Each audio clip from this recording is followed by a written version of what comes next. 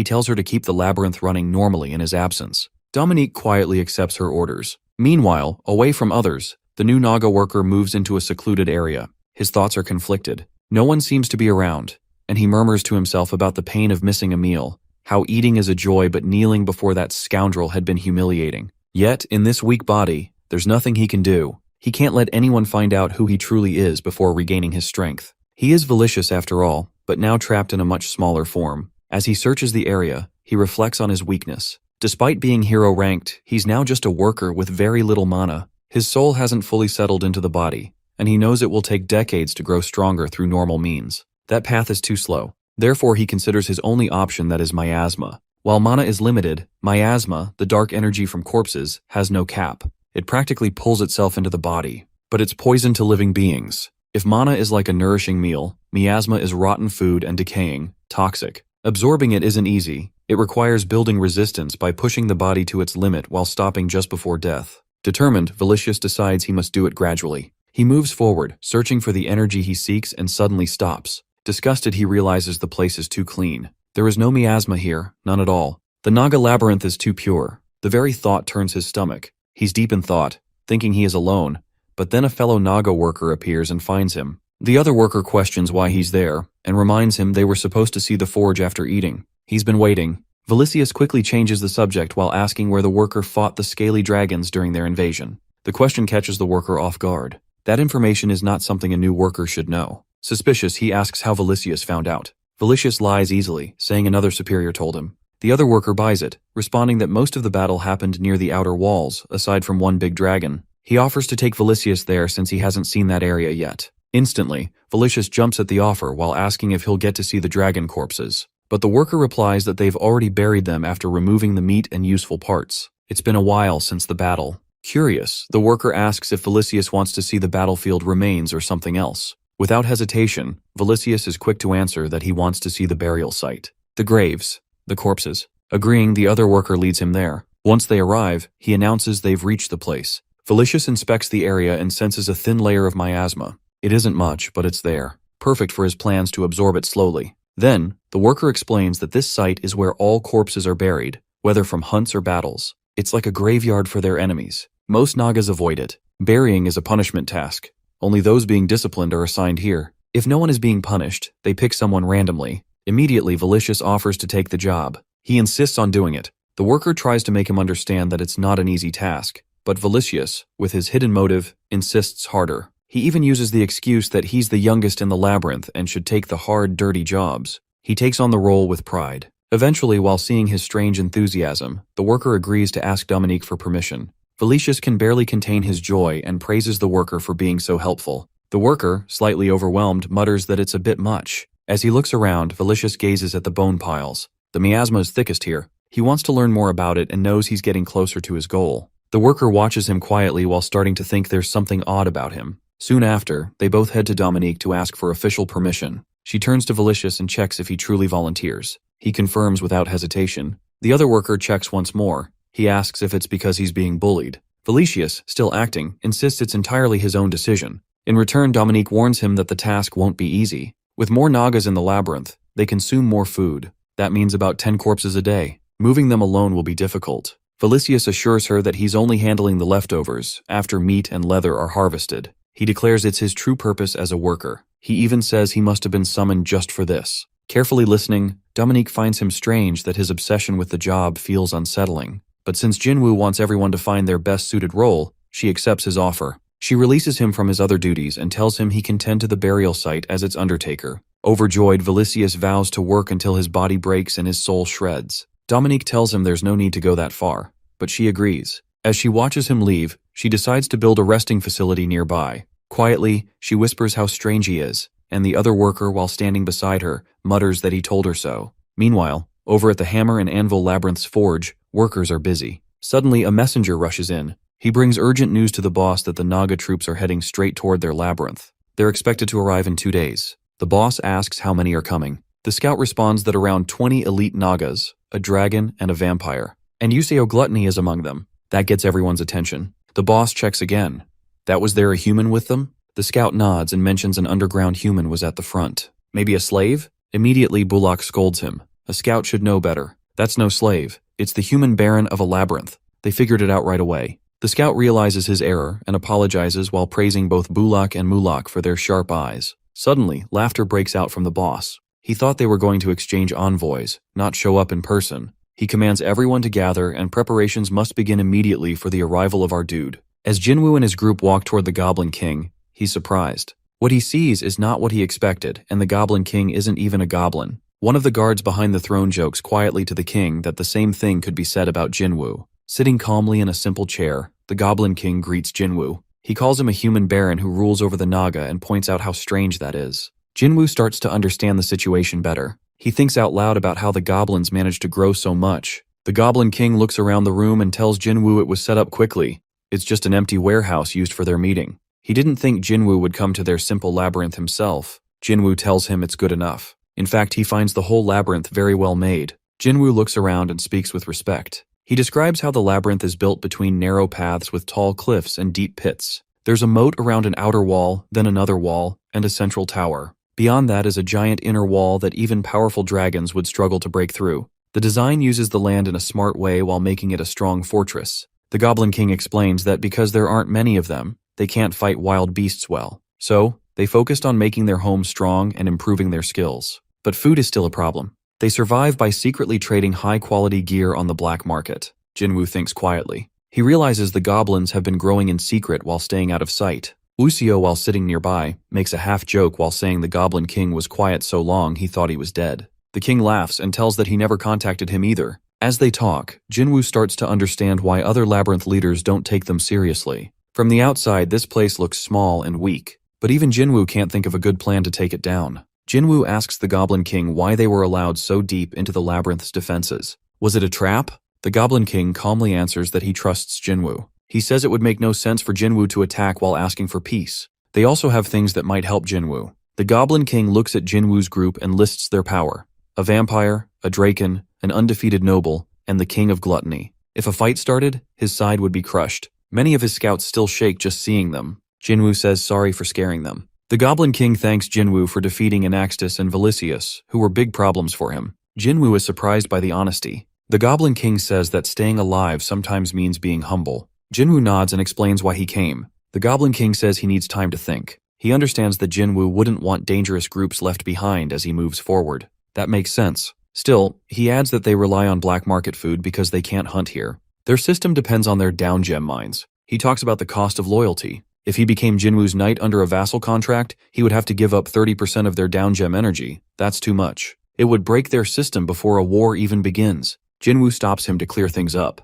He never meant to ask for subordination. Why would he demand loyalty from someone he just met? That's not how trust works. The Goblin King is surprised that if it's not a contract, then what it is. Jinwoo tells he wants allies, not servants. Friends in battle, not people he has to keep an eye on. He doesn't give knighthood without reason. This surprises the Goblin King. Even though Jinwoo is far stronger and higher in rank, he offers a partnership with no demands. Jinwoo goes on to say that after becoming an aristocrat, many envoys from other level 9 labyrinths visited. They pretended to congratulate him, but really, they wanted to see what the Naga labyrinth was like. But the Hammer and Anvil labyrinth's group was different. They brought a box full of valuable down gems, even though they needed them, and a detailed map of level 9 while showing all the other labyrinths. Thanks to that, Jinwoo was able to call in key forces and win against Velicius. Jinwoo reminds him that they've already fought together. He doesn't want to take, and he wants to give back. The Goblin King laughs and says Jinwoo isn't like a scaly dragon king or an undead. He adds that he could truly think about giving his loyalty to someone like Jinwoo. He then tells his guards, Mulak and Bulak, to bring something. When they return, Jinwoo's eyes go wide. They're holding weapons and armor made from obsidian steel and adamantite. The Goblin King says that since Jinwoo often breaks his weapons in battle, he had this set made. It's not pure adamantite, but it's strong enough that only a high-level aristocrat could break it. The best smiths in the labyrinth made it. Jinwoo is excited. He picks up the weapon and considers it excellent, and it will finally save him from always replacing his gear. He asks if he can really keep it. The Goblin King says yes. He thought about using it for a deal, but now it will be a symbol of their alliance. The Hammer and Anvil, the Naga, and the Gluttony labyrinths. The Goblin King says he never thought he'd leave his valley, but he's still a labyrinth master with big dreams. Now he's ready to step into the larger world. He promises to support Jinwoo. Jinwoo smiles and promises that they will prosper together. They shake hands to seal their alliance. Nearby, Usio complains to Angela while asking why Jinwoo even brought him along. Angela jokes that the team would miss him if he weren't there. Usio rolls his eyes. Meanwhile, the three labyrinths make their alliance official by sharing drinks.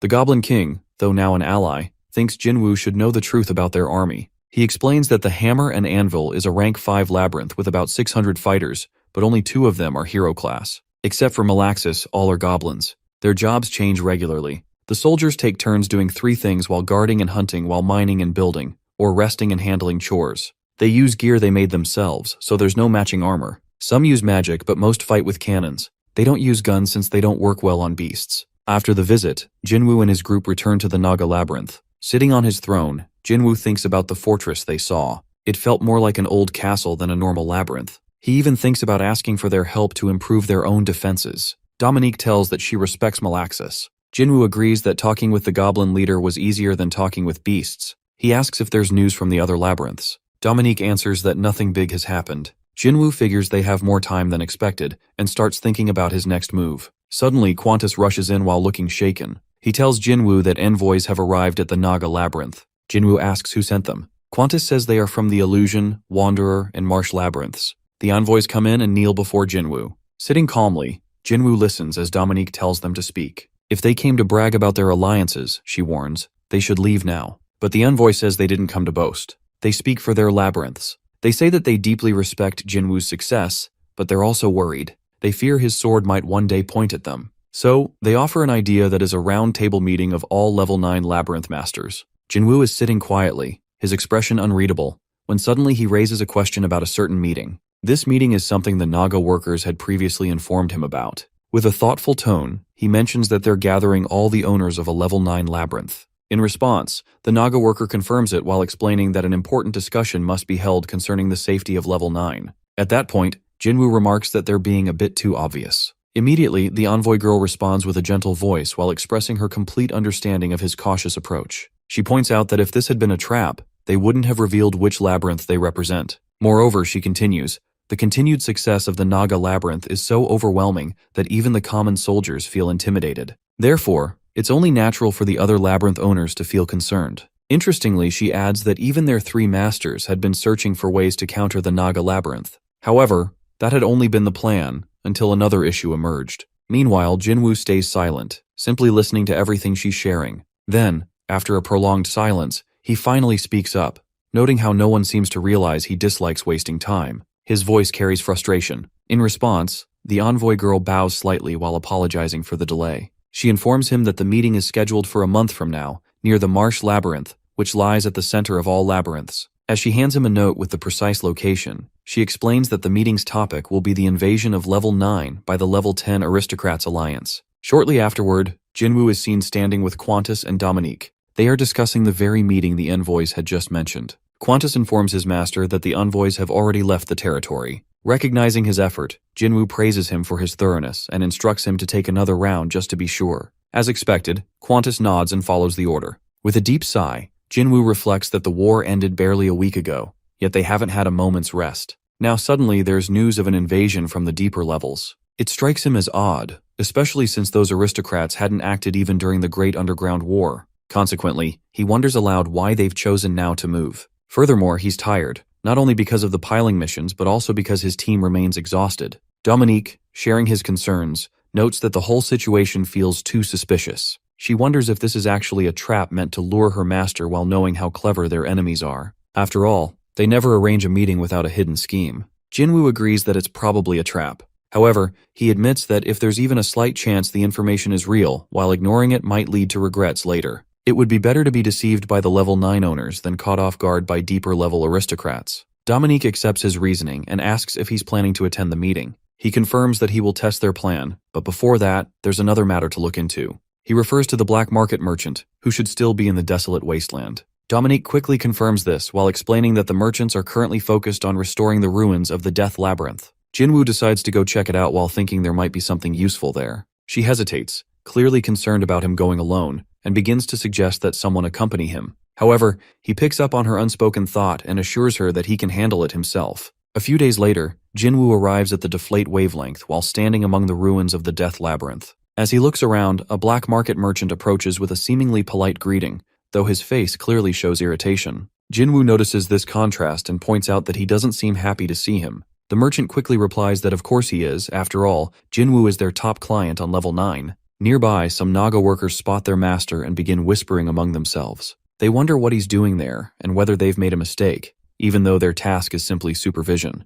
Soon after, the black market merchant questions Jinwoo's sudden return while noting how he had vanished after the war. He explains that they're currently in the middle of reconstructing the labyrinth. Unlike the Scaly Dragon Labyrinth, this one suffered such immense damage that it completely disappeared. Jinwoo then asks why they don't just work on the Scaly Dragon Labyrinth instead. Misunderstanding the question, the merchant asks if he's giving permission to build a new labyrinth there. His tone carries hope, but Jinwoo immediately clarifies that he absolutely is not granting any such permission. The merchant, visibly disappointed, explains that's why they're starting the reconstruction here from scratch. Jinwoo remarks that the merchant makes it sound like all this is his fault. He then asks whether Valicious would rise from the grave once the site is complete. The merchant explains that a new labyrinth will indeed be built, but it won't be led by Valicious. This shocks Jinwoo, and he wonders how the merchant knows so much. The merchant answers that he's the one who dealt with Valicious's corpse. He goes on to recount how, when Valicious's body was lying on the ground, they noticed that his arms had regrown. Some even questioned whether he was truly dead,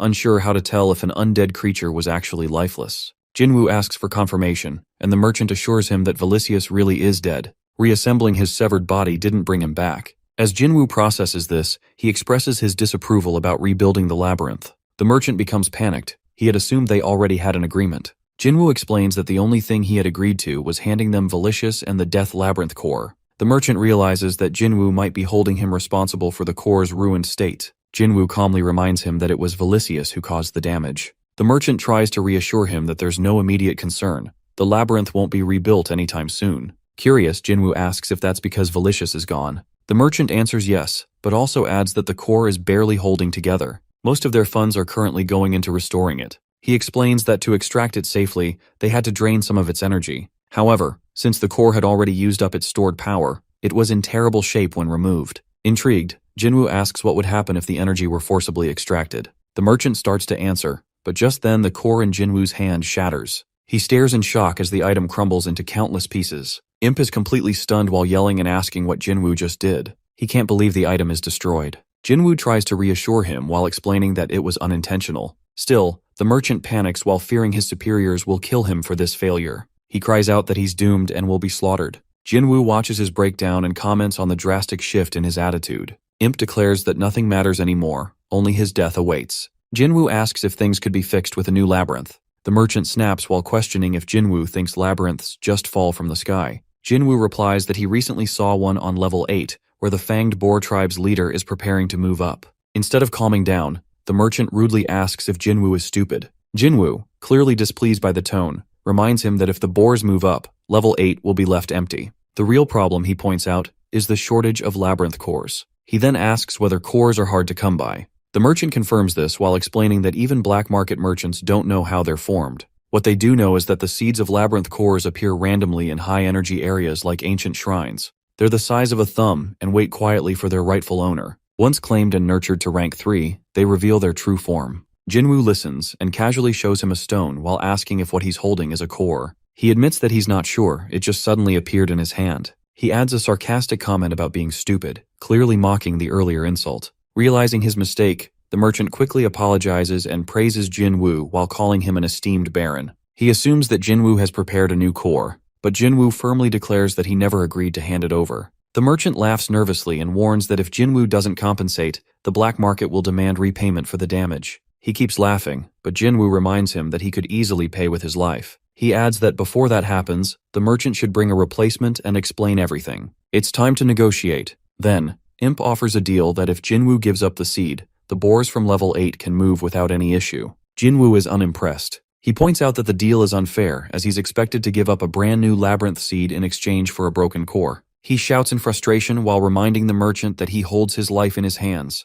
He wonders aloud what would happen if a parasite absorbs the seed. The merchant, now genuinely terrified, surrenders and asks what Jinwoo wants. He wonders why someone of Jinwoo's status would bother tormenting a bottom-level merchant like him. Jinwoo's expression turns thoughtful. He explains that it depends, and maybe they should start with some information. He has heard a strange rumor that level 10 aristocrats are preparing to invade level 9. The merchant reacts sharply while demanding to know who told him, whether they gave a name, and if they spoke directly. Jinwoo grows irritated and reminds Imp that he's the one asking the questions. Eventually, the merchant admits that the rumor is probably baseless. He claims that the aristocrats wouldn't prepare for war on their own. Jinwoo is surprised that the merchant would call them idiots. The merchant glances around and suggests they move somewhere more private. Once they're alone, he speaks plainly. He tells Jinwoo that level 10 is a lost cause aside from a few individuals. Everyone else has given up. In the past, blood was shed daily. Now the aristocrats simply compete to build the largest castle. Jinwoo wonders why the envoys would lie if that's true. He believes the labyrinth owners wouldn't risk such a sloppy trap. The merchant explains that with enough outside pressure, an invasion isn't impossible. Finally, he elaborates that most of level 10's aristocrats serve a single master. If word of this leaks, he's as good as dead. After hesitating, he finally reveals the name.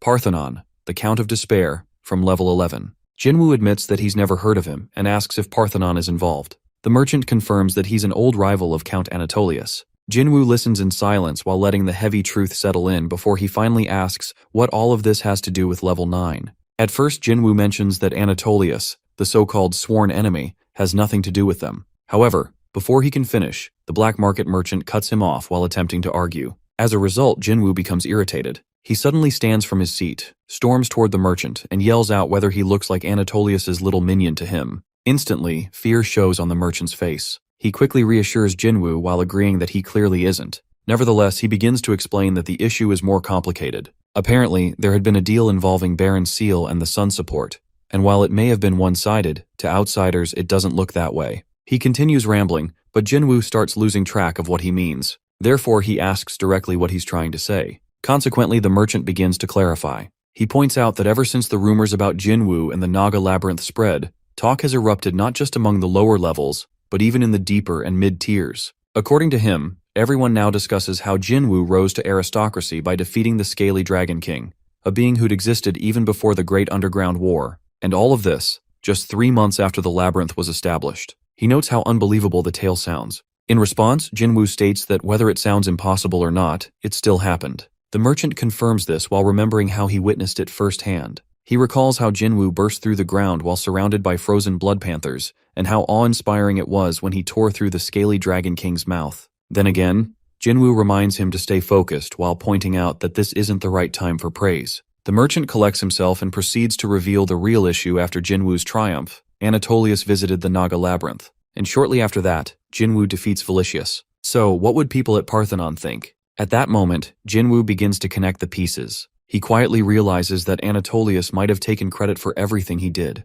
The merchant, while nodding in agreement, explains that it's hard for people to believe Jinwoo achieved all this alone. Hence, they assume that Anatolius, known as the Steel Giant of level 11, is the one secretly supporting the Naga Labyrinth's success. In fact, that's the rumor circulating in the deeper levels. The merchant believes that this is why Anatolius's enemies from the deepest zones have started watching both Jinwoo and the Naga Labyrinth carefully. After a short pause, Jinwoo sums up the situation that Anatolius and Parthenon are at war on level 11, and several level 10 aristocrats who oppose Anatolius mistakenly think that Jinwoo is working for him. Because of that, they now want to destroy him. The merchant, while wearing his white shirt, looks relieved that Jinwoo finally grasps the situation. He confirms the conclusion with satisfaction. Although Jinwoo understands, he feels deeply frustrated. After everything he achieved, now his hard work and victories are being attributed to someone else. He comments bitterly that the Dawn Iron Golem is already a master at exhausting him, and now there's another issue to worry about. Level 9 is far from peaceful. Noticing his mood, the black market merchant attempts to cheer him up. He mentions having some good news.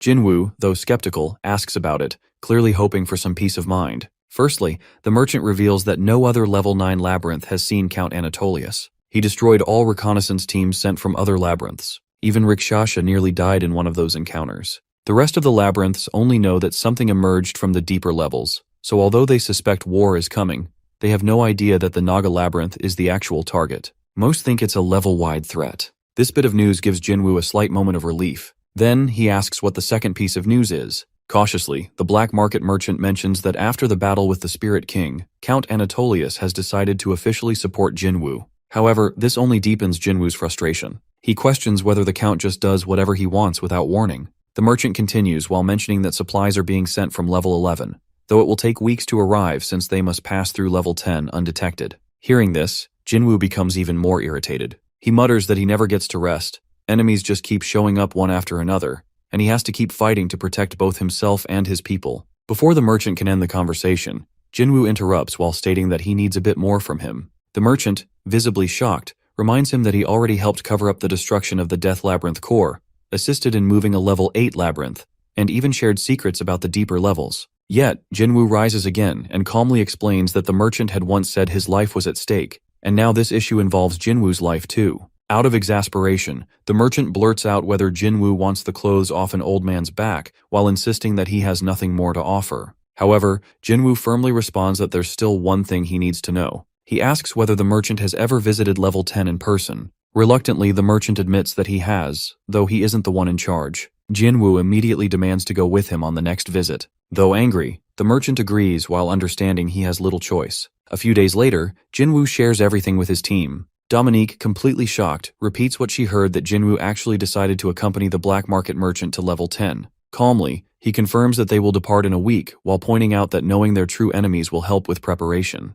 Dominique, however, expresses concern while warning that it's still a dangerous journey. Jinwoo replies that avoiding danger underground is impossible, and he plans to disguise himself as a mercenary bodyguard. There's also an unspoken rule that owners can't attend black market rounds openly. Angela then steps in while explaining that things are different in the deeper levels. There's a reason merchants hire mercenaries. Creatures in those zones can easily see through camouflage, and hordes of thieves roam freely. Jinwoo questions whether she truly thinks black market merchants are so amateur that they would get robbed. She acknowledges that they're well prepared, but also reminds him that anything could happen. Everyone remains tense, still worried for Jinwoo's safety. To ease their concerns, he assures them that he'll be fine. Rikshasha speaks up while acknowledging the need to scout the deeper levels, but also pointing out the risk of exposing a labyrinth owner to constant danger. She reminds him that while subordinates can be replaced, the labyrinth falls if he dies. She even volunteers to go in his place. Jinwoo, however, gently but firmly disagrees. He values his subordinates while including her, and won't treat them as disposable. She presses further while stating that he always leads from the front lines. He raises his voice then while asserting that his decision is final. He thought he was done with level 9's threats, but now the aristocrats want him dead. To survive, they must keep risking their lives just like they always have. He doesn't know if the labyrinth will level up at just the right moment again, or if allies like Valicious will show up. They can't count on luck forever. Dominique tries to object again, but he stops her while declaring that he will be in his private chamber, and not to disturb him unless it's urgent. Exhausted, he walks away. While heading to his chamber, he quietly reflects. He understands why they're all worried. No matter how strong the labyrinth becomes while everything ends if he dies. Yet, there's a major difference between hearing about enemies and observing them directly. This is something he must do himself. Every time he defeats someone, an even stronger foe appears. He recalls how his sword barely left a mark against Valicious, and knows he must grow stronger. Right then, Draken appears while calling out to him. Without turning around, Jinwoo reminds him not to disturb him, but hearing the voice clearly, he turns and recognizes him. He asks what's wrong. Draken explains that Qantas is asking for him because a mercenary showed up. Jinwoo, now used to being interrupted, sighs and notes how mercenaries have been appearing daily ever since the fight with Valicious. He had already instructed Qantas to turn them away. Just as he prepares to leave again, Draken adds one more thing, that the visitor is a hero rank. Jinwoo stops in his tracks, visibly shocked, and hurries outside. At the Naga Labyrinth Plaza, the new visitor introduces himself. He claims to be Balzac, the wandering knight of the underground. He expresses admiration for Jinwoo's achievements and claims to have braved forests and marshes to meet the undefeated commander. He asks whether this is how such a commander treats his guests. Qantas tries to ask the reason for his visit, but Balzac interrupts while stating that he seeks a duel. He adds that no true knight would challenge someone weaker than himself. Qantas explains that Balzac's attitude is the problem. Balzac, however, challenges his view while questioning how a warrior like Qantas can't understand his reasoning. Qantas admits that he does, but insists on doing his job. Growing impatient, Balzac mocks him while asking if he's truly a knight. He points out that a real knight should have a horse, yet Qantas doesn't even ride one. As tensions rise, a voice interrupts them. They turn and see Jinwoo and Draken approaching. Balzac grins, surprised by Jinwoo's appearance, and comments that he looks smaller than expected. He then offers his sword if Jinwoo defeats him in a duel. As he rambles, Jinwoo cuts him off and announces that he'll handle it. Silently evaluating Balzac, Jinwoo notes that he appears as strong as Qantas, possibly stronger, but still weaker than Draken. He then questions the real purpose behind the visit. Balzac again claims that he just wants a duel to test the undefeated commander's strength. Jinwoo presses him while stating that he doesn't know if Balzac thinks he's foolish or if he truly is. He calls the duel excuse a clever front but points out the mistake. If Balzac really wanted to hide something, he should have removed the armor. He then confronts Balzac directly while asking what an Anatolius soldier is doing here. Suddenly, Balzac transforms into something monstrous, eyes filled with fury, and he roars never to utter that wretched name again. At that moment, Jinwoo notices the fury glowing in Balzac's eyes. With a calm yet questioning tone, he remarks that he didn't expect such a reaction. Then, with narrowed eyes, he wonders aloud if those disrespectful words about his master were truly wise, and whether Balzac isn't afraid of the consequences. In response, Balzac speaks without hesitation while pointing out that it would be more accurate to call Anatolius his former master. He reveals that before arriving here, he was part of the Iron Blood Order. Naturally, this prompts Jinwoo to raise a question that he wonders whether Balzac was expelled. After listening carefully to Balzac's words, he gets the impression that he might no longer be a member because they left him out. However, as it turns out, the truth is quite different. Without delay, Balzac explains that he left the group by his own will. Jinwoo, still standing firmly, continues to seek answers, now questioning the reason behind his decision to walk away from such a powerful order. In response, Balzac states that he harbors hatred for Anatolius. He despises him. Hearing this, Jinwoo is momentarily stunned. He becomes a little unsteady, taken aback by the strong emotion behind the word despise. Then, suspiciously, he wonders if Balzac is simply mocking him. Balzac, while trying to clear the air, insists that mocking was never his intent. Still, Jinwoo raises a skeptical eyebrow. He can't help but wonder who in their right mind would willingly leave Count Ironblood's order to serve a mere baron, especially one from level 9.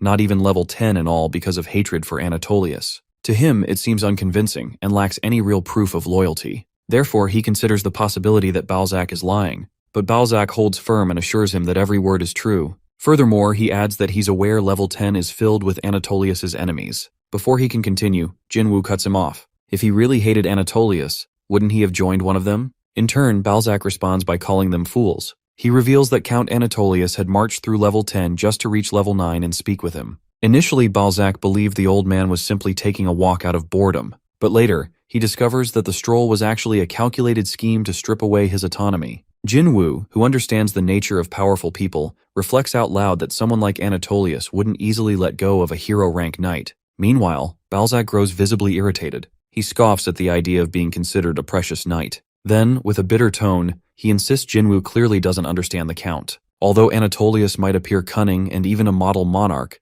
to him, Balzac was nothing. Now as tensions rise, Balzac's bloodlust begins to stir. He warns Jinwoo that if they continue this conversation, it won't remain a duel, it will become a massacre. He expresses his wish to end the chatter and urges Jinwoo to focus instead on his challenge against the undefeated commander. In return, Jinwoo stares him down and wonders aloud if Balzac is refusing to reveal his real motive. Having dealt with countless people before, he is sure this visitor is hiding something. Yet Balzac makes another attempt to justify himself. He insists that his only desire is to witness the power of the undefeated commander, whom he knows to be a man of honor. Despite everything, Jinwoo finds himself growing weary and frustrated. He's already overwhelmed with numerous irritating issues, and now he has to accept a random duel over some ridiculous reputation. Still, while acknowledging that he is, at his core, a warrior, he ultimately agrees to the match. Balzac reacts with joy while exclaiming that Jinwoo finally understands. However, Jinwoo is not done. Before stepping forward, he warns Balzac that even if he wins, there is no possibility of becoming his knight.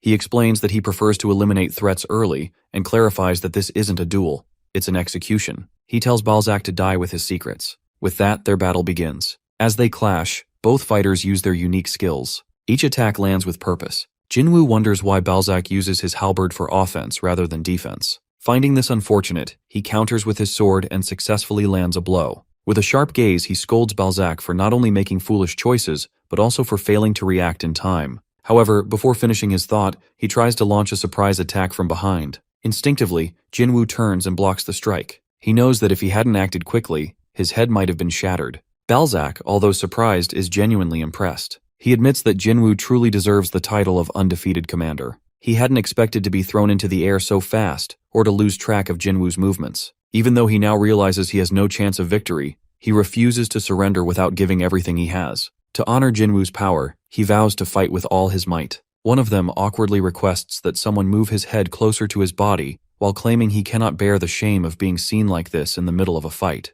Angela, while observing the scene, recognizes the familiar presence. She remarks how the man's behavior hasn't changed while blurting out thoughts and getting into trouble. She walks toward him and acknowledges that it's been a long time. Balzac immediately recognizes her. Meanwhile, Jinwoo starts to piece things together. Balzac is a Dullahan. The others confirm this important detail while revealing that Balzac is indeed a high-ranked undead. Furthermore, everything he had shared earlier is true. Jinwoo, still cautious, acknowledges that Balzac truly left the labyrinth due to his hatred for Anatolius. Everyone affirms this, insisting there was no lie in Balzac's words. Then, Angela shifts the conversation. She curiously asks Jinwoo how familiar he is with Dullahans. He responds that he only knows they sometimes appear in the lower or deeper levels, typically riding other undead creatures. He adds that unlike other undead, they have minds of their own just like Velicious. Angela agrees, though she points out a key difference. While Velicious was formed by wandering spirits merging together, Dullahans retain both their original bodies and their souls. She notes that instead of blood, mana flows through their forms. Jinwoo gradually understands what she means. He concludes that if someone dies in battle and is brought back to life, they could become a Dullahan. Angela, however, adds that certain conditions must be met. The person must be beheaded, must have served in a cavalry, and must hold deep hatred for the one who killed them. Still puzzled, Jinwoo pauses and questions everything once more. At that moment, Balzac quietly joins the conversation. He reveals that Anatolius was the one who killed him. He used to be a member of the beast hybrid mercenaries, who operated deep within the levels. Though they weren't as famous as the Crasto Invincible mercenaries, they earned enough to live like regular mercenaries. During their breaks or when not working, they would rest in abundant labyrinth. According to him, that's when their downfall began. Their captain was chosen by the labyrinth. Although he tried to expel the group after making Balzac the new leader, none of them agreed to leave. They were like a family and wouldn't back down. Balzac's face darkens with the memory. Jinwoo interrupts and questions the logic that wasn't being selected by a labyrinth considered an honor in the underground. He needs clarity. Balzac explains that they were mercenaries, not foolish underground beasts. He reminds Jinwoo of what happens to new labyrinths, how they're hunted. Jinwoo nods, understanding now that he's talking about how people wait to attack fresh labyrinths once they've grown rich. Balzac confirms this and mentions that their king had insight. He warned them that if they started upgrading the labyrinth, nearby enemies would notice. So, they left the structure untouched and focused on collecting down gems to ensure survival. After years of mercenary work, they finally gathered enough gems to fill the owner's room and began upgrading all at once. Although upgrading takes time, they had already summoned troops. They successfully defended the labyrinth, rapidly leveling up. In just 1 year they reached level 7, an unbelievable feat. Their reputation spread fast throughout the underground. Balzac recalls the excitement that they had become like Jinwoo himself. With a short laugh, he confesses that he started to dream that their captain might even be granted a title and become an aristocrat on level 11. And if that happened, he could become the captain's knight. During that period, nearby labyrinths began to view them as a real threat. That's when Anatolius invaded their labyrinth personally. Balzac, while recalling everything, shares the entire tale with Jinwoo and his team while leaving nothing hidden. Balzac begins to recall the moment when he was with his captain. At that time, the captain looks at him and tells him to look here while prompting Balzac to ask what it is. However, the captain surprises him by pointing out that Balzac is the captain now and wonders how long he plans to keep calling him that. In response, Balzac shrugs off the title while claiming he never wanted that troublesome job in the first place. The former captain chuckles and reminds him that if he's talking to a labyrinth owner, he should already know what that means. As a result, Balzac laughs at those words. His reaction draws everyone's attention while leaving them surprised to see him in such a state. He then declares with confidence that he's on a whole different level compared to the common mercenaries. Meanwhile, the other mercenaries glance at him, clearly irritated by his laughter. They mock him while recalling how he had thrown a tantrum when he first became a labyrinth owner. They wonder if he's actually scared. Suddenly, one of them points out something alarming that they all turn and see a giant figure moving 100 yards in a single step. None of them have seen anything like that before. Their captain laughs again while admitting it's hard for him to even stand as his legs are shaking. Still, he reassures everyone that they'll be fine. Though this might be the worst they've ever faced, they've always pulled through with hard work. He insists that this is just a bigger obstacle. Perhaps, he adds, it might even be less serious than it appears. The mercenaries listen to his words, one of them mumbling that their captain just doesn't think things through, but at least he isn't crying or wetting himself, which is more than they could say for others. The captain remains calm and states that not thinking isn't always a bad thing. He gathers his focus and then asks if they should get started. With strength in his voice, he calls out to everyone gathered around. He reminds them that their opponent is Count Anatolius the Steel Joint, along with his 100 knights. But he assures them that they have nothing to fear anymore. They are no longer a weak and new labyrinth, nor mere mercenaries. With conviction, he speaks of the bond they've forged through countless battles while believing that such a bond cannot be defeated. He announces that this will be their final challenge, their last struggle for the peace of their beast hybrid labyrinth. He raises his voice and proclaims, not once but over and over again, that he is the undefeated commander.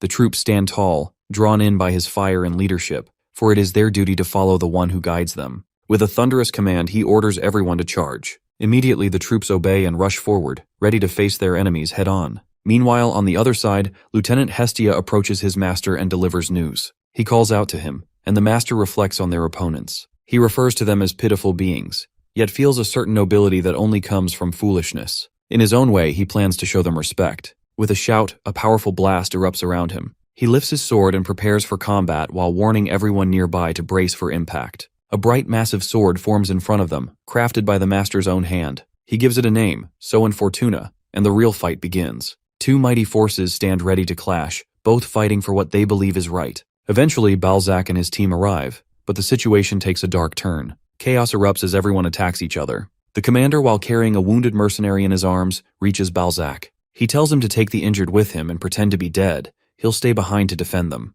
The commander apologizes while admitting he underestimated the enemy's strength. He pleads with Balzac to protect their fellow mercenaries. They had believed their enemies weren't too strong and that they could handle them, but everything changes. Their opponent is far more powerful than expected. Shockingly, in a single move, everything they had built for years is destroyed. After some time, Balzac finds himself lying on a stone. He wonders if he's alive and checks if he's lost any limbs. Relieved, he notes he's only broken but intact. He looks around and sees his comrades are also alive, though heavily injured. Grateful, he decides to gather everyone and leave the battlefield before the enemy finds them. Back with the enemy, someone approaches the master and informs him that the owner has perished. However, the messenger senses a few life forces unaffected by the labyrinth's destruction. The master corrects him while telling him those survivors are merely mercenaries. He commands his men to show them mercy, and there is no need to kill those who pose no threat. On the other side, Balzac continues trying to save his companions. But suddenly a massive blast occurs, and the enemy's master appears. Blood splatters across Balzac's face while coming from the wounded mercenary just attacked. The master has killed him. Balzac stands frozen in horror, overwhelmed with sorrow, powerless to stop what is happening. He cries out while demanding to know what this monster is. One by one, his companions are cut down, and he watches helplessly as they're slaughtered without mercy.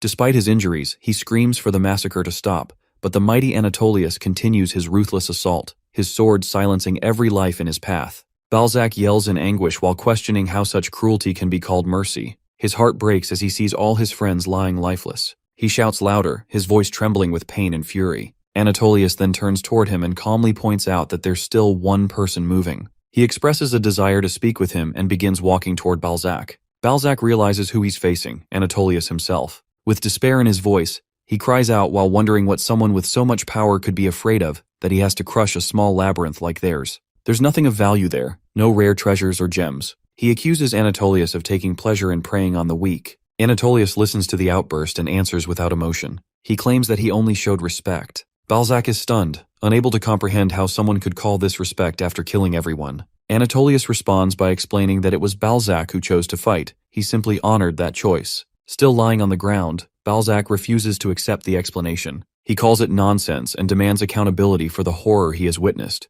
His defiance seems to irritate Anatolius, who reveals that he actually came with the intention of speaking. He claims to be drawn to potential impossibilities, whether in wandering knights or new labyrinth owners. He takes them in, trains them, or sponsors them. Balzac questions what purpose any of that serves, and Anatolius replies that Balzac and his group were simply below his standards. He expected more from the undefeated commander, but in the end, he says while baring one's teeth at an undefeatable foe only proves they are nothing more than foolish beasts. He believes that this trivial labyrinth would have eventually perished on its own. He just accelerated that fate and turned the pain of slow destruction into a single, swift moment. Looking down at Balzac, he concludes by saying that this is the grand mercy he gave, and with pride in his voice, he allows Balzac the privilege of thanking him for his so-called grace. At that moment, Balzac burns with rage. His voice echoes with fury as he throws harsh words at Anatolius while accusing him of bringing a hero-rank army just for a conversation. He believes Anatolius only showed them respect once they took up arms,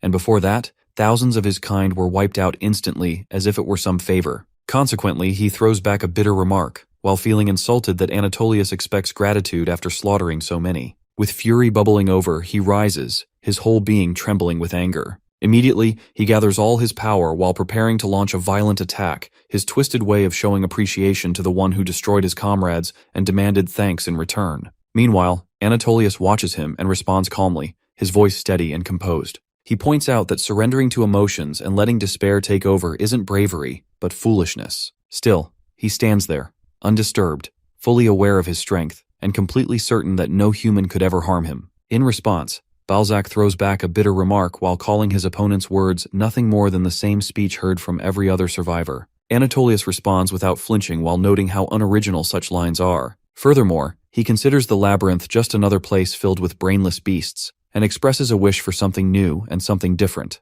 But right as he finishes speaking, a massive explosion shakes the ground, caused by none other than Balzac, who lets his rage burst out in force. Right after, Balzac's voice roars through the aftermath while challenging the idea that they were nothing but a horde of beasts. He insists that even the weak found a way to form communities, places to laugh, cry, and struggle together to survive the brutal world underground. To the noble count, they may seem like nothing more than insects, a swarming mass of desperate ants. However, Balzac swears he will hold on to this resentment forever. With every ounce of pain, he yearns to return the suffering Anatolius inflicted on his fallen comrades. Driven by wrath, he charges forward, ready to strike and take revenge. Nevertheless, Anatolius remains motionless while standing with ease and declaring that the underground exists for the survival of the strongest. He wonders if Balzac returned from death only because of his fury, and adds that such rage changes nothing.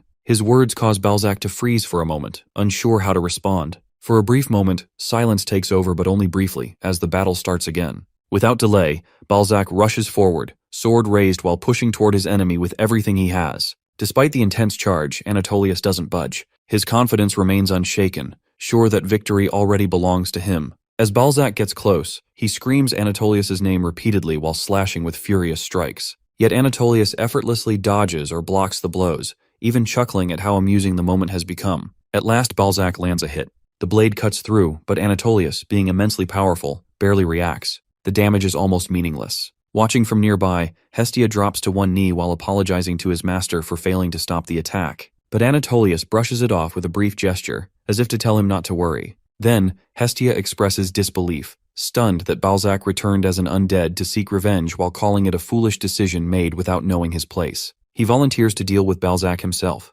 However, Anatolius halts him with a single command. He shares that many have wished for revenge against him, and that this is far from the first time such a thing has happened. He explains how Dullahans, born from hatred, rarely succeed in their quests for vengeance. Most lose their minds, consumed by their fury while destroying everything in sight. In agreement, Hestia notes that he too has heard how they often lose themselves. Anatolius leans back and issues a surprising order to take Balzac in as a knight and begin training him properly. The command leaves Hestia in shock, unsure how to react. Clearly, he had expected Anatolius to destroy the one who challenged him, not welcome him into his ranks. Wanting clarity, he waits, and Anatolius offers an explanation. He finds Balzac interesting and believes that, by keeping him close to the source of his anger, he might preserve his sense of self. As long as Balzac continues to pursue revenge, he may not fall apart completely. Anatolius finds this entertaining while wondering how long the savage spirit will last before it finally shatters. He considers Balzac a curious prize he happened to acquire. Later, the story shifts to the present, where Balzac shares his past with Jinwoo.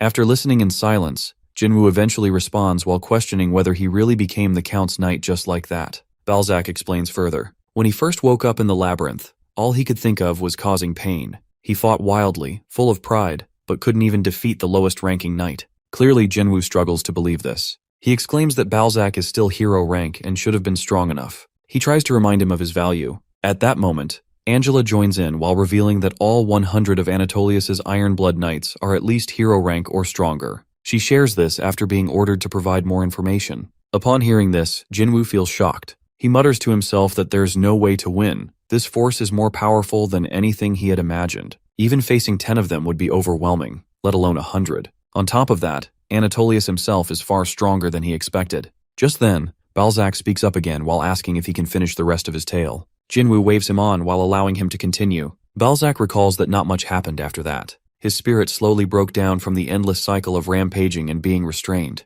Eventually, Hestia came to talk to him directly. At that point, Hestia unleashed a storm of insults, telling him off harshly. She mocked him for not knowing his place while calling him a pathetic beast. She told him that no matter how hard he tried, he couldn't lay a finger on Anatolius. Her words were cruel. She ridiculed his intelligence, asked if his brain had rotted after becoming undead, and compared him to bacteria. Then she shared Anatolius's final message that if he wanted any chance of survival, he had better get stronger. Reflecting on it now, Balzac thinks her message was simply the Count's words delivered through her mouth. She had been ready to kill him if he didn't listen. He jokes that having his head was just a figure of speech after all, his head is still attached. Jinwoo responds with a chuckle while indicating there's no need for further explanation. Angela, however, asks why he went to such lengths to hide his identity. Balzac explains he had heard the Baron had encountered undead recently. Since he himself is one, he thought the Baron might hold some bias. Then, Jinwoo moves closer while pointing out that being undead is far better than challenging him out of nowhere. He teases Balzac while reminding him of their past encounter.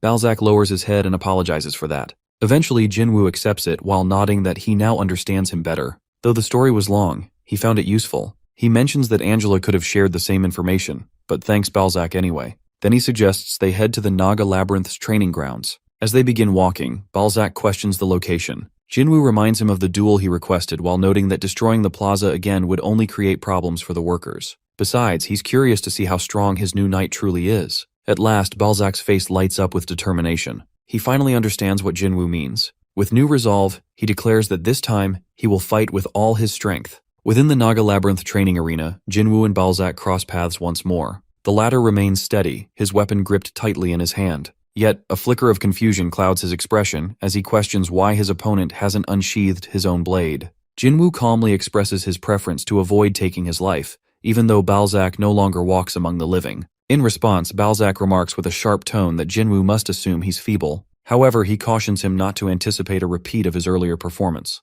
With that, he lifts his weapon, a fierce resolve shining in his eyes while making it clear that he won't restrain himself this time. Jinwoo, unfazed, welcomes the change. In the next instant, Balzac charges forward with a mighty swing, but in a seamless motion, Jinwoo counters with equal force while landing a decisive blow. The aftermath is swift. Balzac collapses, his body still while his head lies detached beside him. As he lays there, a wave of disbelief washes over him. He hadn't imagined Jinwoo's might to be this overwhelming. It stuns him that he couldn't endure even 10 seconds. Accepting defeat, he admits that he had underestimated his foe. However, he adds, with a hint of lingering pride, that he isn't at his peak without his mount. Jinwoo, curious, asks if that means he'd be stronger astride a horse. To that, Balzac confirms, his tone steady while explaining that he was never meant to fight on foot like an ordinary soldier. Being a cavalry knight, Balzac believes firmly that a true knight must engage in battle while mounted. With that thought, he rises and reattaches his head without hesitation. Observing him, Jinwoo curiously inquires whether Anatolius failed to provide him with a steed or any kind of beast when he inducted him into his ranks.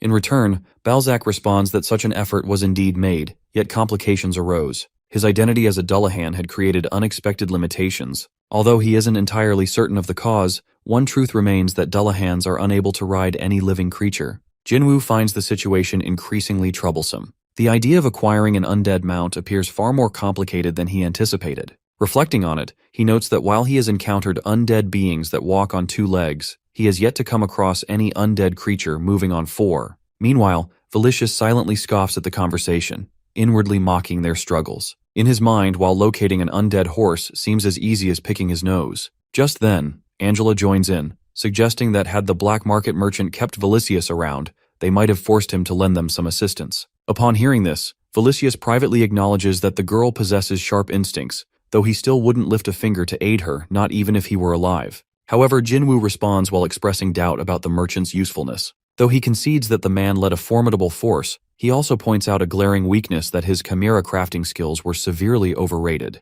According to Jinwoo, what that merchant called chimeras were merely undead creatures revived with a bit more precision. Most of them even retained their original shapes. Perhaps the only notable enhancement he ever made was replacing the head of the scaly dragon king that Yusio once battled. Pondering this, Jinwoo questions whether someone with such limited capability could truly build an undead horse from the ground up. In his mind, the answer remains doubtful. The man, while intelligent, lacked the skill to match his reputation. His talent, Jinwoo thinks, was far less impressive than many believed. Still, Felicius disagrees silently. He considers that the only reason he has preserved his original form is because it remains the most efficient. From his perspective, the humans around him sound utterly naive while having no real grasp of what the undead are capable of. Shortly after, Angela blurts out that if anyone manages to create an undead steed, she'd eat her own hat. In response, Jinwoo mentions that he will keep an eye out for any undead mounts as he continues his search elsewhere. Hearing this, Felicius grows irritated and hopes, with dry amusement, that Angela soon finds herself chewing on hats.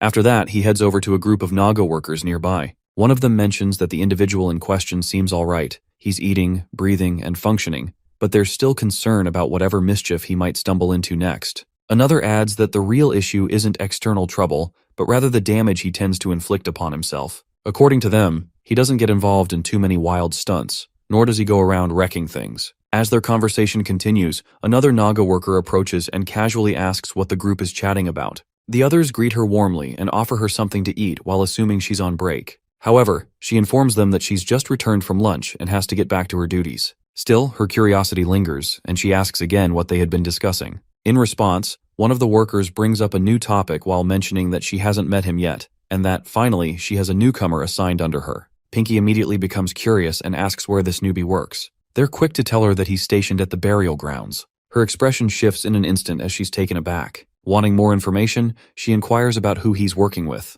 They calmly inform her that he's working completely alone. This news stuns her even more, and she quickly turns to one of the workers, clearly upset while accusing him of mistreating the new guy just because he holds authority over him. The worker tries to clear things up while explaining that it's all been a misunderstanding and that the newbie actually volunteered for the role. But Pinky isn't convinced and raises her voice, demanding to know how anyone could send someone alone to such a place, and questions how long he's been out there. He answers that it's been around a week. Pinky gasps, shocked, and blurts out that there's no way his sense of smell is still intact. In her mind, he must have already passed out from the conditions. Without wasting another moment, she declares that she's going to check on him right away. She refuses to lose her one and only junior colleague and expresses clear disappointment in all of them for letting this happen. As she walks away, clearly disheartened, one of the Naga workers casually wonders what could possibly go wrong. In reply, another comments that she'll be fine, and honestly, it's probably better for her to witness things with her own eyes rather than listen to their explanations. Someone else quietly questions why they're suddenly being seen as the villains in all this.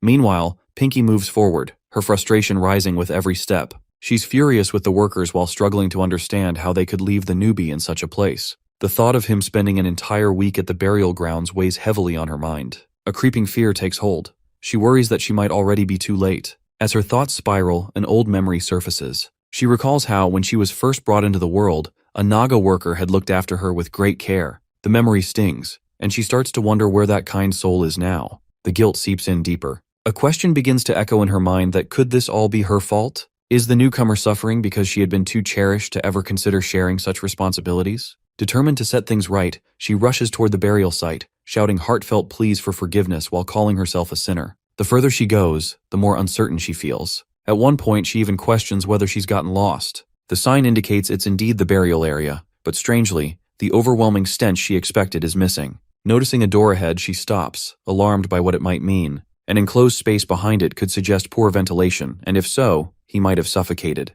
With urgency, she pushes the door open and steps inside, her only concern being whether he's safe and still breathing. She calls out while shouting that she's come to rescue him, but what she sees inside halts her in her tracks. The place looks completely unfamiliar and nothing like the chaotic burial grounds she remembers. The usual piles of corpses once dumped and crudely covered in dirt are nowhere to be seen. The putrid smell that used to hang in the air is entirely absent. Instead, every body lies properly laid to rest, sorted by species and the time of their passing. The scene before her is calm, almost reverent, and not at all what she expected. As she takes in the peaceful scene before her, a thought crosses her mind that could he have managed all of this entirely on his own? Her eyes drift toward a structure nearby, one she's certain she hasn't seen before. Curiosity nudges her forward. Peering through the window, she spots Velicius inside. The moment she sees him, it hits her that he really is her junior. Inside, Velicius sits quietly while sipping tea, yet his thoughts are anything but calm. He reflects on the constant challenges his own body presents, especially when it comes to summoning. From outside, she watches him speak softly to himself, puzzled at first by his words. He murmurs about the week he has spent absorbing miasma, yet he remains unsure whether his physical form can endure the pressure of another summoning. As she observes him, a wave of emotion settles in. Despite accepting his circumstances and lasting through the entire week, he now stands at the edge of his endurance. His concern isn't just visible that it's heavy. He fears that his strength might finally give out. Meanwhile, Velicius continues weighing his odds. He thinks that perhaps with more experience and enough caution, he can push forward without issue. He clings to the hope that careful effort will be enough. Watching this, she feels a deep sense of admiration. Even though he knows he's nearing his breaking point, he still tries to offer something meaningful to the labyrinth. It moves her, especially knowing that he's younger than her. Despite that, she can't help but feel a sense of respect. Her gaze falls on the distinct horns, the textured scaly skin, and the defined form shaped by long hours of labor. Unlike others who waste time lounging around the bar, he's been transforming himself through tireless effort.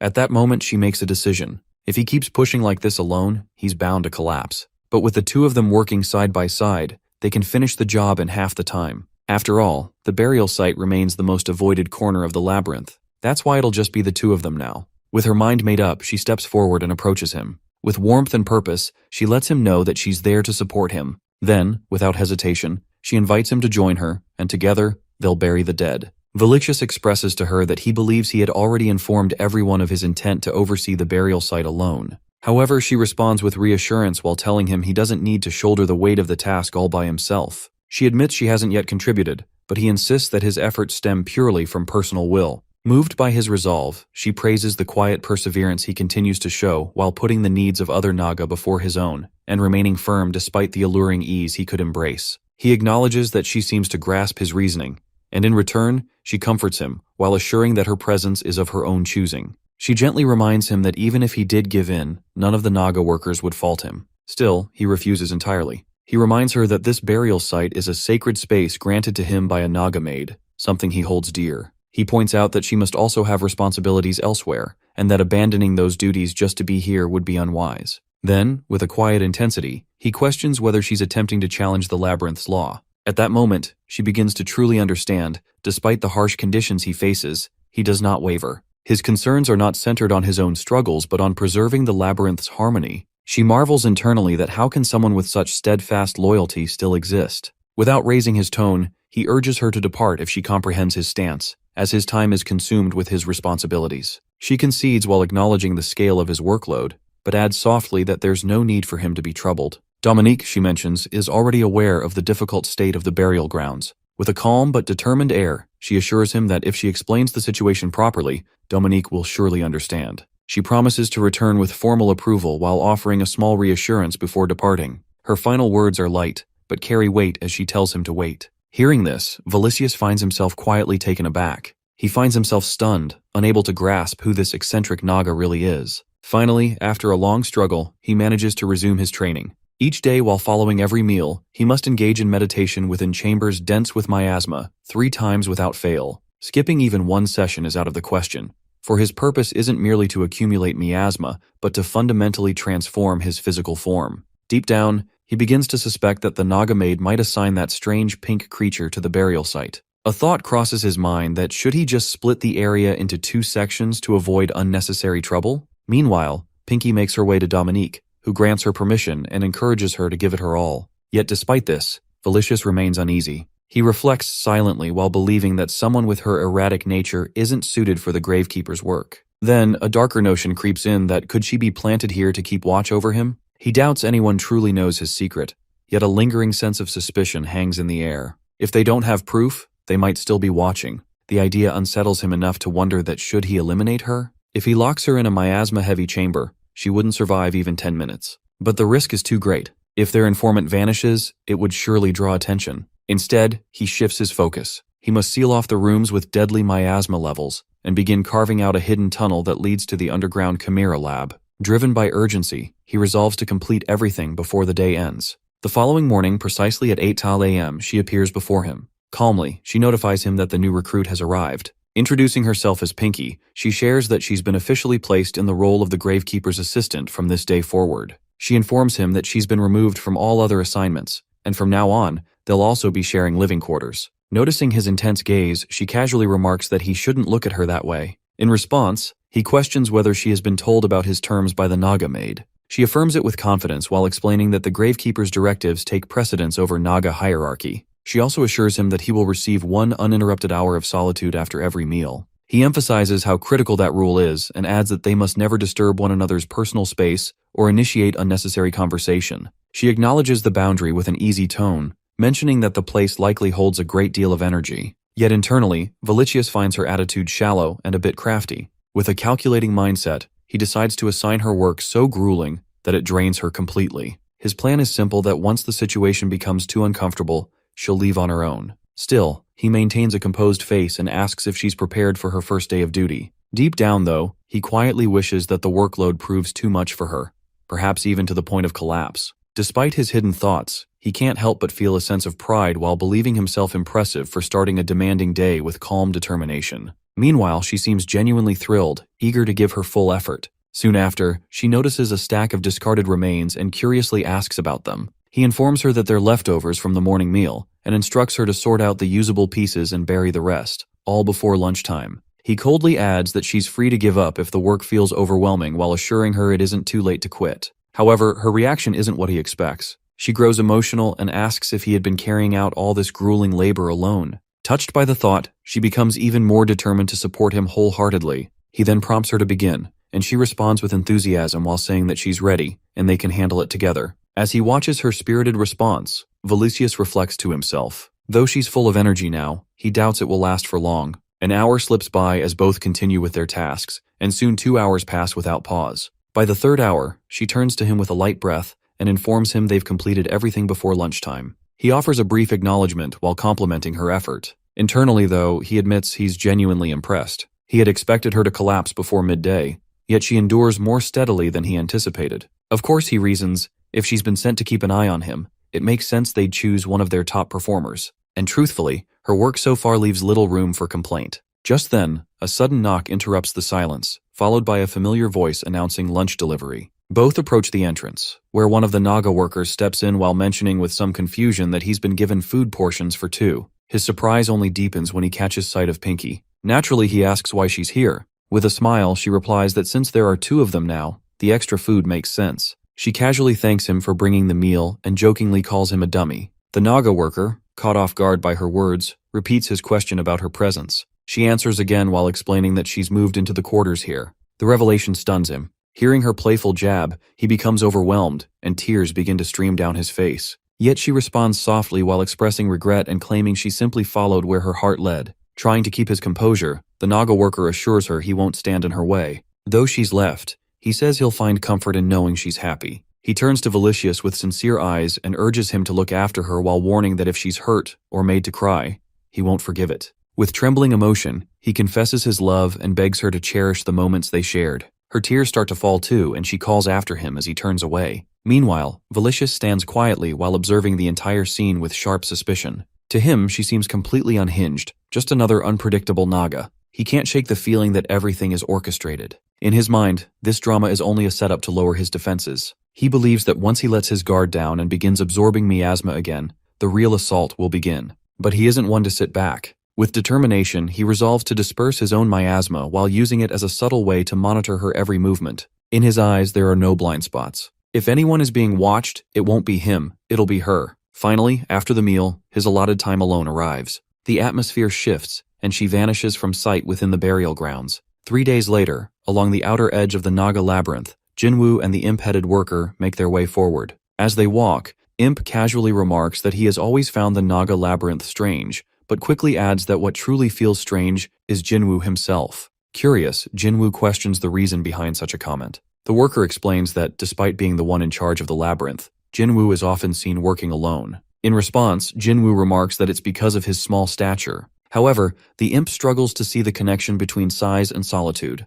Jinwoo goes on to clarify his point. He notes that if someone were as large as the scaly Dragon King, they would naturally attract too much attention. Likewise, someone like Valicius, who is undead, would usually be surrounded by others of his kind. The undead, after all, rarely travel alone. The imp listens but doesn't seem entirely convinced, and simply lets the subject drop, while noting instead that they should be close to the meeting location. Soon, as they near their destination, their eyes catch sight of the merchant responsible for overseeing level 10. She immediately raises a whistle to her lips and blows it sharply. Startled, Jinwoo asks for an explanation while wanting to know what the sudden act is about. The imp scratches his head and admits he forgot to bring something up earlier. Before Jinwoo can press further, the merchant steps forward and informs him that there's a required step he must complete before they can proceed to level 10. Jinwoo appears puzzled while claiming he hasn't heard of any such formality before. In response, she hands him a pen along with a duplicate form, and calmly informs him that it needs his signature before they continue. Jinwoo places his signature on the document while turning to the imp, mentions that he always assumed all black market merchants were sneaky imps like him, so seeing a demon appear had caught him off guard. The imp nods in agreement while admitting he understands why Jinwoo might think that way. In fact, he adds, imps used to manage the deeper levels up until a few years ago. Naturally, Jinwoo asks what led to demons taking over those duties. In response, the merchant in charge explains with a sharp tone that imps are immediately executed when spotted on the lower levels. While the deaths of imps, seen as worthless and plentiful, don't raise concerns, the loss of cargo they transport is entirely unacceptable. Frustrated, she remarks that she's left to handle the fallout caused by those greedy and unreliable imps. Yet despite her irritation, she reassures Jinwoo not to worry. She admits she's been eagerly anticipating this mission and hasn't slept in 3 days. Though she'd appreciate any concern from him, she insists it's not necessary to fuss over her. Still feeling cautious, Jinwoo quietly asks whether the journey will be safe. She gives a composed response while expressing gratitude for his care. At that moment, the imp chimes in to vouch for her resilience. He claims that, regardless of her appearance, she belongs to a high-ranking species on par with the elite demons deployed to the wasteland. According to him, missing 3 days of rest is nothing.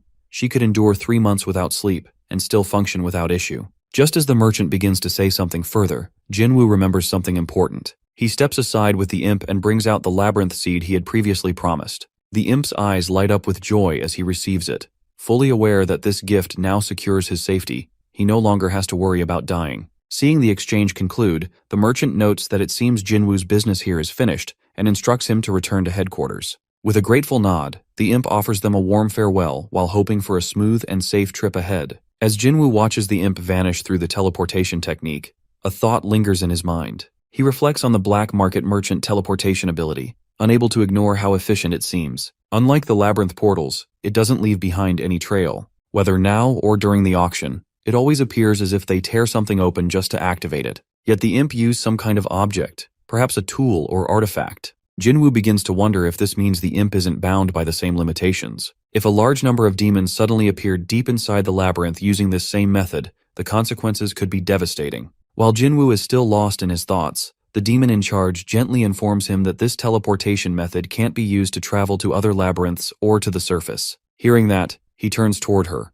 slightly embarrassed, and asks if his concern had been that obvious. She reassures him with a calm tone while explaining that every labyrinth master reacts the same way upon witnessing this kind of teleportation. With the moment settled, she suggests they proceed to the point on level 10 where the hired mercenaries are already stationed. Without hesitation, she reaches out and takes his hand while preparing to activate the teleportation. Jinwoo, somewhat puzzled, questions her gesture. She explains that physical contact is necessary during the process. It ensures the coordinates remain stable and aren't disrupted mid-transit. As they stand side by side, her grip remains steady. But when the teleportation doesn't initiate right away, Jinwoo becomes concerned and asks if something's wrong. She denies any issue while claiming there's no problem at all. When he presses her for a reason behind the delay, she responds with a hint of sentiment while saying she's simply savoring this moment between them. Soon after, the teleportation activates. In the blink of an eye, they materialize somewhere deep within level 10. As Jinwoo scans the vast space around them, he realizes just how enormous the area is.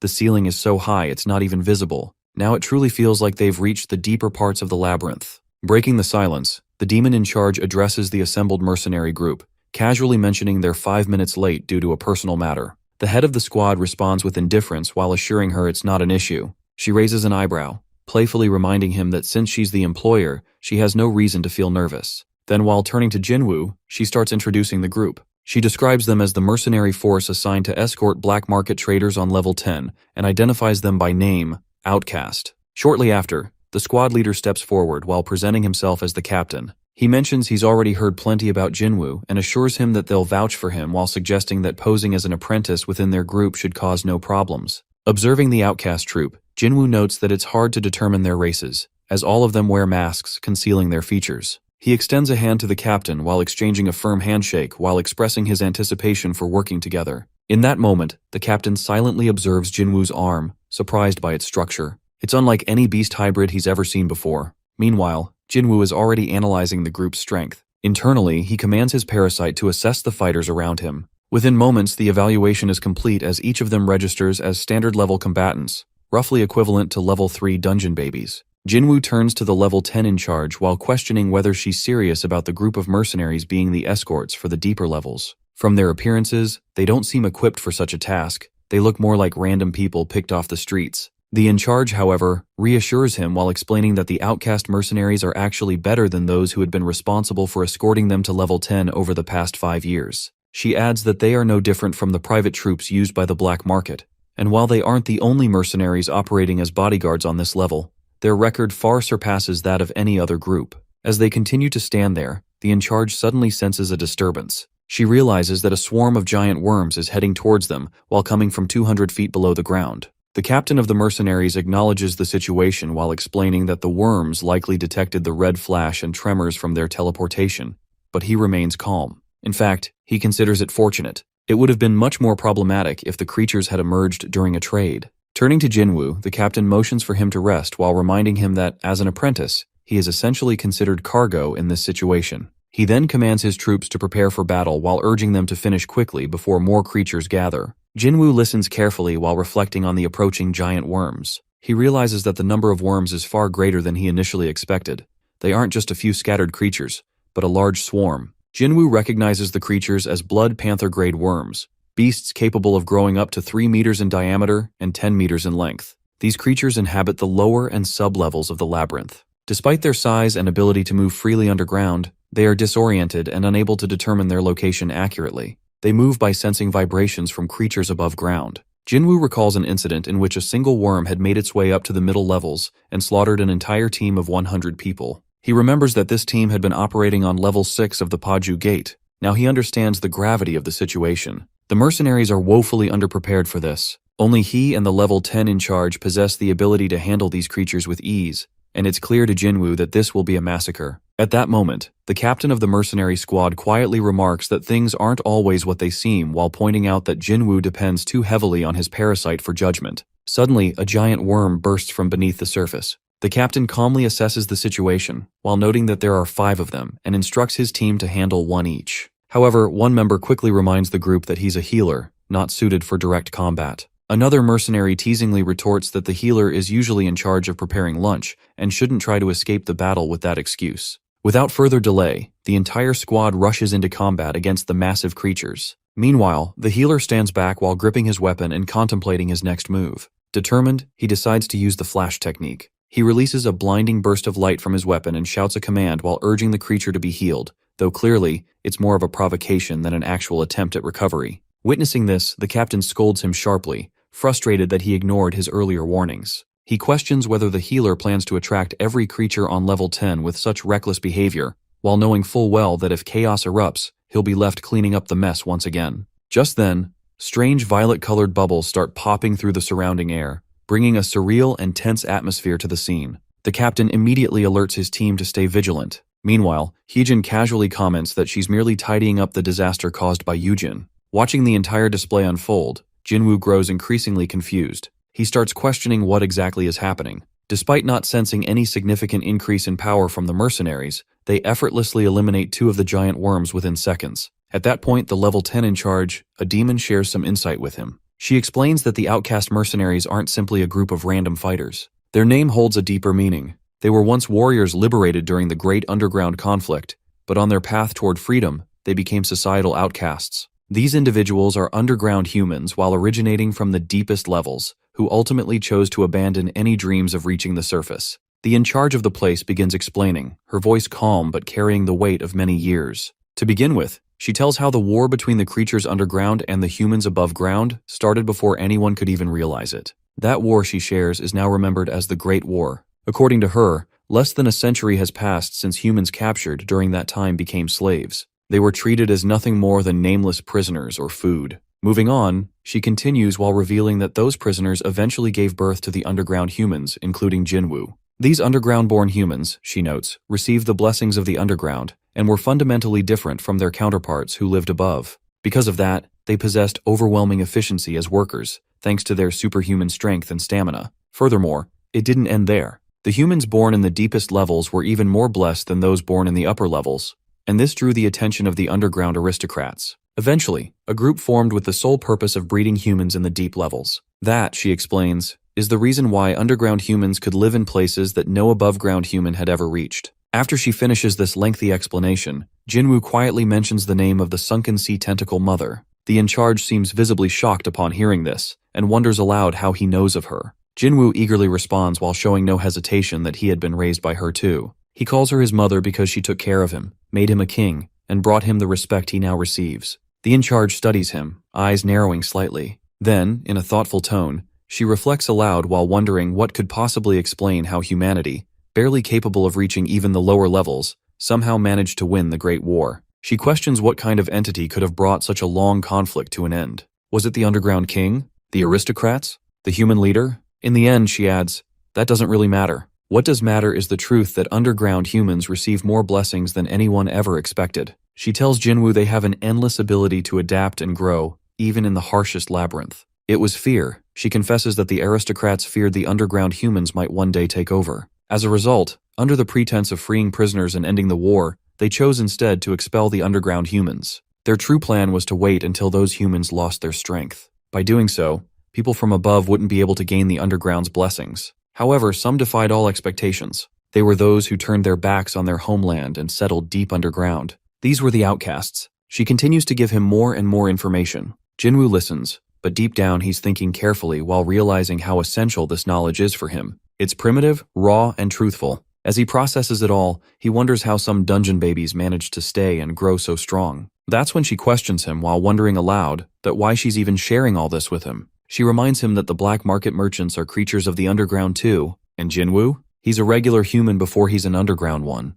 In her eyes, that makes him the enemy. He responds, with a trace of seriousness while asking what she thinks he looks like. He utters that he looks like a demon. She doesn't deny it. On the contrary, she agrees while revealing that he is correct. She is a demon, a longtime friend of humanity. Then she turns the question on him that is he suggesting demons don't belong in the underground? Her words surprise him. He begins to question her meaning. But just then, someone else arrives while interrupting the conversation. The newcomer steps in with a confident tone while mentioning how they've been introduced without their permission. Still, he brushes it off. It doesn't matter, since he had planned to reveal himself anyway. He introduces himself as the leader of the outcasts while removing his mask. His name is Lee Parayam. At that moment, more individuals arrive while joining them. A girl and a boy step forward. They introduce themselves as Heejin and Yujin, both in charge of support in battles rather than direct attacks. Then, two more members come forward, Jungwon and Soohyang. They handle patrol and lead the main attack. Lee Parayam reassures Jinwoo, confident in their strength while stating that now they've proven themselves,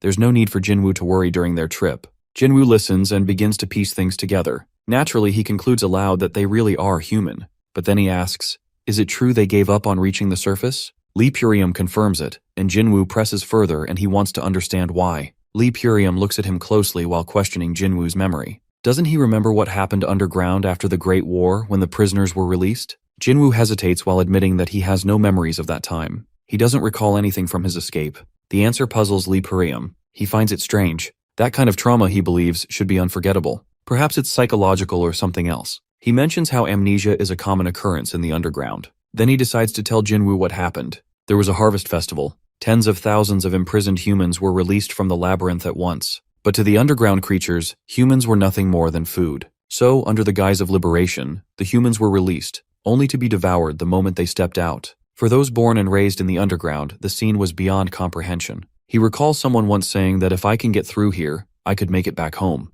Then he questions out loud that what is it about the surface that would make humans risk their lives while ignoring the massacre happening around them? Does the surface really exist? An endless ceiling? A blue sky? Blowing clouds? A blazing sun? Countless stars? Rippling plains and a boundless sea? Even so, if all that is true, he wonders that how could those things be worth more than a person's life? They weren't moving toward paradise, he confesses. They hadn't even started the journey. They gave up. They wanted to survive. So, if the price of an unknown paradise is death, then let them run away. Let them disappear into the underground depths, where even hope can't reach. Into the shadows, away from the sun, into the soil. Not to fresh air, but to screams. Not to laughter, but to the cries of their kin. They chose to survive in the darkness. Paradise wasn't for them. They rejected the surface. They returned to the labyrinth owner who had once freed them and begged to be taken in again. The owner, while thinking this was loyalty, accepted them back, not as prisoners, but as soldiers, at least until the labyrinth collapsed. Jinwoo questions what he means by that. Lee Parayam doesn't elaborate. He doesn't want to talk about that part. He simply shares that the owner was killed in battle, but they managed to escape. What mattered more, he explains, was what happened next and how they came to receive the underground blessing. He admits that, even though their employer had requested it, he's reluctant to share this for free. It was the fruit of their lifelong dedication. Jinwoo stands quietly while listening. He knows he's still new to this place, and every bit of information is valuable. Lee Parayam watches him, and then wonders aloud that if Jinwoo is the first of their kind they've met since the liberation, Does he still reject the surface? Jinwoo answers with a memory that he was born just 11 levels below this one. Yet, he made it to the surface that they had once rejected. He turns to all of them while asking gently, is it really true that the air up there is warm? He heard that water falls from the sky, but no, sometimes ice falls instead. He begins to speak more, his voice filled with something almost like wonder. An endless ceiling, a blue sky while blowing clouds, a blazing sun, overflowing stars and rippling plains along with a boundless sea. Finally, he gives them a message that the destination is the above-ground base. Just 55 yards to the east lies a portal. He looks at them and tells them softly that they didn't fall away. They're just a little late. Everyone listens. No one moves. Jinwoo stands before them, his words like a memory of something they had almost forgotten. As Jinwoo and the outcast group step into the open world, a sense of wonder washes over them. The vastness and beauty of the place captivate their senses. Heejin and Yujin gaze around in awe, their eyes wide with amazement. Hyejin, while beaming with excitement, remarks how bright everything appears, even marveling at the blue ceiling above them. Yujin responds while noting its towering height. Meanwhile, Suyang, while standing quietly beside Jungwon, inhales deeply and shares that for once, while nothing feels constricted in her chest. Jungwon nods while mentioning how refreshing the air feels. She adds while reflecting aloud that although the air carries no taste, she can somehow sense its flavor through how clean it is. At that moment, Jinwoo turns to the in-charge of level 10 and invites them to step into the open space as well. However, the in-charge gently declines while explaining that they can't abandon their duties. Jinwoo respectfully apologizes for disrupting their journey, but the in-charge reassures him while noting that additional time had already been factored into their discreet route. Eventually, Jinwoo finds himself beside Lee Pariam, the leader of the outcasts. Lee shares that although he had heard of fellow outcasts ascending from the underground, he never truly believed the surface would be this extraordinary. He reflects on how he used to imagine it as just a slightly improved version of the underground, yet standing here confirms it's far more a true paradise. He thanks Jinwoo while acknowledging the opportunity with deep appreciation. Jinwoo responds humbly while admitting he got involved only because the outcasts appeared unsure. With their capabilities, he believes they could have reached the surface on their own. Lee Pariam agrees and confesses that hesitation held them back. Then, without shifting tone, he begins explaining the term underground blessing while clarifying that it refers to mana. Jinwoo, slightly puzzled, questions the term, and Lee confirms while elaborating that all underground-born humans possess it inherently. He continues while noting that the deeper one is born, the more concentrated the surrounding mana becomes. While saying this, he subtly displays a flicker of energy in his palm. He then theorizes that underground creatures evolved in harmony with their environment's mana,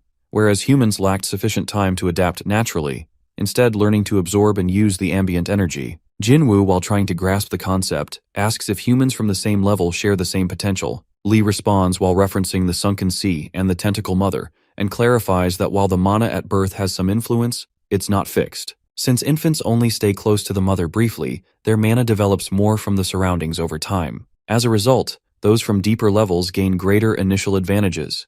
But for now, most underground humans merely gain a modest physical boost from having mana, an effect that's barely noticeable. As he continues, Hyejin and Yujin are seen playing and quarreling like children in the background while soaking in the open world's freedom. Lee resumes while explaining that unlike humans, other underground creatures naturally manipulate mana as effortlessly as breathing. He points out that Jinwoo's subordinates likely assume he already knows how to control it, which is why he must learn to harness the underground blessing properly. He promises that with training, Jinwoo could surpass his current strength. This proposal amazes Jinwoo. Suddenly, the two decide to engage in a sparring match to test their abilities. Everyone else settles down to watch. Heejin turns to Yujin and wonders aloud why a fight has broken out. She expresses concern about attracting beasts. Yujin scoffs while teasing her and saying that no creatures would appear in a place like this, especially since it's privately owned. When Hyejin asks what that means, Yujin admits she doesn't know. As they stand facing each other, Lee hesitantly questions whether the duel is necessary. Jinwoo reminds him of his earlier claim about being stronger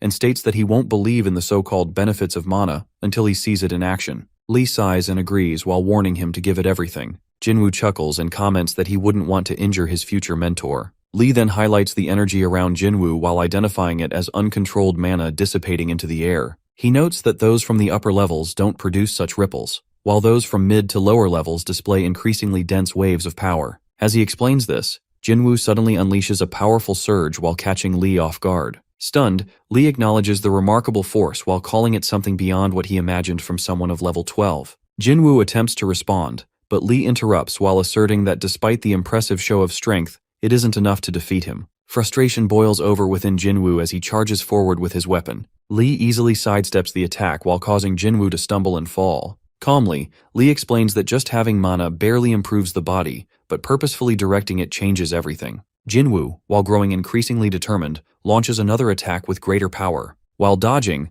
Lee elaborates that mana can amplify not just strength, stamina, and reflexes, but also mental clarity while helping one anticipate and react to their opponent's moves. The force behind Jinwoo's latest strike surprises Lee slightly, but he still evades it without effort. Jinwoo finds himself behind Lee while seething with anger. He dashes again. At this moment, Lee introduces another aspect of mana control while channeling it into weapons. As he demonstrates by infusing his pickaxe with mana, he effortlessly blocks Jinwoo's charged blow. The surrounding area trembles from the impact. Lee explains that even a simple iron tool, with the proper mana, can withstand an attack from a weapon made of adamantium. He follows with a counterstrike while hitting Jinwoo in the stomach and sending him to his knees. Jinwoo reflects, frustrated that he managed to land blows on labyrinth owners before, but now can't even touch Lee. What troubles him more is the fact that Lee has barely moved while keeping one foot rooted and an arm hidden beneath his cloak. Jinwoo admits to underestimating him, then reveals a transformation while releasing his full might. Declaring that he won't hold back any longer, he charges forward at high velocity. Lee responds with a calm warning that during this training, parasites are off limits. He then unleashes his own deeper power. As Jinwoo closes in, Lee conjures a cage-like structure formed of mana, while capturing Jinwoo mid-attack. Their duel continues, filled with intensity. After witnessing the sudden strike from Lee Puraim, Jinwoo stands frozen in disbelief while trying to grasp what just happened. Lee, while noticing his reaction, remarks if he's stunned or perhaps assumed he alone carried the parasite within. He explains that while these beings are scarce, they haven't vanished entirely. They still dwell beneath the surface. So while encountering another shouldn't come as a shock. As the clash unfolds, Lee explains that this duel isn't meant to measure whose parasite is mightier. Rather, it's a way to judge Jinwoo's potential as an underground human. Upon hearing that, Jinwoo reflects on his current strength. Despite reaching level 12 while gaining enhanced capabilities through the parasite and holding the prestigious labyrinth rank, he still finds himself unable to match Lee's prowess. He admits Lee possesses tremendous power, but Lee disagrees and questions whether Jinwoo has truly felt anything yet.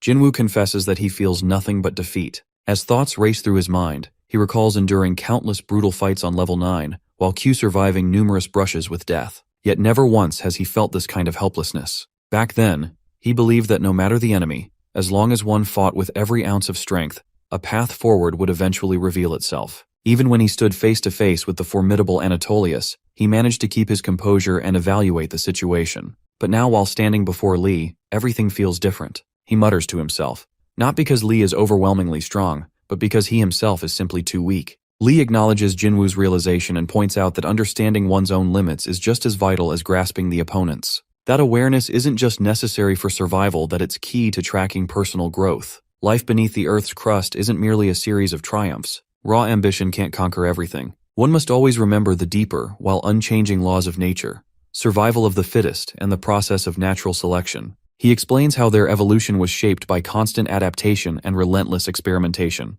Their hardened bones and skin, their muscle density, even their refined metabolism, all meticulously trained to withstand life underground, where even eating stones could be necessary to survive. Curious, Jinwoo wonders if all of this was achievable through the underground blessing. Lee affirms it with a nod. As those words settle, Jinwoo can't help but think aloud. It feels as if these people have become a new form of humankind. Lee accepts the idea without hesitation. In that moment, Jinwoo quietly admits to himself he's overestimated his own strength, ever since earning the title of undefeated commander. Now, reality hits hard while reminding him that strength isn't just about victories, and it's also about accepting weaknesses and pushing past them. Jinwoo, with firm resolve, turns to Lee and expresses his desire once more, and he's going to keep requesting to learn the method of harnessing the underground blessing. He admits there's much he must protect, and for that he needs to grow stronger. To him, Lee has now become his second mentor. However, Lee casually responds that he had already intended to assist, and urges Jinwoo not to suddenly get too formal. It makes things awkward. Soon after, the group gathers at the center of the area. Heejin voices her wish to remain in paradise a little longer, clearly enjoying the peace. Yet Jungwon gently reminds her that although it's pleasant, they're still on duty. Yujin agrees as well while mentioning that they have a promise to return soon. Just then, Lee turns toward the demon in charge while repeating a previous question. She responds, slightly amused, that she's already explained that they're not only journeying through the area, but also enhancing Baron's training. That's precisely why they've been granted 3 weeks instead of the standard 2 to complete the mission. Acknowledging that, Lee notes that they still have 1 week left. But Jinwoo, while feeling the pressure, remarks that a single week isn't nearly enough to narrow the power gap. Lee, however, reassures him. There's no need to worry, they won't be training him in combat techniques. Instead, their goal is to reshape his physical state. If he adapts quickly, he might even be able to start circulating mana today. Jinwoo appears puzzled at the mention of mana circulation. Sensing his confusion, Lee instructs him to remove his shirt and sit on the ground while promising to demonstrate the process firsthand. Jinwoo hesitantly questions the need to take off his shirt, but Lee explains that it's essential for the method to work properly. Without further delay, Jinwoo complies. He sits down and takes off his shirt. Meanwhile, a few individuals from level 10 begin snapping photos and whispering among themselves, clearly curious. They wonder aloud what exactly lies within the bodies of underground beings apart from the underground humans. Amid the murmurs, Lee turns to Jinwoo and poses a thoughtful question that why does he think those dense gemstones are embedded within their bodies? Jinwoo speculates that it likely relates to mana, and Lee confirms he's right. These down gems, as they're called, function as cores. They circulate mana in place of blood and serve as reservoirs of energy. Lee elaborates further. The deeper one ventures into the labyrinth, the denser the mana becomes, which leads to more natural formation of these gems. Additionally, the more formidable the creature, the higher the quality of gem it carries. Pointing to a spot just below his own heart, Lee mentions that his own down gem, if ranked, would probably be classified around upper middle tier. Hearing all this, Jinwoo finds it almost surreal to think he now carries a stone inside his body. Yet Lee calmly responds while reminding him that a stone is hardly shocking compared to a parasite living inside his own body. He tells Jinwoo not to act like he's the only one burdened with something strange. Then while shifting his focus, Lee calls out to Yujin. She approaches and kneels behind Jinwoo, gently placing her hands on his back. She whispers a polite apology before beginning. Jinwoo, while trying to lighten the moment, remarks that he's not about to explode or anything, which prompts a slightly offended reaction from Yujin. Lee steps in again while explaining Yujin's unique ability. She can control high-functioning cells from a distance, although only in a basic way, such as triggering cell division. But when she makes direct contact, her skill becomes far more refined. She can heal injuries, diagnose health conditions, and even manipulate the stored mana within someone's body. Jinwoo, finally understanding her role, quietly tells her to begin. As Yujin begins the treatment, her focus shifts inward. Suddenly, she visualizes a vast space, so expansive it makes her wonder if she's looking at an ocean. The image leaves her puzzled, and she questions what exactly she's seeing. Her mind tries to process the unfamiliar view, but nothing makes immediate sense. Lee, while observing her confusion, also stands still with uncertainty written across his face. He then explains that he's about to forcibly create a pathway to allow the dormant mana stored within Jinwoo's body to move. The process will initiate at the heart, slowly traveling into the arteries. Over time, once Jinwoo adjusts, the energy will spread through his entire network of veins while reaching every corner of his body. They'll keep repeating the process until Jinwoo learns to recognize the sensation and eventually manage the flow himself. He instructs Jinwoo to focus, and Heejin quickly forms a soundproof barrier around them while generating a quiet bubble where no outside noise can interfere. Within that calm space, Lee reflects silently. In Jinwoo's current condition, it's possible that he can't even sense the presence of mana. However, once it begins to move, its effects will manifest physically. Since Yujin is guiding the process, the usual pain shouldn't arrive in sharp bursts. Still, because Jinwoo's mana channel has always remained sealed, the force of circulation will likely carve through his body as it travels. Just then, Jinwoo speaks up that he starts to feel something moving inside. It's unfamiliar, oddly recognizable, yet doesn't bring comfort. The sensation unsettles him. Lee, caught off guard by the sudden development, finds it difficult to believe. Surprised, he turns to Yujin for confirmation. She calmly responds while revealing that many of Jinwoo's mana channels are already open. Even more surprising, there are faint remnants of a previous down gem within him. After hearing Yujin mention that Jinwoo's mana tunnels are already open, Lee finds it hard to accept. From his perspective, Jinwoo didn't display any sign of having a skill, let alone any control over mana. Jinwoo, slightly concerned, asks if that poses a problem. Lee responds hesitantly while noting that while it's not exactly an issue, it certainly comes as an unexpected discovery. Curious, he then inquires if Jinwoo possesses any kind of special ability. Jinwoo admits he's not sure if what he has qualifies as an ability,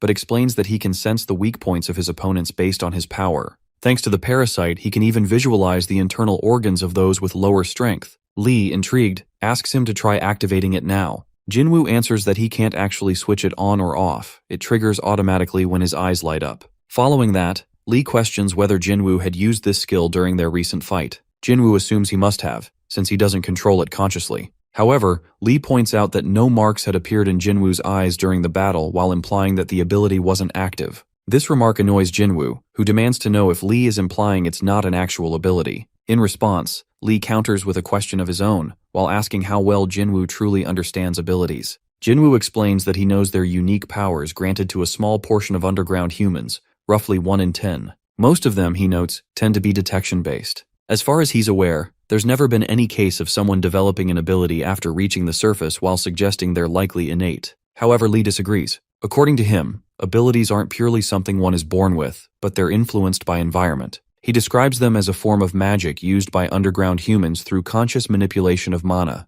This revelation stuns Jinwoo, who listens as Lee further explains. Scouts, for instance, those assigned to observe the enemy with heightened focus, may develop detection-based skills. Fighters placed on the front lines, or those subjected to harsh experiments, might awaken with defensive abilities. Others who learn to predict enemy movement in desperate survival situations often develop prophetic powers. Most awakenings, he adds, occur at the brink of death. At this point, Jinwoo makes a connection. He wonders aloud if these powers are actually the underground blessing they'd been referring to. But if that's the case, doesn't it mean every ability user should be capable of manipulating mana? Lee tells him he's only partially correct. While most with abilities don't fully understand their origin, they try to recreate the same sensation from the first time they activated them. This repetition helps them become more familiar with mana control, especially for physical reinforcement. Still, what they don't realize is that simply using an ability already involves instinctive mana control. It also makes processes like down gem formation and mana refinement easier. Jinwoo then asks how his skill detecting weaknesses fits into all this. Lee explains that true abilities manifest visibly,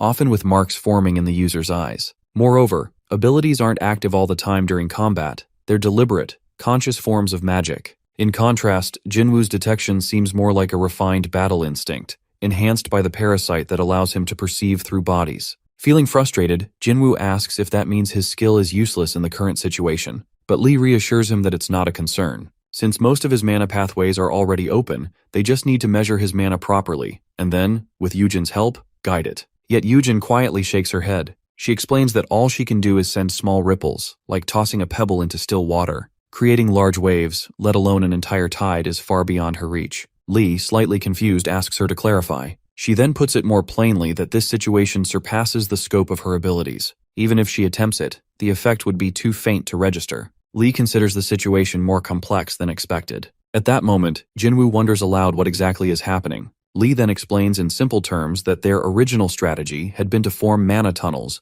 and rely on Yujin's ability to trigger the flow while allowing the mana to circulate on its own. However, since the tunnels are already open and Jinwoo's mana is unusually thick, Yujin's influence can no longer affect him. Without her intervention, it now depends on Jinwoo recalling the exact moment when his mana first awakened. However, Jinwoo struggles to understand how he's supposed to remember something he's never consciously used before. Lee, however, counters that if his mana pathways are open, it clearly means the awakening has already occurred. He must have used it once, even unknowingly. So, he asks Jinwoo to think carefully, that was there ever a moment when he displayed strength beyond normal limits? Jinwoo reflects on this while mulling over his past. It couldn't have happened after becoming the labyrinth owner, he reasons, but nothing comes to mind before that. Back then, he had only worked as a miner deep underground before finally escaping to the surface. Lee then recalls something and prompts Jinwoo again.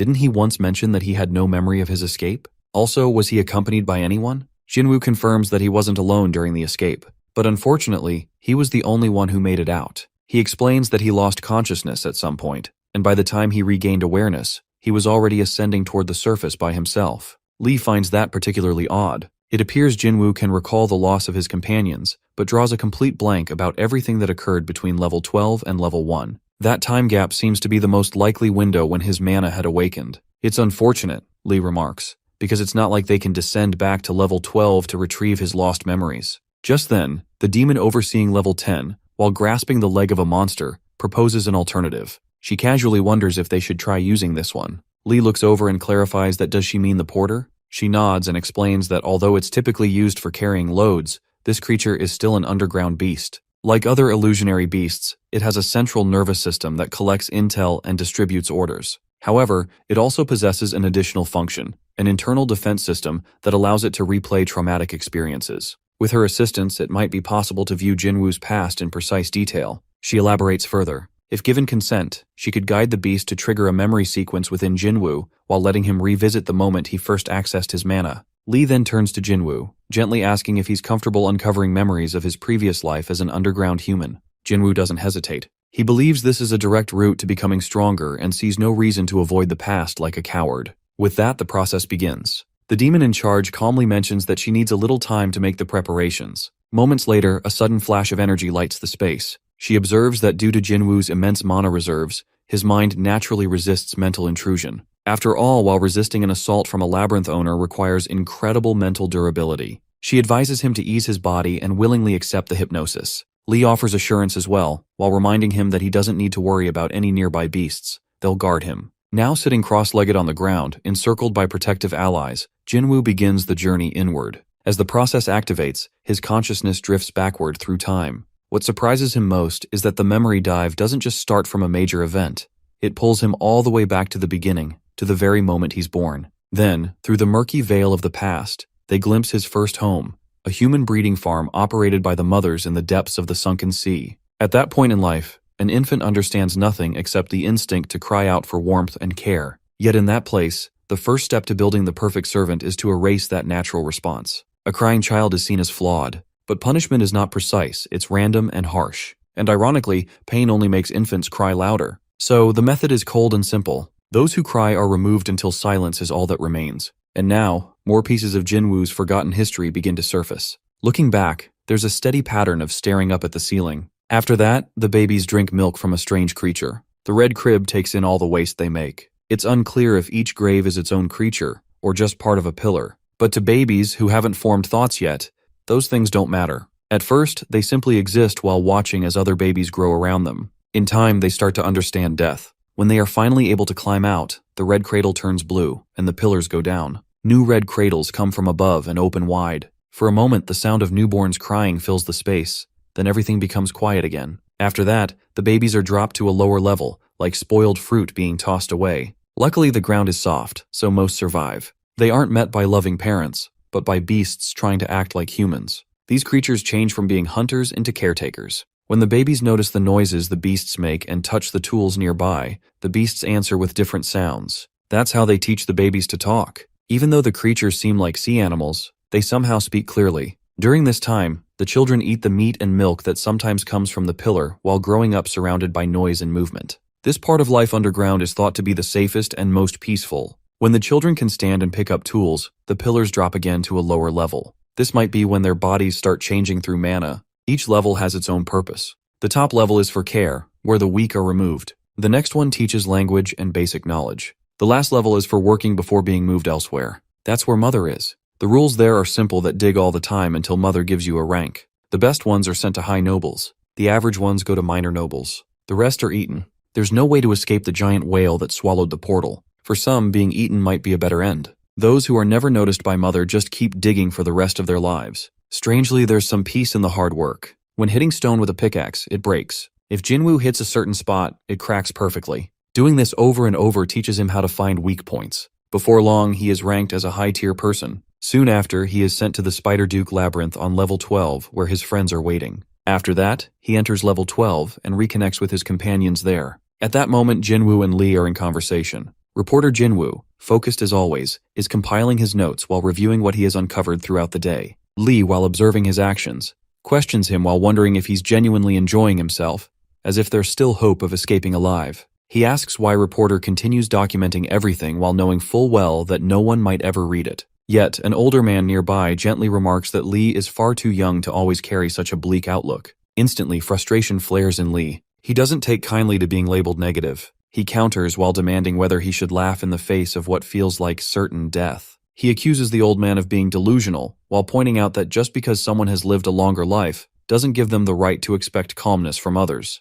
Meanwhile, Major Jang sits nearby, quietly observing. Eventually, he urges Sergeant Lee to take a seat and settle down, but Lee reacts sharply. He throws back a bitter comment while implying that the Major must feel insulted by the boldness of a low-ranking soldier speaking against him. When Major Jang once again addresses him by his title, Lee snaps. He insists the title no longer applies to him as his discharge date has long passed. His anger boils over as he raises his voice while accusing the Major of being useless, especially after being stuck in this underground hell for over a month past his official departure from service. Just then, Park Hyung-tae steps in. He urges everyone to remain quiet and composed. It's time for roll call, and any loud noises might attract the attention of the spiders lurking nearby. He calmly explains to the major that Lee Ji-seok had been transferred here near the end of his military term, only to end up trapped. He notes how deeply frustrating that must feel and gently suggests they all move on from this heated exchange. Turning toward Lee, Park Hyung-tae reassures him that his anger is understood. Still, he reminds him that everyone here shares the same grim fate. Now more than ever, they need to stay mindful and united. But Lee remains consumed by frustration, his emotions too heavy to cast aside. Suddenly, the familiar voice echoes through the chamber while instructing everyone to form a line for the roll call. Park Hyung-tae promptly confirms that all 7 of them are present. Reporter Jinwoo mentions that they have already informed the field manager Spider about one of their team members being buried alive during the last work shift. However, while following that report, the spiders begin eliminating the others one after another. Despite the victims begging for mercy while promising to do anything to stay alive, the spiders remain indifferent. Meanwhile, Lee turns to Jinwoo while questioning if they really have to witness the same horror every single day. But Jinwoo, while trying to ease the moment, reminds him that they're simply present for a head count. This response only fuels Lee's frustration further. He expresses his anger while pointing out that the spiders are fully aware none of them can survive, even if they manage to break free from the labyrinth. To him, the entire process feels meaningless and cruel. Shortly after, the spiders hand over their daily rations along with a fresh recruit. They also inform the group to train the newcomer and make sure he joins them in the labor. Following orders, Park Hyung-tae unties the sack handed to them and peers inside that what he finds is a child. The kid is actually Junior Jinwoo. At that moment, Park realizes the truth. This one is an underground human. And with that recognition, fragments of his own past begin to surface once more. Although Jinwoo was only half interested at first, he now firmly decides to become a military reporter. At the beginning, he talks about how he used to write articles exposing scandals involving uncooperative celebrities. Since his subjects refused to answer questions, the company redirected him to this new role. In his opinion, the backlash he received felt unjust. If the reports had been true, he believed they were a scoop, and if they weren't, then there should have been no issue. Either way, he couldn't understand why he was the one being blamed. Shouting at him seemed excessive. Later, when he informs his boss that he's heading to the underground, he finds it amusing how quickly the man's attitude shifts, now treating him with surprising respect. He guesses it's because the underground is dangerous. After all, reports from there receive major attention and bring in large profits. In his mind, while writing a few lines should be easier than filming long documentaries. His plan is simple: sleep, collect a few interviews on level 3, then return. On a side note, the company instructs him to keep a diary. He suspects they might use it if something bad happens. Still, Jinwoo doesn't believe he'll die. Instead, he plans to publish the diary in his future memoir when he becomes rich and well-known. The next day, he prepares to descend. A film crew is assigned to accompany him. Jinwoo jokes that if he had known it was this easy to become a PD, he would have volunteered earlier. Soon after, he gets ready to meet the troops stationed on level 3. Since the military claims it has already secured that level, he assumes he'll return after filming a few battles. At this point, the reality of entering a battlefield hasn't really hit him. What bothers him more is how empty his wallet feels that he's had to purchase all the underground equipment himself. He hears that only 30% of the gear ever makes it back, which makes him think the company is simply making excuses to avoid spending. 2 days later, they reach level 1, yet no battles have occurred so far. Jinwoo is now part of the 30th platoon in the tank reconnaissance unit.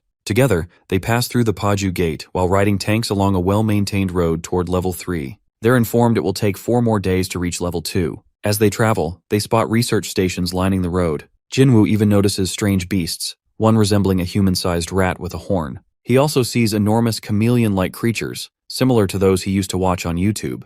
The journey feels more like a bizarre safari than a war mission, and he admits he's actually enjoying it. From a young age, Jinwoo has always been fascinated by war. He craves victory and thrives in the heat of conflict. However, once they arrive at level 2 while everything changes, communication with level 3 suddenly breaks down. Nervous tension spreads among the soldiers. Bloodstains appear on the roads, and when he asks why no one cleans them, he receives vague answers. Something about keeping everyone alert, or how the stains would just reappear. Jinwoo isn't satisfied. He assumes the military just doesn't want to spend the money. As someone with military experience, he finds their excuses weak. He recalls the grand parade held 2 years ago after conquering levels 1 and 2, and questions why fear is being stirred again. He suspects it's all just a media strategy to create dramatic headlines. A soldier even jokes that the blood came from the last reporter, a joke Jinwoo finds tasteless. Deep down, he wishes the commander would one day read his diary and realize the error of these tactics. Jinwoo values honesty. He despises lies. Eventually, they discover a massive wall of boulders blocking their route. This, they believe, is what caused the communication cut with level 3. A jumbo drill is needed to clear the way. but due to the size, the work will take at least a week. Clearly, the enemy erected the wall to delay their advance. What frustrates Jinwoo more is knowing they're only 2 hours away from level 3 by jeep. Command argues over whether to retreat or push forward on foot. With no clear decision, the platoon splits. Some return to wait for the drill, while the others move forward. Jinwoo is part of the group continuing toward level 3. He wonders why they can't just go around using tanks, but his rank is too low to offer suggestions. This helplessness irritates him. Carrying heavy gear, they silently march along an unpaved, dark cave path. The film crew appears exhausted, their eyes on the verge of tears. Still, Jinwoo feels a strange excitement, as though on a secret mission. Even after reconnecting the transmission line, there's still no response from level 3. They are now just an hour away. He looks forward to resting once they arrive. At the entrance to level 3, something feels wrong. Heavy weapons are readied. Standard guns aren't enough. Then chaos strikes. Jinwoo finds himself alive but separated from the crew. He ends up with 2 soldiers. One is killed right in front of him. Jinwoo can't do anything. The beasts are too strong. Only a few survive. They warn him not to use his flashlight.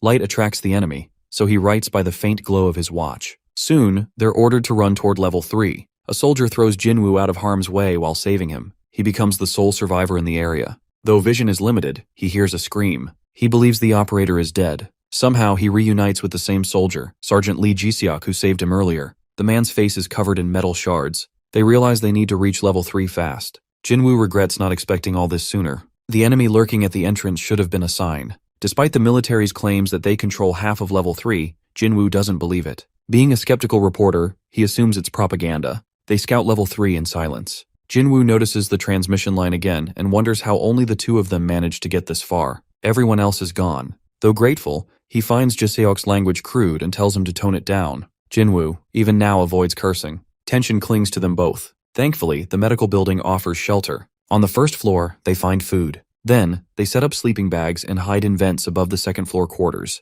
Ji-seok says the main force will reclaim the base, but the drill needs 5 days to arrive and another 10 to clear the rubble. They must survive for 15 days. Jinwoo eats only the combat rations that don't smell bad. It's not great, but it's better than starving. They take turns stretching on the lower floors while avoiding beasts. Surprisingly, Jinwoo begins feeling attached to one of the beasts. He even names it Manny. Humor keeps them sane. At one point, Jinwoo jokes about how massive his recent bathroom break was, longer than Manny's fingers. Even surrounded by terror, they try to find ways to relax. Still, Jinwoo grows worried. He wonders if the beast is drawn to Ji-seok's blood. When they hear noise in Sector C, Jinwoo suspects a beast is near. They realize their waste should have gone into Sector D instead. The beast lingers in Sector C for hours, but eventually leaves. They decide to stay hidden for 2 more days while hoping the jumbo drill has already begun clearing the path. While Jinwoo is writing again, Ji-seok suddenly calls him, his face pale with fear. Jinwoo turns, confused, but then he sees it too. A beast stands before them. They freeze.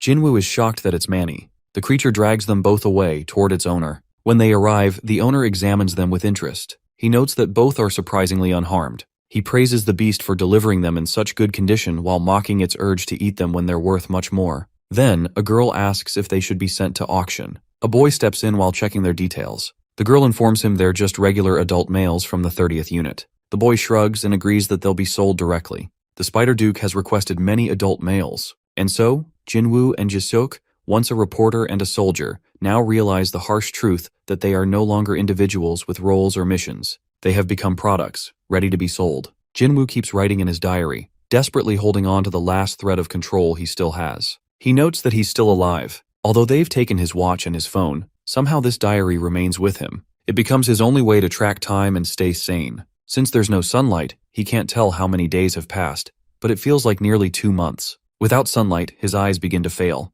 He can no longer tell what level they are trapped on. Meanwhile, the place is infested with spiders, each one as massive as a building. Even though these monsters could easily crush them in a single blow, the group is forced to dig through stone walls all day. He realizes he's now a slave. Up until now, he reflects, the surface world has never revealed this kind of underground life. Clearly, the media above ground has no idea what goes on down here. Perhaps this is just one part of a vast underground kingdom humanity hasn't discovered yet. People above still believe they are winning the war. They think the beasts are being driven back from the surface. But in reality, creatures like Joker Manashable were never a true threat to these underground rulers. Moreover, the beasts don't care about humanity either. They're too busy warring with each other. Still, Jinwoo fears that if even one spider or beast reaches the surface, someone has to sound the alarm, and that someone must be him. Then he begins listing the people in his group, known as Group 8052. Altogether, there were 8 members. First is himself, Jin Jin-woo, a military reporter. Second is Sergeant Lee Jisuk.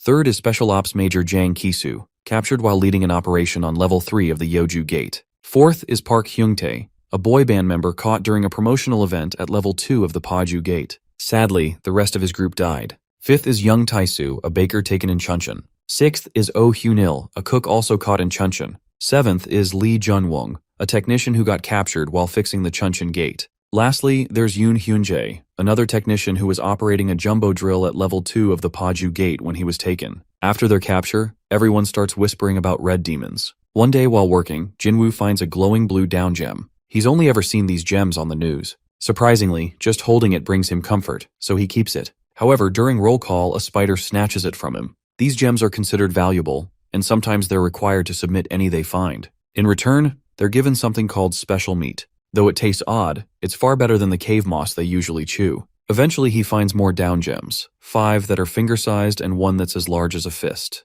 Thinking there may be a load nearby, he submits 2 small ones but hides the rest. He wants to take them back to the surface, maybe as proof of what he faced. As a reporter, he knows they would make powerful headlines. As a reward, they are given roasted meat. This time the taste is different, and he suspects it might not be human flesh. The meat is too large. He guesses it could be from a wild beast. Suddenly, an attack happens during a mining session. Many prisoners from the neighboring group are killed. Thankfully, everyone in his group survives, likely because a spider guard is standing right behind them. Shortly after, something even more disturbing happens. He watches as a spider tears apart a wild beast and pulls a down gem from its body. It confirms his fears that the beasts underground are evolving in terrifying ways. He wonders whether even humans could evolve like that. Driven by curiosity, he swallows a small down gem while the others sleep. Immediately, his body rejects it. He vomits, convulses, and loses consciousness. One of the hidden gems is discovered because of this. Fortunately, there are no lasting side effects. But once he wakes up, his group surrounds him while asking what he was thinking. They remind him he couldn't have been starving since they receive meat when they turn in the gems. He laughs it off while saying maybe he just lost his mind for a moment. Later, as he continues writing, he reflects that it actually felt like his body had begun to change. Even though the gem had no taste while swallowing, it left a soda-like flavor after he threw it up. Afterward, he decides to stop trying to embed the gem into his skin. Without proper medical treatment, a wound could become infected, and anyone who is defective is removed immediately. He keeps that option as a last resort. Eventually, he grinds a gem and dips his food into the powder. Soon after, his emotions shift. He feels stronger but also loses control. He clenches his fists so tightly his nails dig into his skin while drawing blood. At first, he doesn't even notice. The energy flowing through him feels almost addictive. At one point, he almost charges at the spider guards. Thankfully, he regains his senses just in time. If he hadn't, he would have been killed. The pressure builds inside his body. His eyes and nose bleed. His hand is injured. But still, he swings his pickaxe, terrified of being disposed of. At this point, Jinwoo is sure of one thing. The down gems are the source of the beast's power. And clearly, they affect humans too. Still, he avoids placing them under his skin. He's seen enough movies to know such things never end well. He decides he needs more data. When he finally returns to the surface, he plans to report everything to his superiors. So, he begins experimenting on others. First, he sprinkles a little gem dust on Hyunjae's breakfast. It's 4 times the amount he took himself. Hyunji doesn't know. He kindly offers to keep watch so Jinwoo can rest. Not long after, Hyunji dies. On October 6th, while mining under the gem's influence, he becomes overwhelmed and attacks a spider. His pickaxe fails to pierce the spider's hide. Instantly, he's ripped apart. A man has died because of him. Yet strangely, Jinwoo feels numb. Maybe it's because he's become used to death, or maybe the underground has broken something inside him. Oddly enough, he thinks Hyunjae might have preferred dying this way. Numb, high on power, without pain. As he stands before the lifeless body, he quietly expresses gratitude for Hyunjae's earlier kindness. He vows he won't leave this place so quietly. Even if it means continuing these experiments, he must survive so humanity can finally know the truth. Amid the chaos of the prisoners, no one hears his whisper. Soon after, a new recruit arrives, Kim Jinwook, a high school student. Jinwoo gives him twice the dose he took before. Jinwook becomes emotionally heightened, but manages to finish his work. His eyes and nose bleed, but he doesn't notice. One day later, they all sit together. Jinwoo gently tells him to eat more to recover faster. Jinwook thanks him with a smile, but the next morning, he wakes up with intense muscle pain. Again, Jinwoo tests him the same dose. Bleeding resumes. Marked as defective, Jinwook is taken away. Later, a new recruit shows up, Captain Lee Byung-chul. His body is powerful, so Jinwoo tries a triple dose. Predictably, he loses control and attacks a spider. He's killed instantly. Just before dying, Jinwoo thinks he sees Byung-chul's eyes glowing. Maybe it's his imagination. Soon, another recruit arrives. He has no name. He's an underground human, possibly raised by the beasts. Jinwoo considers stopping the experiments, but then changes his mind. He needs this data. The child already shows powers that humans only gain from consuming down gems. On October 16th, he records his next trial that is a quintuple dose. Park Hyung-tae approaches the child and gently inquires where he had been before arriving here. The child struggles to explain clearly. He vaguely mentions a large pillar and a huge fish that had swallowed him. He says he was inside the belly of this fish, where he spent around 30 nights digging alongside many spiders and others like him. When Park curiously wonders if there are more like the child, the boy denies it. He mutters that the big spider had consumed them all. However, Park finds it hard to make sense of the child's scattered words. At that moment, Ji-woong offers her thoughts. She believes the child might be referring to a period of about 30 days when he was working underground with other human-like beings. Perhaps the tall pillar was once their home, and the giant fish could have been some kind of travel machine. Hearing this, Park quietly admires her ability to interpret the strange account. Yet, she humbly remarks that it's just her guess, and she can't say for certain. Meanwhile, Lee lies nearby and mumbles that it sounds like the kid was toiling away just like they had been before. The way he sees it, the spider feeding on captives was nothing unusual for the boy. He figures there's no need to guide the child much while considering he's already been through it all. Then Jinwoo softly mentions that it's a relief they can even talk with him. He shares that another child from the next dormitory, another underground human, hasn't spoken a single word yet. Soon after, Major Jang comments that the kid seems to endure hardship well. But Lee finds such talks about toughness tiring. He notes that the kid's eyes are wide and glowing, which has nothing to do with strength or endurance. To him, the boy is simply a child shaped by a broken world, unaware of what it even means for someone to live or die beside him. He even wonders if the child truly understands what death is. Anger stirs in Lee, not just toward the spiders or that underground nightmare, but toward everything that had turned this child into little more than a digging machine. Yet, as the kid starts yelling with crude language, they're all stunned. Park and Ji-woong quickly caution him, urging him to forget such harmful words while telling him they're not meant to be spoken. Right after, Lee grows irritated and demands what he just uttered. Underneath it all, Jinwoo reflects. For those like him, life had always meant wearing the same worn-out clothes while bearing the same blank look and living through the same dull days. The boy, however, had met surface dwellers for the first time, humans with bright expressions, unique spirits, and varied attire. They shared tales he had never dreamed of. Moved by this, the child begins listing the names of everyone around him. Kim Jinwoo, Jung Tae-soo, Jang Ki-soo, Oh Hyunil, Lee Ji-woong, Park Hyung-tae, and Lee Ja-suk. Ji-woong quietly marvels at how quickly he memorized their names, then gently remarks that had the child been born above ground, he might have been a genius. However, the mood changes when Lee Ja-seok becomes annoyed while claiming the kid purposely got his name wrong. Frustration creeps in. To shift focus, Jung Tae-soo asks the child for his name, but the boy responds that he has none. He explains that no one ever called him anything, and deep down he wishes for a real name. Hearing this, Jung Tae-soo hesitates while wondering if it's okay to name him since they're not his family. Ji-woong suggests perhaps a nickname would do, but the child disagrees. To him, a nickname holds no meaning. What he longs for is a proper name, something that truly belongs to him. He begins shouting in frustration while expressing how much it matters. But as he grows louder, Lee tells him to stay quiet so they can think. Suddenly, an idea strikes Lee. In a sharp, unexpected moment, he thinks perhaps they should just call him Chatterbox. Lee casually suggests the name Chatterbox.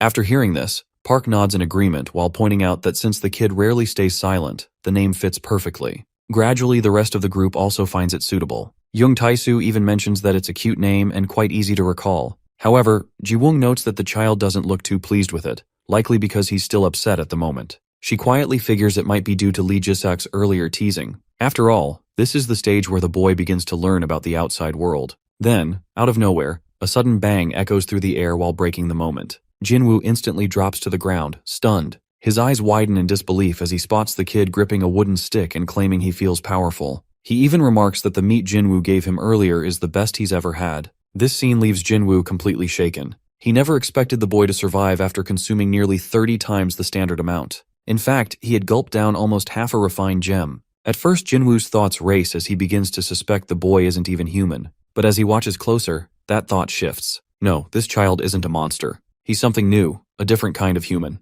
As the tension rises, the rest of the group arrives, drawn by the loud sound. Ji-woong immediately checks on Jinwoo while asking if he's hurt. Park quickly questions whether they're under enemy assault. Amidst the confusion, Lee catches a glimpse of Chatterbox and suddenly freezes. His attention snaps to the boy's eyes. In that instant, a strange thought crosses his mind that did the child just develop cataracts or something? Jiwoong also freezes for a moment when she notices the strange glow in Chatterbox's eyes. The sight unsettles her. Right after, someone turns to Jinwoo while asking if something exploded to damage the wall like that. But Jinwoo calmly responds while explaining that it's nothing like a bomb or illness. It's just something unique to underground humans. Meanwhile, Park picks up a small piece of meat lying nearby and turns to Jinwoo with a questioning look. Jinwoo, while trying to stay calm, fibs that he was saving it for later in case he felt hungry. But before he can fully cover it up, Chatterbox blurts out the truth that it's the special meat Jinwoo had given him. Jinwoo keeps trying to silence him, clearly uncomfortable. Then, to everyone's surprise, Park hands the meat back to Jinwoo and tells him to eat it himself. Jinwoo breaks into a sweat, caught off guard. Fear flashes in his eyes. He stammers while wondering how he could possibly eat food that's been lying on the filthy ground. What if it makes him sick? If he gets poisoned, he knows what will happen. Termination. But Park doesn't back down. He calmly reminds Jinwoo of something haunting. Hyunjae, Jinwook, and Byungchul had all died after eating this same kind of meat. At the time, Park had thought it was just an underground disease. But now the pattern is clear. Every one of them ate this meat, and those who didn't die quickly fell ill. When that happened, Jinwoo would comfort them and offer his own meat while encouraging them to eat well to regain strength.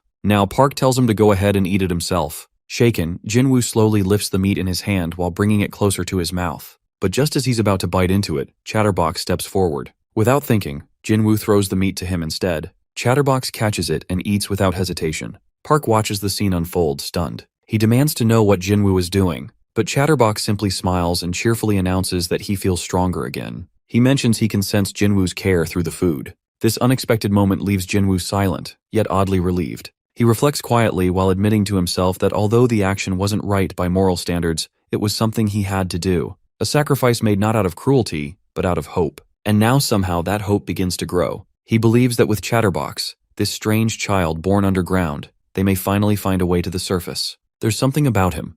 Something that feels like a key to freedom. Jinwoo makes up his mind. He promises to explain everything soon. After the next roll call, he will share everything he knows and reveal a plan to escape this nightmare. Soon after, the familiar voice of the spider creature rings out while calling the prisoners into line. As the roll call begins, the monster delivers unexpected news. It declares that the human prisoners have achieved victory. A treaty has been signed. In just 1 month, they will all be set free. As the spider mentions that freedom will come after a month, Park grows confused and requests a clearer explanation. The spider responds while reaffirming its earlier message that after a month, they will be released. It assures that no interference will come from their side once the prisoners choose their path. Whether they wish to return to the surface or remain and serve the Duke, the decision lies entirely with them. This revelation shocks Park, especially the part where it implies that humans have actually won the war. The idea that the prisoners will be set free surprises him. A wave of happiness spreads among them as they begin to understand that they've survived, and soon, they can return home. Still, they must endure just a little longer, 1 more month. Meanwhile, Jinwoo's thoughts begin to spiral. He reflects on everything he's done so far, all his questionable actions, and wonders what they truly mean in the end. Just then, the spider observes his expression and comments on his disappointment. It guesses that he must be feeling disheartened, especially being dismissed without having accomplished anything under the Duke's name. However, it quickly adds a note of reassurance. In recognition of the long hardship the prisoners have faced, the Duke, known for his mercy, has chosen to offer them one final opportunity. In just 15 days, all human prisoners will be gathered to participate in the battle on level 12. They march with determination toward the front lines, driven by a sense of duty, prepared to shatter the walls of the labyrinth and spark the fire of war. In that moment, Jinwoo reflects inwardly while believing that his choices weren't mistaken. Nearby, Park holds a small diary in his hand while glancing at Jinwoo with a questioning look. He inquires about the book, though his tone carries a deeper meaning. Jinwoo responds while explaining that it's a PD's journal, but Park's expression reveals he isn't asking about its label. Jinwoo then adds that it could be seen as a survival log or even a research record. However, Park clearly doesn't want vague answers. Frustration rises in his voice as he confronts Jinwoo while blaming him for the deaths of their companions. He accuses him of conducting experiments without consent, which led to the loss of 3 lives. Jinwoo, with a calm but heavy tone, admits that 3 people died because of his actions but questions if that loss truly outweighs everything else. Park stares at him, stunned, and demands clarity. Jinwoo explains that those 3 sacrifices were made to protect the 8 who are still alive and beyond that, to ensure the safety of millions more. Yet, Park finds this reasoning hard to accept and calls it nonsense. Jinwoo, while unwilling to back down, questions why Park only focuses on the current situation. He wonders aloud if Park even thinks about the people living on the surface. Park responds that those people are safe now, but Jinwoo pushes further while asking how he can be so sure. He urges him to look around and think carefully about what level they're really on. He reminds everyone of the beast influx that occurred 2 years ago while asking if they remember how many people died during that time.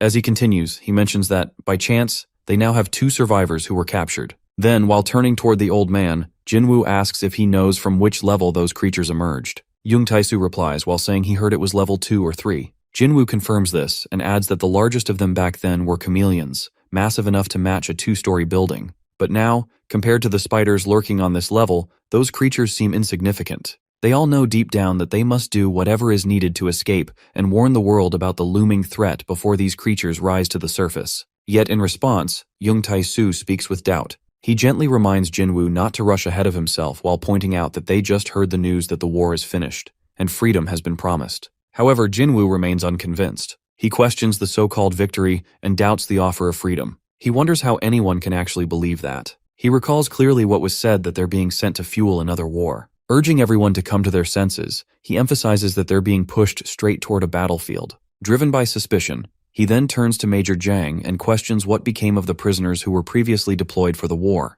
Just as the Major begins to respond, Jinwoo cuts in while revealing the harsh truth that every single one of them is dead. Only one person returned, and even that was barely. He insists they're not being released. It's all just a fabricated story designed to boost their morale moments before throwing them into death's grip. Even if, just for the sake of argument, Jinwoo considers that the offer might be real that they'll be released from the labyrinth, he challenges the logic behind it. He asks if they seriously think the spiders will kindly escort them back to the surface. How are they supposed to escape? Where will they find supplies, food, weapons, or even a map?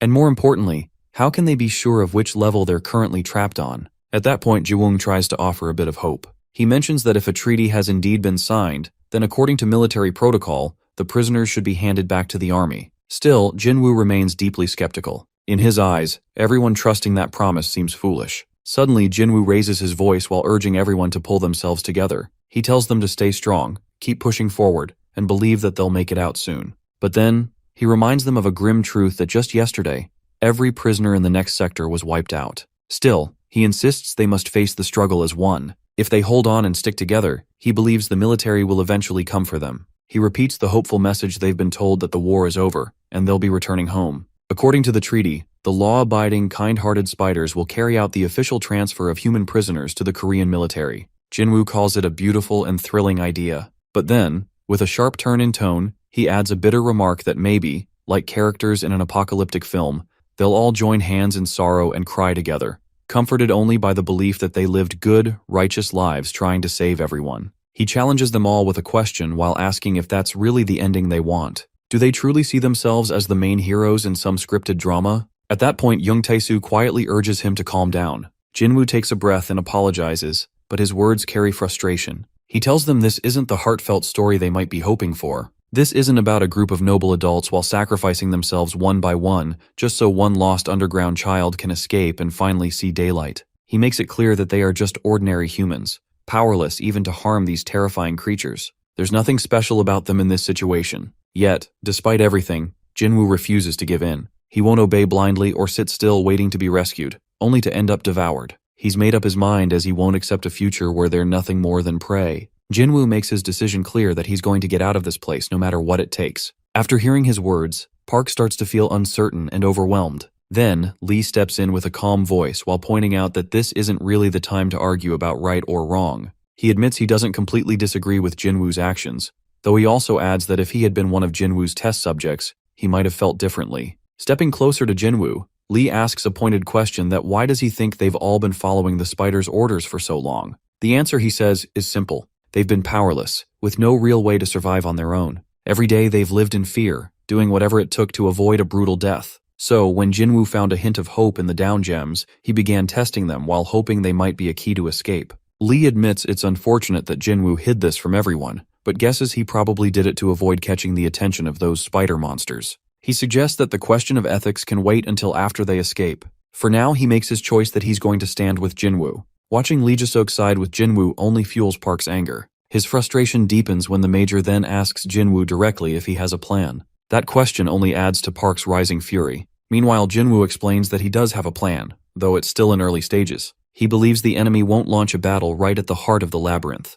Instead, they'll likely be deployed to the outskirts. Jinwoo reveals his strategy to use the confusion of the battlefield on the war day as their chance to escape. As soon as the chaos begins, they'll make their move. The Major, however, expresses doubt. He says it would be nearly impossible to outmaneuver the spiders in the middle of a fight. But Jinwoo responds with confidence that he's already prepared something for that. He then reveals a small batch of moss capsules. Each one contains only 0.1 of the usual dose found in a down gem. He instructs them to take one every day for a month. Gradually, they'll raise the dosage. If all goes well, by the time the war starts, their bodies should be able to handle 3 to 5 times the normal dose. That way, they'll unlock strength beyond what they've ever known. They'll become something different, something stronger, a new kind of humanity. But just as Jinwoo looks back at his past, a strange feeling washes over him. A chill runs through his body, sweat gathering on his skin. The memories don't feel right. He suddenly realizes that this isn't the past he remembers. A week before the war begins, Park mentions that additional forces are now positioned along the attack route, where they've been planting mines. He also points out that more prisoners are being brought in as reinforcements.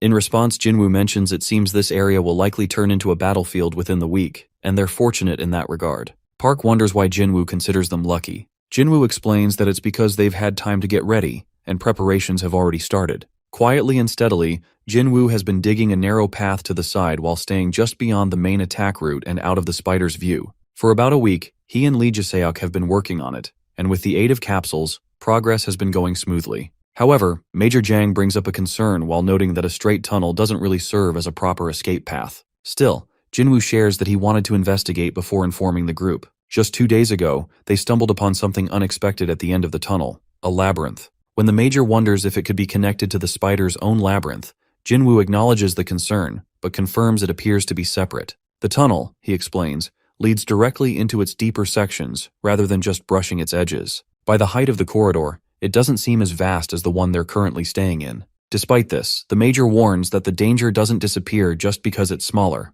but Jinwoo reassures him while stating that they haven't come across any monsters or threats inside. It appears to be an abandoned labyrinth. As most labyrinths are built in a mage-like fashion, he believes they might be able to lose the spiders inside if it ever comes to that. He also thinks they could even cut them off completely by expanding the tunnel. Yet Major Jang expresses another concern that they might end up lost inside and starve. Jinwoo understands but stresses that they need to find a solid solution before reaching that desperate point. He then asks about their current supplies. Jiwoong answers that they've got around 2 weeks' worth of preserved food, which was given to them by the spiders. However, the meat they receive through trading down gems tends to spoil fast while making it difficult to store in bulk. Jinwoo reflects on their current stash that they have 17 small down gems and 1 large one. He considers that if they begin now, they could use 1 down gem each day to get meat for their meals. Then, about 2 days before the war starts, they'll use the remaining gems to trade for as much food as they can except for 8 small ones and store all of it inside the tunnel the next day. Then, at that point, the Major brings up a different idea that he wonders why they shouldn't just trade the down gems for food now and make their escape immediately. He questions the need to wait until the war begins. In reply, Jinwoo mentions that he's already thought about that option, but there's a major obstacle, the foreman who controls the smaller spider units. He reminds them how, about a month ago, the foreman had an exact head count of everyone in the dormitory. Because of that, if they suddenly disappear, a squad might be sent after them, and their chance to escape would disappear altogether. Following that, the Major suggests they should make their move during the chaos of the war instead. At that moment, with thousands of prisoners possibly trying to flee while slipping away, might be more doable. Lee then brings up a new question that he's curious why they're keeping 8 of the small down gems. Jinwoo responds by explaining their purpose. Those specific gems, he shares, are being saved as their own personal self-destruct triggers. Jung Tae-soo then adds his doubts while saying he doesn't believe anyone can just stroll out of the facility without trouble. Still, Jinwoo clarifies that it's each person's decision whether to use them or not. However, since everyone's tolerance has increased, and they can now handle about 4 times the standard dose while swallowing a full gem, could allow someone to bring their existence to an end within a few seconds. Soon after, Jiwoong chimes in while pointing out that a single down gem has enough energy to create roughly 100 capsules,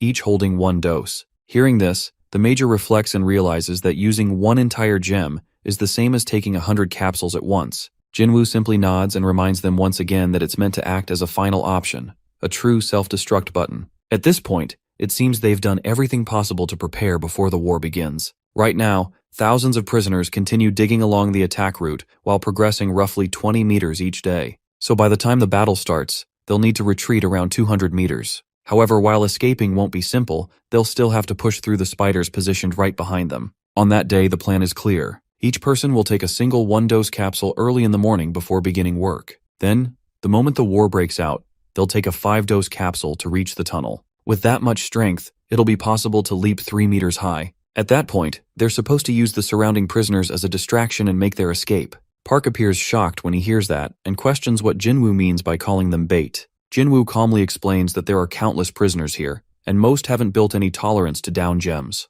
It's just not realistic to bring everyone while slipping past the spiders. Then, he turns toward Park and teases him while asking if he always reacts so emotionally to every small thing, or if he's just worried about the headlines once they escape. Jinwoo then mocks him further while joking that he must have forgotten Park as a reporter himself. After that, Jinwoo tells Park to step aside and not let his good child attitude get in the way. Finally, he lays out the full plan. Then he asks if anyone has any complaints other than Park. As the room stays silent, Jinwoo glances around and remarks that it looks like nobody has a problem. With a grin, he announces it's time for the main characters to step into their own story. When the day of the war finally arrives, the spider monster appears and delivers a speech. It refers to the humans as pitiful and urges them to welcome the honor of becoming the frontline warriors at the start of the war. According to the creature, they are no longer just prisoners, but heroes whose actions will be remembered throughout the underground world. While listening to this, Lee finds the speech ridiculous. He thinks to himself that he, Jinwoo, and the chatterbox are stuck in the middle of the battlefield, and one wrong step could mean the end.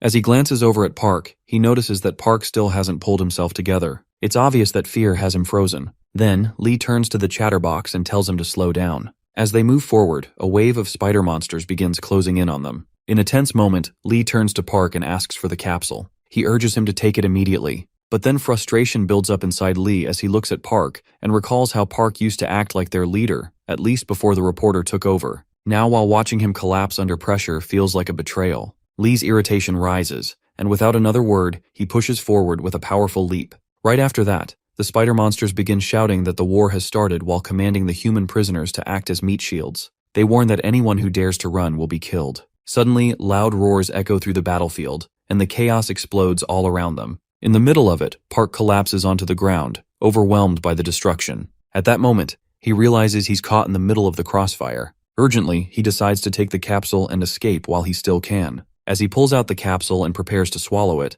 a violent shockwave from the destruction nearby causes it to slip from his hand. In that instant, something inside him shifts. His good child syndrome rises again while whispering that kindness always brings kindness in return. A voice within reminds him to always choose goodness while believing the world will reflect it back. As he holds on to that thought, he begins to reflect. In the underground, he's always tried to be honest and kind. People praised him for it, though some criticized him. Still, he continued down that path. He remembers how Jinwoo once told him he had the good child syndrome, and now those words echo in his mind. A new doubt creeps in that was he only pretending to be good? He thinks about all the things he's witnessed. The truth about people when they're facing death. He's seen human nature laid bare, faces twisted in fear, desperate and selfish actions. Even as he stood at the edge of losing his humanity, he clung to the role of the selfless one. He lived trying to help others while acting with pure intent. But now, in this moment of collapse, he begins to question if that was truly the right path. Is this the reward for his kindness? Slowly, he begins to understand perhaps he should have allowed himself to be a little more selfish, a little more ruthless, just once. As Lee supports Chatterbox over his shoulder, he notices that Chatterbox appears semi-conscious, barely holding on. With worry clouding his face, Lee questions whether he can stand while checking on him and gently shaking him in an effort to bring him back. He calls out repeatedly while trying to snap him out of his daze. Just then, Jinwoo, Jung Tae-soo, and Oh Hyunil return from a battle. Seeing them, Lee, visibly frustrated and still watching over Chatterbox, mutters in confusion while wondering what's wrong with him now. Once they regroup, Lee acknowledges their arrival. Jinwoo responds while mentioning that the center route where Lee had been stationed is the only area breached so far. He then inquires about Hyungtae while asking whether he had been with Lee. At this question, Lee falls silent, sorrow overtaking his expression. The moment he quiets down, the others instantly realize the truth that Hyungtae didn't survive. Jung Tae-soo and Oh Hyunil, while seeing Lee's reaction, also turn solemn, the weight of loss settling over them. After a short pause, Lee asks about Major Jang and Ji-woong. Jinwoo responds while explaining that there's been no update and assumes they're likely still stranded on the moon. He begins to explain the group's current layout. Weaver is stationed on the left wall, Lee was positioned at the center, and Major Jang and Ji-woong were deployed on the right side. According to him, the two of them should be behind the enemy line that has already pushed through. They can only hope those two manage to survive and find their way out. Tension rises in Lee as he processes all this. He wonders aloud how they can possibly keep going under such uncertain conditions. Jinwoo then turns to Lee and asks whether he gave Chatterbox his capsule. Lee admits that he didn't, only he had taken his, as they had left in a hurry. Jinwoo insists that Chatterbox must take it now while stressing that they're out of time. Lee protests, mentioning Chatterbox's poor condition. However, Jinwoo cuts him off while telling him this isn't the moment to hesitate. He has to force it down his throat if necessary. Then Jinwoo glances toward Young Tae-soo and asks whether the old man took his capsule. As Lee helps Chatterbox swallow the capsule, Young Tae-soo confirms he did take it. Jinwoo then wonders why he's still struggling. With a mocking grin, Young Tae-soo explains that it's not some miracle tonic that grants instant strength. Jinwoo, puzzled, questions whether that isn't its exact purpose. Young Tae-soo calls that idea absurd, saying it simply helps with his aching joints. It doesn't reverse age. This causes Jinwoo to grow uneasy. Internally, he starts realizing the truth that physical strength still relies on the body itself, and the capsule merely enhances efficiency. It doesn't burn fat or build muscle overnight. Bodies that are worn out remain limited, regardless. Observing Young Tae-soo and Oh Hyunil, he notes that both are struggling. Even though Oh Hyunil has the power in hand, his body is buckling under the pressure while panting with every step. With this in mind, Jinwoo deems them a liability. He decides that he, Lee, and Chatterbox will charge through the spider cluster in the center and divert their attention. He instructs Young Tae-soo and Oh Hyunil to stick close to the right wall and head toward the target. At this, Lee reacts with concern and asks why they're not staying together. Jinwoo replies that amid such disorder while splitting up boosts their survival odds. Oh Hyunil accepts this plan, and Young Tae-soo agrees while pointing out that differing speeds would only slow them down. They choose to survive separately and reconnect later. Even as Lee remains uneasy, Jinwoo places a firm hand on his shoulder while calming him. He questions what's bothering him so much and reminds him of what happened to Hyungtae, how going off script had fatal consequences. Jinwoo reassures him that he has thought this through, and Lee just needs to follow the orders. He urges him to focus on survival while emphasizing how he sees Lee as one of his own. He adds a final personal reminder about Lee's mother waiting for him at home. He needs to survive for her. As the group prepares to move, Jinwoo tells everyone they'll reunite at the tunnel. Young Tae-soo acknowledges the instruction and wishes them luck. Jinwoo tells Lee to keep watching Chatterbox. Then, the trio, Jinwoo, Lee, and Chatterbox move forward while navigating the terrain. However, their path is suddenly obstructed. Jinwoo notices and commands a quick sidestep. They must leap 3 meters to the right, where a smaller spider crouches beneath a larger one. Using it as a step, they press forward. Soon after, Jinwoo informs the group that they'll lose the enemy in the sandstorm. He warns them not to lose sight of him. Lee affirms. As the three continue through the spider-infested area, Lee reflects on their movements. They are keeping low to remain unnoticed while using smoke as cover and carefully avoiding attention. Around them, the spiders are preoccupied, either fighting or hunting other humans. Lee begins to piece things together. Something doesn't feel right. Jinwoo had claimed they'd be the bait, but this stealthy tactic contradicts that. Lee realizes that just running won't distract all the spiders in this chaotic mess. The earlier plan while escaping after battle began, and using others as distractions makes no sense anymore. Eventually he understands. They're not bait at all. In fact, the spiders already prefer crawling along the walls. Meanwhile, elsewhere, Oh Hyunil questions Young Tae-soo, while wondering why he agreed to be used as a pawn. Young Tae-soo admits he knew the entire time. He explains that it's better for the younger ones to live on. As someone already nearing his end, he doesn't want to become a burden. He's ready to go. Hearing this, Oh Hyunil grows anxious. With determination, Young Tae-soo apologizes for involving him, but assures him he will get him out safely, no matter what. Suddenly, Young Tae-soo swallows a raw gem. Oh Hyunil is stunned while reacting in disbelief. Before he can stop him, Young Tae-soo shoves him away and draws the attention of the spiders to himself while turning into a living decoy.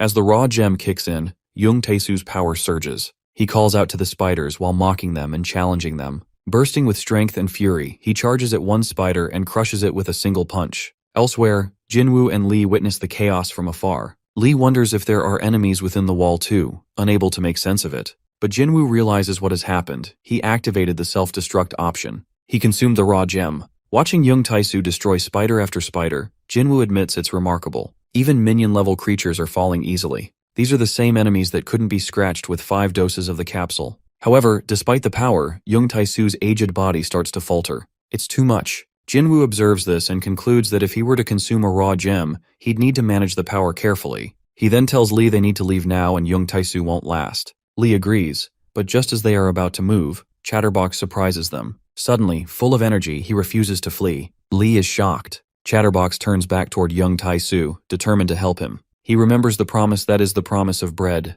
No matter what, Chatterbox chooses to fight beside his friend. Despite Lee's protests, Chatterbox breaks away and rushes back into the battle. Oh Hyunil ends up falling to the ground after being struck by his opponent's powerful attack. Meanwhile, young Tai-Su pulls everyone's attention toward himself, while making sure his teammates can stay safe. Eventually, when Hyunil regains his senses, he slowly realizes that none of the enemies are coming for him. They're walking away. At first he feels confused and wonders why they have suddenly lost interest in him, only to understand a moment later that their focus has shifted to Tai-Su. Tai-Su now sits right in front of the opponents, fully aware that all of them are about to charge at him. He prepares himself mentally, even willing to give up his life. Although Hyunil has injuries, he pushes through the pain and manages to get back on his feet. A thought runs through his mind that Tai-Su has bought him precious time, and now he needs to escape as quickly as possible. He knows exactly why the older man did this to keep everyone else safe and buy them a chance to leave. However, just as he turns to go, he glances back and sees the enemies swarming toward Tai-Su.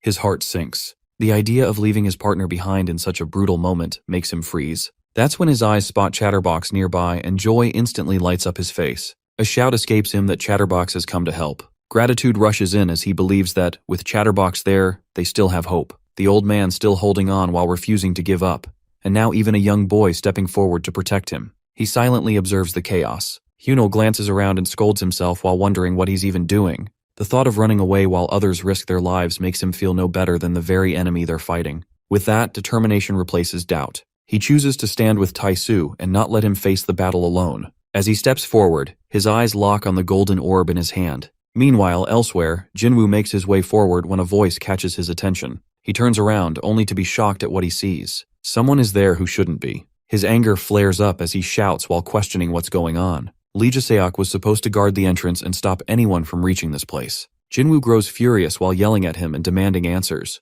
But before he can say more, a terrifying monster charges at him. Jinwoo narrowly avoids the attack but crashes to the ground and gets injured. The monster is far too strong, and he realizes he can't win this time. He gives in to the situation, thinking it's over for him. Yet, to his surprise, the monster suddenly pulls back and walks away without finishing him off. Shock fills his mind that he's still alive. Just as he relaxes a little, other monsters start closing in on him. Fear returns as he understands that death is not far. He rises to his feet and calls out for Chatterbox. Turning back, he notices Jae-seok standing still with his head bowed. Confusion spreads. Why isn't he moving? Why isn't he protecting the others? Jinwoo's voice rises as he demands to know what's going on. He warns Lee Jae-seok while telling him they're in a war zone and hesitation could mean death. However, as he's shouting, he doesn't realize a monster has crept up behind him. The creature grabs him by the arm, ready to strike both of them. At that exact moment, something strange happens. Just when both prepare themselves for the end, they fall to the ground unharmed. Fire bursts in front of them, and they realize they're still alive.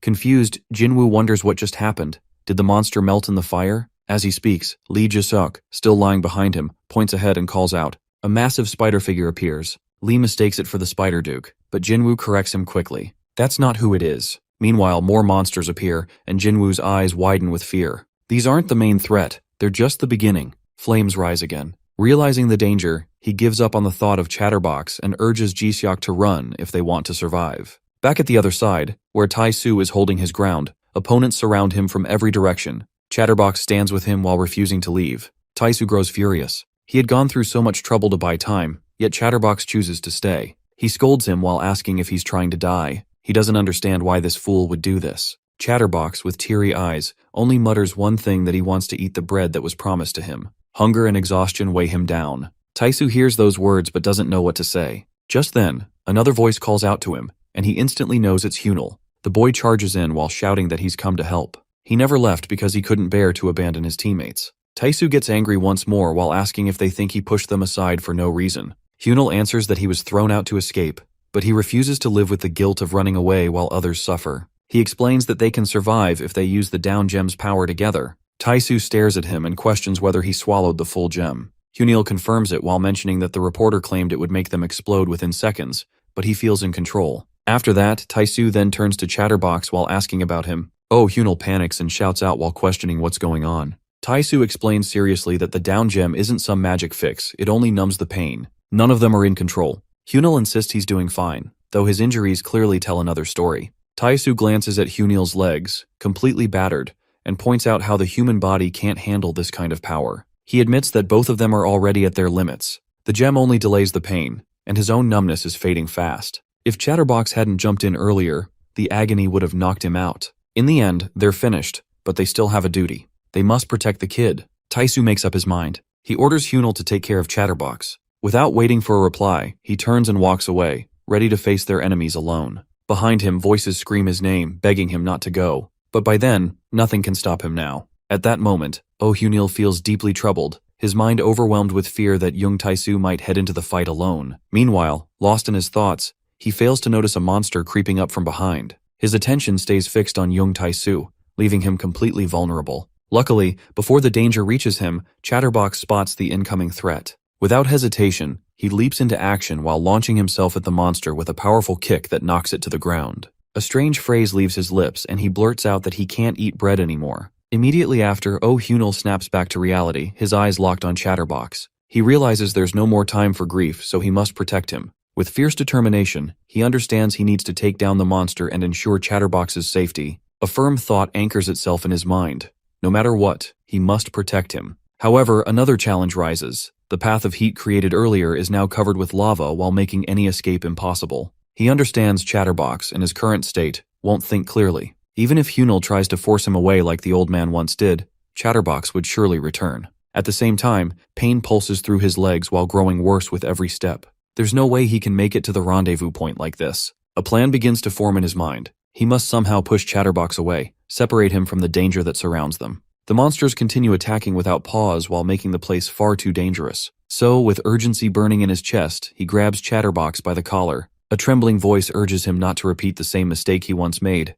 The big guy doesn't feel so happy as he tosses Chatterbox away from the battlefield. But just then, a figure rushes into view. He shouts to Major Jang. The Major races toward them, desperate to reach them in time. When he finally does, he wraps Chatterbox in a hug, his relief showing clearly. Hunil quickly points to the direction they must take to escape and urges them to go. Right then, Major Jang notices Hunil's leg, injured badly and unable to bear weight. A shadow of sorrow crosses the Major's face. In the middle of this, Hunil reflects on their situation. The spiders focus only on Chatterbox now. It's because they've never considered him a threat. In their eyes, humans are like insects, too weak to do any real harm. The old man and Chatterbox might have reached a level where they can hurt the enemy, but to the spiders, even they probably seem no more threatening than wandering dogs. He knows he must draw their attention. Being a mere annoyance won't be enough. If he's going to protect his team, he must look like a real threat. He needs to be more than a stray dog. He must become a terrifying beast. As his thoughts swirl, the frustration inside boils. He wants to keep everyone safe. He needs them to escape.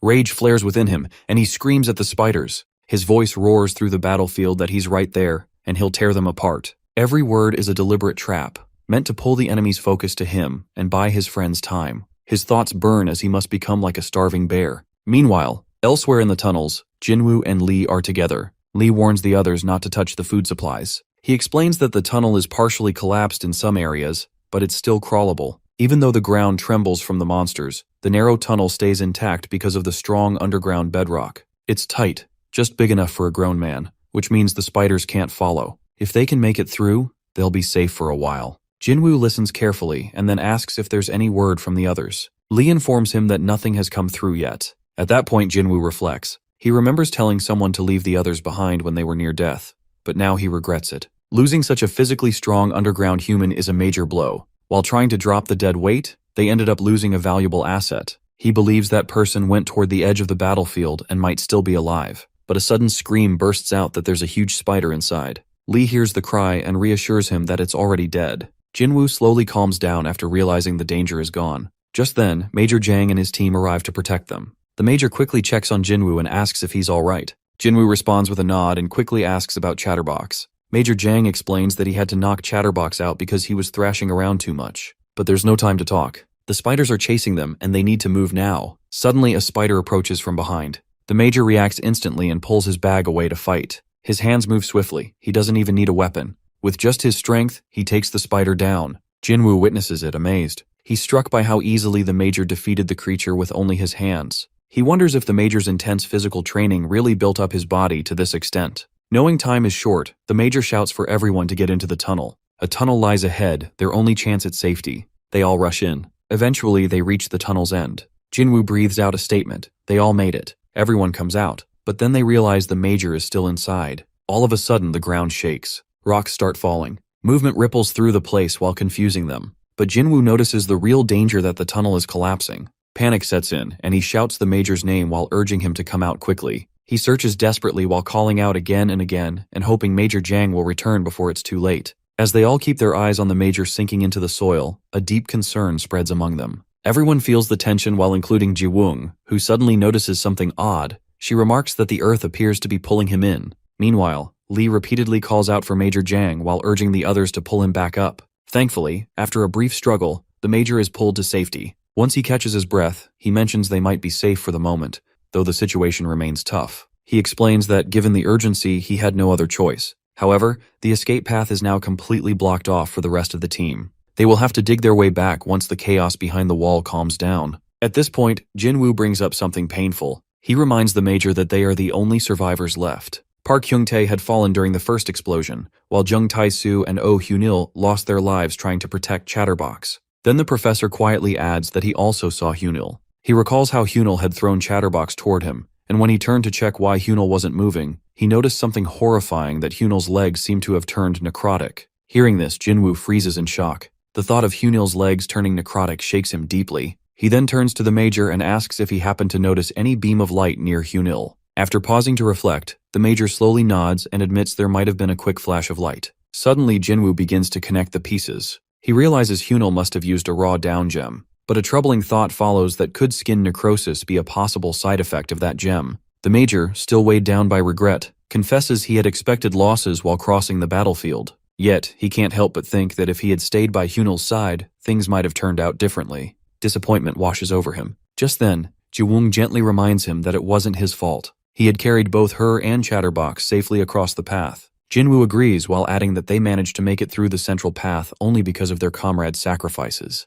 Right now, they're barely clinging to life, and if they press their luck any further, they all might not make it out. Eventually, the Major quietly agrees with Jinwoo while accepting the painful truth. Major Jang mentions that they've gotten past the most dangerous zone, but things aren't finished yet. He urges everyone to concentrate on what lies ahead, rather than dwelling on the losses, so their comrades' sacrifices hold meaning. With no time to spare, he turns to Jinwoo, asking about their next target. Jinwoo responds that they must locate an exit from this labyrinth. He adds that they can't be certain if the place is truly abandoned, so they should move carefully and not rush. Once they escape, their next step will be finding a route to the upper level. As the group gathers and stands still for a moment, a loud sound suddenly echoes through the air. Jinwoo instantly becomes alert while wondering where the noise is coming from. The Major points out that the sound is coming from the far side of the wall. Without wasting a second, Jinwoo shouts for everyone to run. He alerts them that the wall is breaking, and within seconds the monsters burst through. Panic hits as they all begin to sprint, but amid the chaos, Jinwoo trips and hits the ground. A bitter thought flashes through his mind that why is it always him? Just then, he notices another monster emerging right in front of him. From behind, Lee Ji-seok spots him fall and urgently urges him to get back on his feet. However, Jinwoo finds himself unable to get back on his feet. As he lies on the ground, his eyes suddenly lock onto the monster's face, and to his shock, it looks just like Park Hyung-tae. A wave of confusion hits him as he wonders if it could really be Park. Yet before he can process the moment, voices around him rise, everyone shouting at him to get up and escape quickly. As this unfolds, the Major watches the scene closely and mutters in disbelief while realizing that the administrator has somehow tracked them all the way here. Lee, confused and frustrated, questions why human prisoners would matter so much in the middle of a battlefield. At that moment, Jinwoo responds while telling them that the monster he saw was Park Hyung-tae. His words leave the others in shock. He continues while explaining that he clearly saw Park's face. The monster that just helped him had his face. But the Major can't accept it. He insists that Jinwoo must be mistaken while pointing out that Jinwoo was at the brink of death and might have imagined it. Still, Jinwoo remains fully convinced of what he saw. The Major then reminds him that the monster had already been killed. Was Jinwoo really suggesting that Park Hyung-tae should die a second time? Before they can say more, a large monster suddenly charges from behind. The Major immediately urges everyone to move. The group breaks into a run again, though tension rises quickly as the Major notices their speed slowing. At this pace, they'll be caught. Jinwoo, catching up beside him, mentions that the effect of the capsules is beginning to fade. Jinwoo stands frozen in shock for a moment. Then, without warning, spears begin to shoot out from the wall. As he pushes forward, Jiwoong quickly alerts him that they've entered a trap-filled labyrinth. It's risky, but at least it has bought them some time. However, as she moves ahead, Jinwoo notices something wrong and urges her to stop while warning her not to step on a particular stone. But it's too late. Her foot lands on it, and suddenly she falls. Pain shoots through her legs and she begins to tremble, her body shaking from the shock. Jinwoo sees her struggling, clearly in pain. At that very moment, he notices a monster approaching fast from behind. Thinking quickly, Jinwoo tells Major Jang to take Chatterbox and escape at once. He decides to carry Jiwoong himself while knowing that Chatterbox must come first. He is their top priority. Without hesitation, the Major listens and follows his order. Jinwoo then turns to Jiwoong while asking if she can stand, but her legs are badly injured. Without waiting, he tells her to get on his back. Jiwoong, filled with guilt, quietly apologizes. She feels responsible while saying she can sense the blood draining from her legs, and even in the middle of the battlefield, she had to be carried the entire day. Now it's happening all over again. Despite the chaos, Jinwoo urges her to stay strong. He tells her to leave and escape, but he can't quite hear her response. The noise around them is deafening, and he keeps asking her to speak louder while struggling to focus amid the confusion. Finally, Jiwoong tells him that she will buy them some time. After hearing this, Jinwoo hesitates, then moves forward and thanks her deeply for setting the trap that may save them all. As Jinwoo departs while leaving Jiwoong behind with the spider monster upon Jiwoong's own plea, both Lee and Major Jang are left startled by his choice. Neither of them feels content with Jinwoo's decision. Lee, shocked and uneasy, turns to Jinwoo while asking what exactly he has done. Jinwoo, filled with regret and anxiety, believes everything is his responsibility. With trembling nerves, he tries to explain to both Lee and Major Jang that Jiwoong had mentioned he wouldn't escape without his legs. Jiwoong had planned to stall the spider and trigger a trap. Despite Jinwoo's attempt to stop her, Jiwoong had insisted. Major Jang, while standing beside Lee, confirms they all heard Jiwoong's final cries. Trying to ease Jinwoo's panic, he reassures him that it wasn't his wrongdoing. He adds that the trap worked well while giving them a brief advantage. Then, with a calm tone, he says that Jiwoong's brave sacrifice can be honored later. Right now, their main goal is survival. He places a comforting hand on Jinwoo's shoulder while encouraging him to focus so that Jiwoong's death wouldn't be in vain. Jinwoo agrees, takes a deep breath, and states they should move quickly. Lee, however, remains angry and suspicious. Quietly to himself, Lee mutters that everything sounds like nonsense. He believes Major Jang is being misled. A memory flashes in his mind as he remembers the exact moment Jinwoo flung Jiwoong into the trap and left her with the spiders. Lee's thoughts race. He realizes it isn't the first instance. Another scene emerges. Jinwoo once used an old man as a distraction too. Lee becomes convinced that Jinwoo discards anyone the second they become a burden. He reflects bitterly on the down gem experiments and labels Jinwoo a psychopath. Fear grows in him. He feels he must warn Major Jang before things spiral further. He prepares himself to speak up, but then imagines how the conversation might unfold. In his thoughts, Major Jang gets angry while accusing him of dishonoring Jiwoong's last act and trying to split the team. Lee realizes bitterly that the Major won't trust someone reckless and brash like him over Jinwoo, who always takes charge. So, he decides to remain silent for now, but vows to speak up if Jinwoo acts suspicious again. As these thoughts consume him, a terrifying realization hits Lee that he isn't very strong. He mentally counts the team: himself, Jinwoo, Major Jang, and Chatterbox. Among them, Chatterbox, though underground-born, possesses immense strength and follows commands without question. The down gem has no side effects on him. Major Jang, with his sharp instincts and elite training, stands out as the most capable member of the crew. When Lee thinks of himself, his heart sinks. What has he done to prove his worth? He feels completely useless. A cold dread fills him as he fears that he'll be the next one cast aside, just like the others like Jiwoong. At that moment, Jinwoo notices his shaken expression and checks if he's all right. Lee snaps out of his thoughts while insisting that he's fine, just remembering Jiwoong's sacrifice. Jinwoo sighs while sharing that Jiwoong likely didn't want to die, but down here, with her legs gone, no way to stop the bleeding, and no medical supplies, he probably didn't want to slow the team down either. He reassures Lee by gently resting a hand on his shoulder, while reminding him how critical it is to stay focused. Infection from even the smallest wound could be fatal. Suddenly, Lee imagines a twisted version of Jinwoo, a devilish figure vowing to throw him to the spiders. The image terrifies him, but Jinwoo notices his discomfort and sincerely checks again if he's okay while wondering if he might have hurt his head. Lee nervously says he's just lost in thought. Jinwoo emphasizes how even small cuts could be lethal in their current state, while warning Lee again to stay careful. In his mind, Lee questions whether what he saw earlier was just in his head.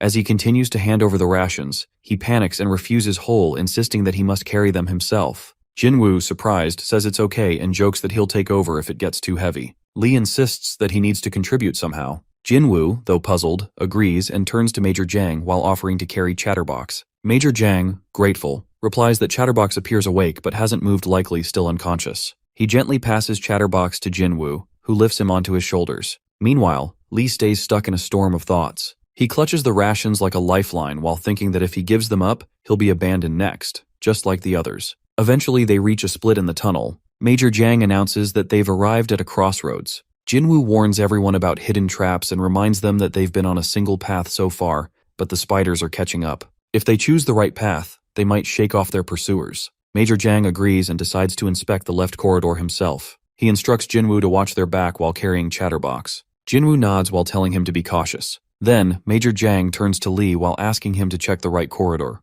Though still shaken, Lee complies. As he prepares to head out, Jinwoo asks Lee if he plans to take the rations along. Lee, frightened, says he must as it's his duty. Jinwoo clarifies that he's not trying to carry them himself, just asking him to leave the bag temporarily while scouting. But Lee refuses while saying he must hold on to it. Jinwoo then realizes what's troubling him and questions if this is about Ji-woong, or perhaps the past incidents with the old man and Hyunil. He asks Lee if he sees him as the villain here. He explains that with the old man, he only gave a suggestion, and the man agreed. As for Ji-woong, he volunteered. Jinwoo says he didn't force him, especially not with a weapon. He tries to make Lee understand that he didn't cause any of it intentionally. Then, he looks at Lee and asks if he truly believes he's just using him too. Jinwoo admits that even if Lee thinks he's scum, he should remember that Lee saved his life on level 2. Why would he abandon someone who once saved him? Jinwoo reminds Lee that they teamed up before, helped each other clean wounds, and even though things didn't go perfectly, they worked well as a pair. He puts his hand on Lee's shoulder while saying he only wants to survive together.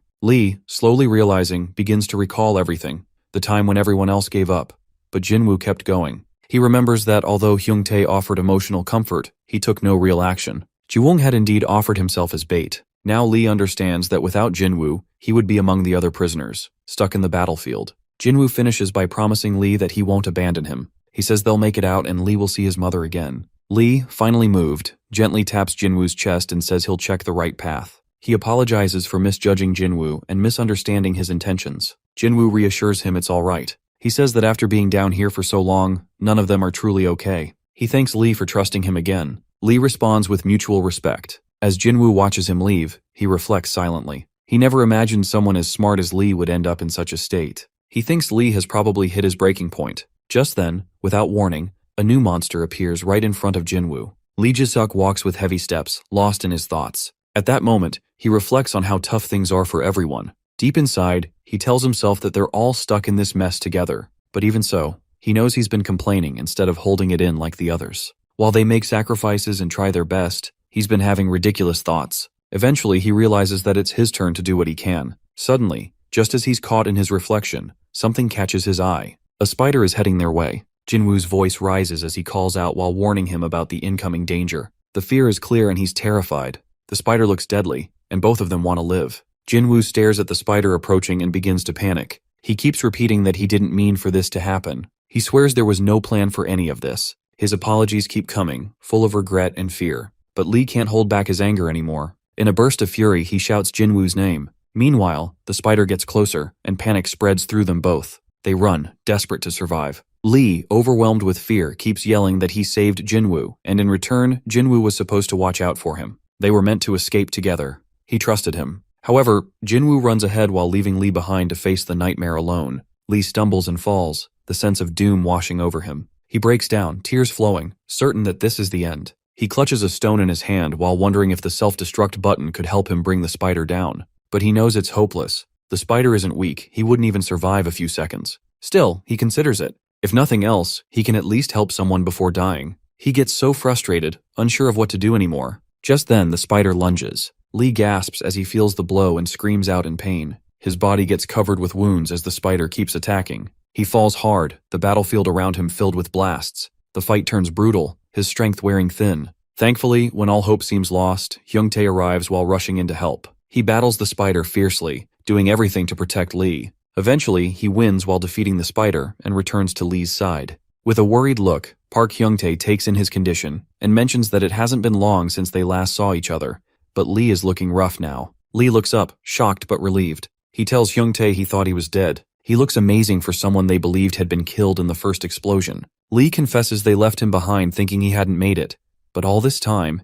he's been watching over them. He admits that he should have listened to Hyungtae instead of the reporter. That name triggers confusion in Park Hyung-tae, and he asks who the reporter is. Lee answers bitterly while revealing the name as Kim Jinwoo. The anger boils in his voice. Jinwoo left him behind, ran when things got hard, and never looked back. Then Lee begins to vent. Jinwoo has always used people as bait, always stirring up trouble, and running when danger came too close. He brings up others, Hyunil, Jinwoong, victims of Jinwoo's selfishness. Hyung-tae listens and mutters that so it was all Jinwoo's handiwork. He had thought the others were simply killed trying to escape. That word, handiwork, confuses Lee, so he questions him. Hyung-tae quickly backtracks while saying he misspoke and urges him not to take it to heart. Then Lee, still lying on the ground in pain, mentions he has a favor to ask. He shows Hyung-tae a gem hole holding it weakly. Hyung-tae questions why he didn't use it as he could have fought back if he had. In response, Lee explains that using it would have been like trading his life to buy time for Jinwoo. He believed that resisting would give Jinwoo a better chance of escaping. But now, he can't stand the thought of letting that man reach the surface. He insists that someone must stop him. He doesn't deserve to be saved. He must stay buried underground. Frustration and anger pour out of him. Hyung-tae listens quietly and then responds gently. He thinks maybe there's been a misunderstanding. He always believed Jinwoo was a good person, and perhaps Lee is wrong. Lee bursts out emotionally. He tells Hyung-tae that he doesn't understand. But then tears come again. He breaks down while shouting that Hyung-tae is right. He was mistaken all along. Only Hyung-tae saw Jinwoo for who he really was. He should have trusted him. As Lee cries, Park Hyung-tae rises and begins to walk away. His thoughts drift back to Lee and Jinwoo. At first, he felt that everything Jinwoo did had made his past life meaningless. He remembers how he gave everything to make others happy, while ignoring his own pain. Even when he was broken and shattered, he told himself it was okay as long as the people around him were smiling. But over time, it was Jinwoo who made him realize the truth. None of it mattered. The only thing that truly matters is yourself. All the good intentions, all the sacrifices, they were wasted on people who never truly cared. People who laughed while he turned himself into a clown for their amusement. He remembers praying while begging for just one more chance, and the underground granted that wish. Ever since then, he's been searching for the others to repay his past debts. He reassures Lee that he didn't come to save the others out of kindness. Then he remembers the moment when he first saw Lee again, and thinks to himself that finally, he has caught up with him. A strange voice reaches Hyung-tae's mind. At first, it tells him he should have allowed himself to be just a little more disgusting if he had one more chance. It mocks him while calling him a human, the absolute bottom of the food chain in the underground. It describes him as a pathetic life form, a weakling who isn't even permitted to breathe down there. Meanwhile, Hyung-tae, startled and confused, thinks the voice feels like it's speaking directly into his head. Then, the voice calmly reveals that it is the one who oversees the evolution of the Pretty Full.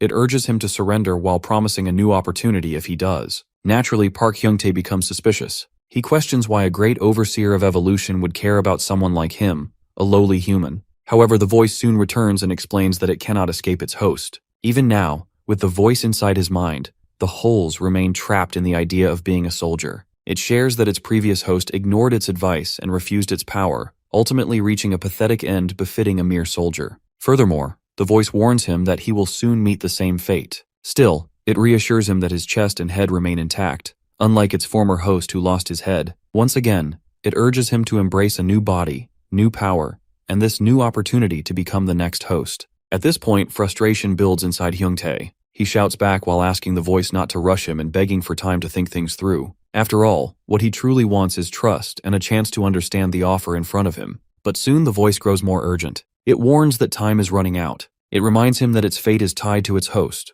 Hearing this, Hyung-tae grows angrier. He lashes out while yelling that they're both stuck in the same mess, so why act so full of pride? Why insult him by calling him weak? He argues that's no way to ask for a favor. In frustration, he continues while mocking the voice and asking if glaring at him with a big dumb eye is supposed to scare him. He's tired of being manipulated. Suddenly, he brings up Jinwoo while revealing the betrayal he suffered and how all the stress he bottled up is finally pouring out. As a result, he makes a firm decision that he's going to live how he wants from now on. Yet again, the voice responds. It tells him that such strength of mind is meaningless in the face of death. It reminds him that he only has two choices, life or death. Eventually, Hyung-tae accepts the offer. He confesses that he was ready from the beginning. However, he believes the choice isn't his to make it belongs to the voice. He demands to be accepted, but warns that it shouldn't think it can control him. Instead, he claims that he will be the one in control. Overwhelmed with power, he starts shouting with joy. The monster inside responds with excitement, and together they make a contract. Sometime later, Jinwoo is walking alongside Major Jang.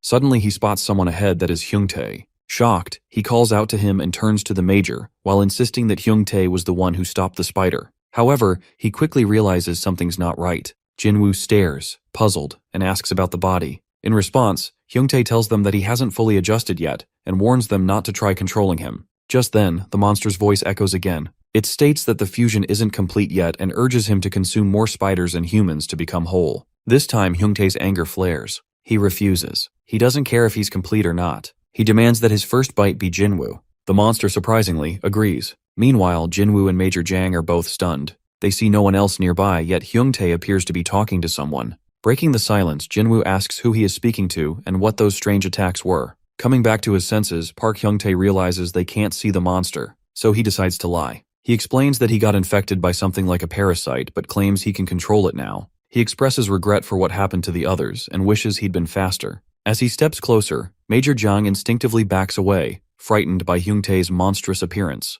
Jinwoo notices this and speaks up. He questions whether the Major really thinks Hyung-tae isn't himself, just because of how he looks. However, Major Jang believes they're dealing with an enemy. He accuses Hyung-tae of attacking them and pretending to be their friend. Hearing this, Hyung-tae can't help but laugh. He challenges the Major while questioning how he dares call him a monster. He reminds him of how hard he worked to take care of everyone. He watched over the cook, the nerd, kept an eye on spiders, and even respected the old man who was practically useless. Then, he brings up Hyun-jae, the only one they could truly rely on, and accuses Jinwoo of killing him. He recalls all the times he tried to keep hope alive, only to be painted as a troublemaker by some reporter. His rage explodes as he demands to know how they could treat him this way. This time, Major Jang begins to understand. He finally recognizes Hyung-tae's pain. His voice softens as he admits that it truly is Hyung-tae. He confesses that they put him through too much, and that they let him down countless times. He humbly asks for forgiveness for judging him based on his appearance. For the first time, Hyung-tae feels relief. He smiles and tells the Major there's no need for anger anymore.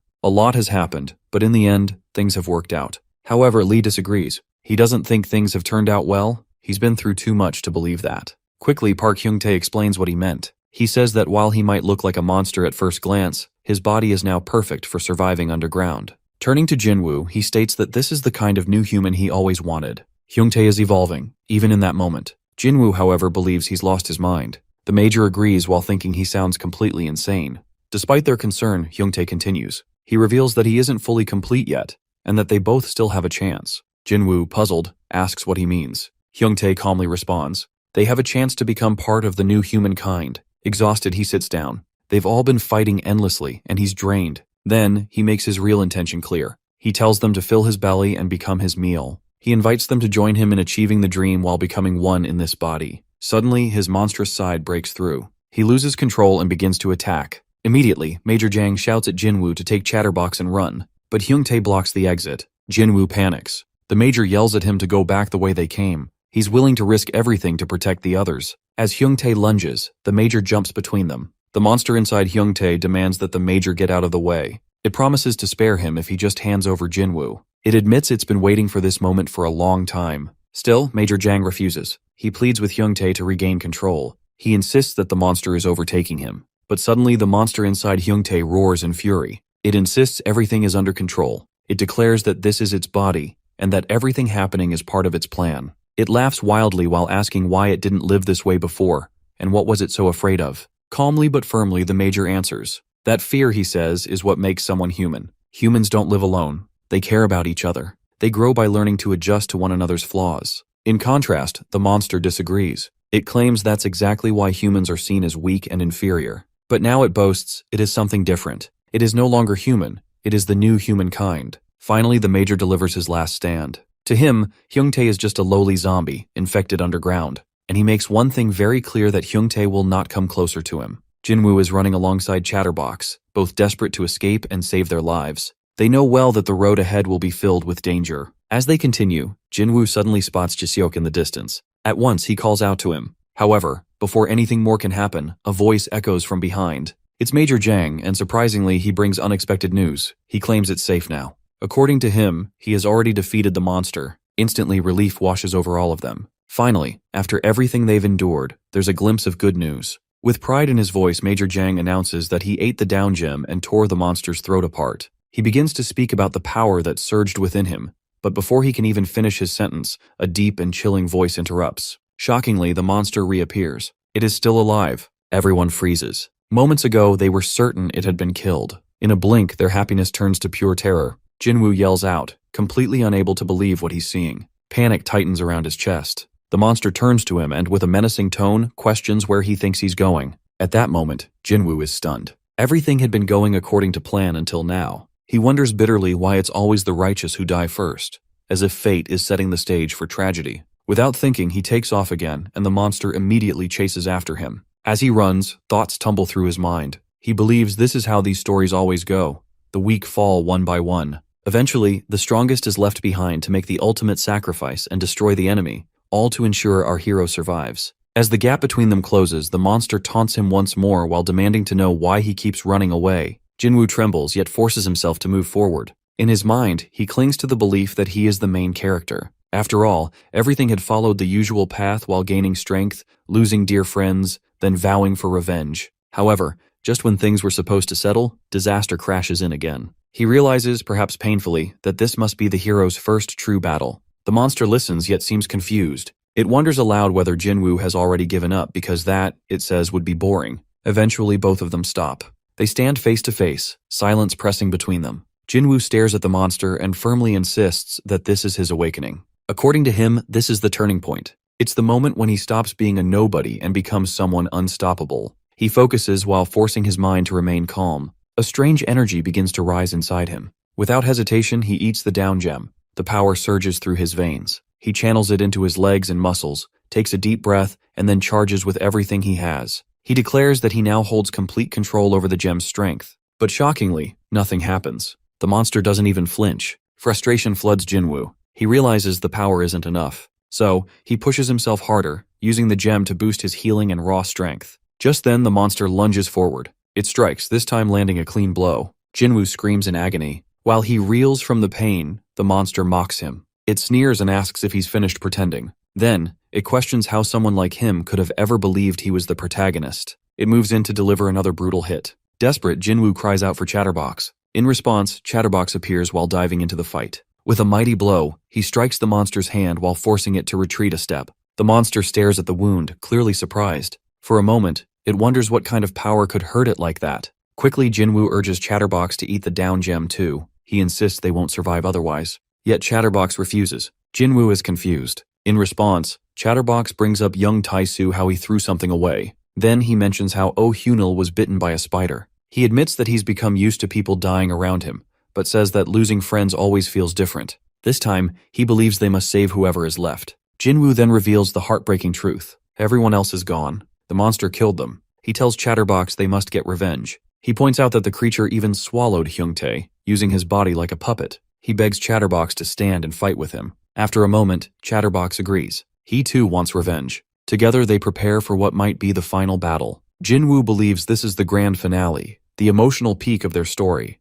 The monster snarls. Now furious, it realizes that if these two fight together, it might actually lose. It hurls insults at them and attacks again. The battle resumes. Powerful blows are exchanged. At one point, the monster kicks Chatterbox hard while knocking him aside. Still, it continues to mock them while scoffing at their belief in being heroes. Then, it looks directly at Jinwoo and says it finally understands. According to the monster, Jinwoo has used everyone around him like tools to fulfill his own dream. It tells him he was never the hero, only a reporter jealous of those who truly shined. The words cut deep, but Jinwoo refuses to accept them. He yells back that he is not just an extra. The monster, however, agrees, then adds that he is something worse. He calls him a villain, the worst kind. Suddenly, the monster lunges forward for the killing blow. Jinwoo knows this might be the end. Yet in that exact moment, Chatterbox jumps in front of him while taking the attack. Jinwoo is frozen in disbelief. He can't understand why Chatterbox would risk everything for him. But Chatterbox answers simply. He says he doesn't want to lose another friend. Jinwoo is all he has left, and no matter what happens, he'll protect him from the monster.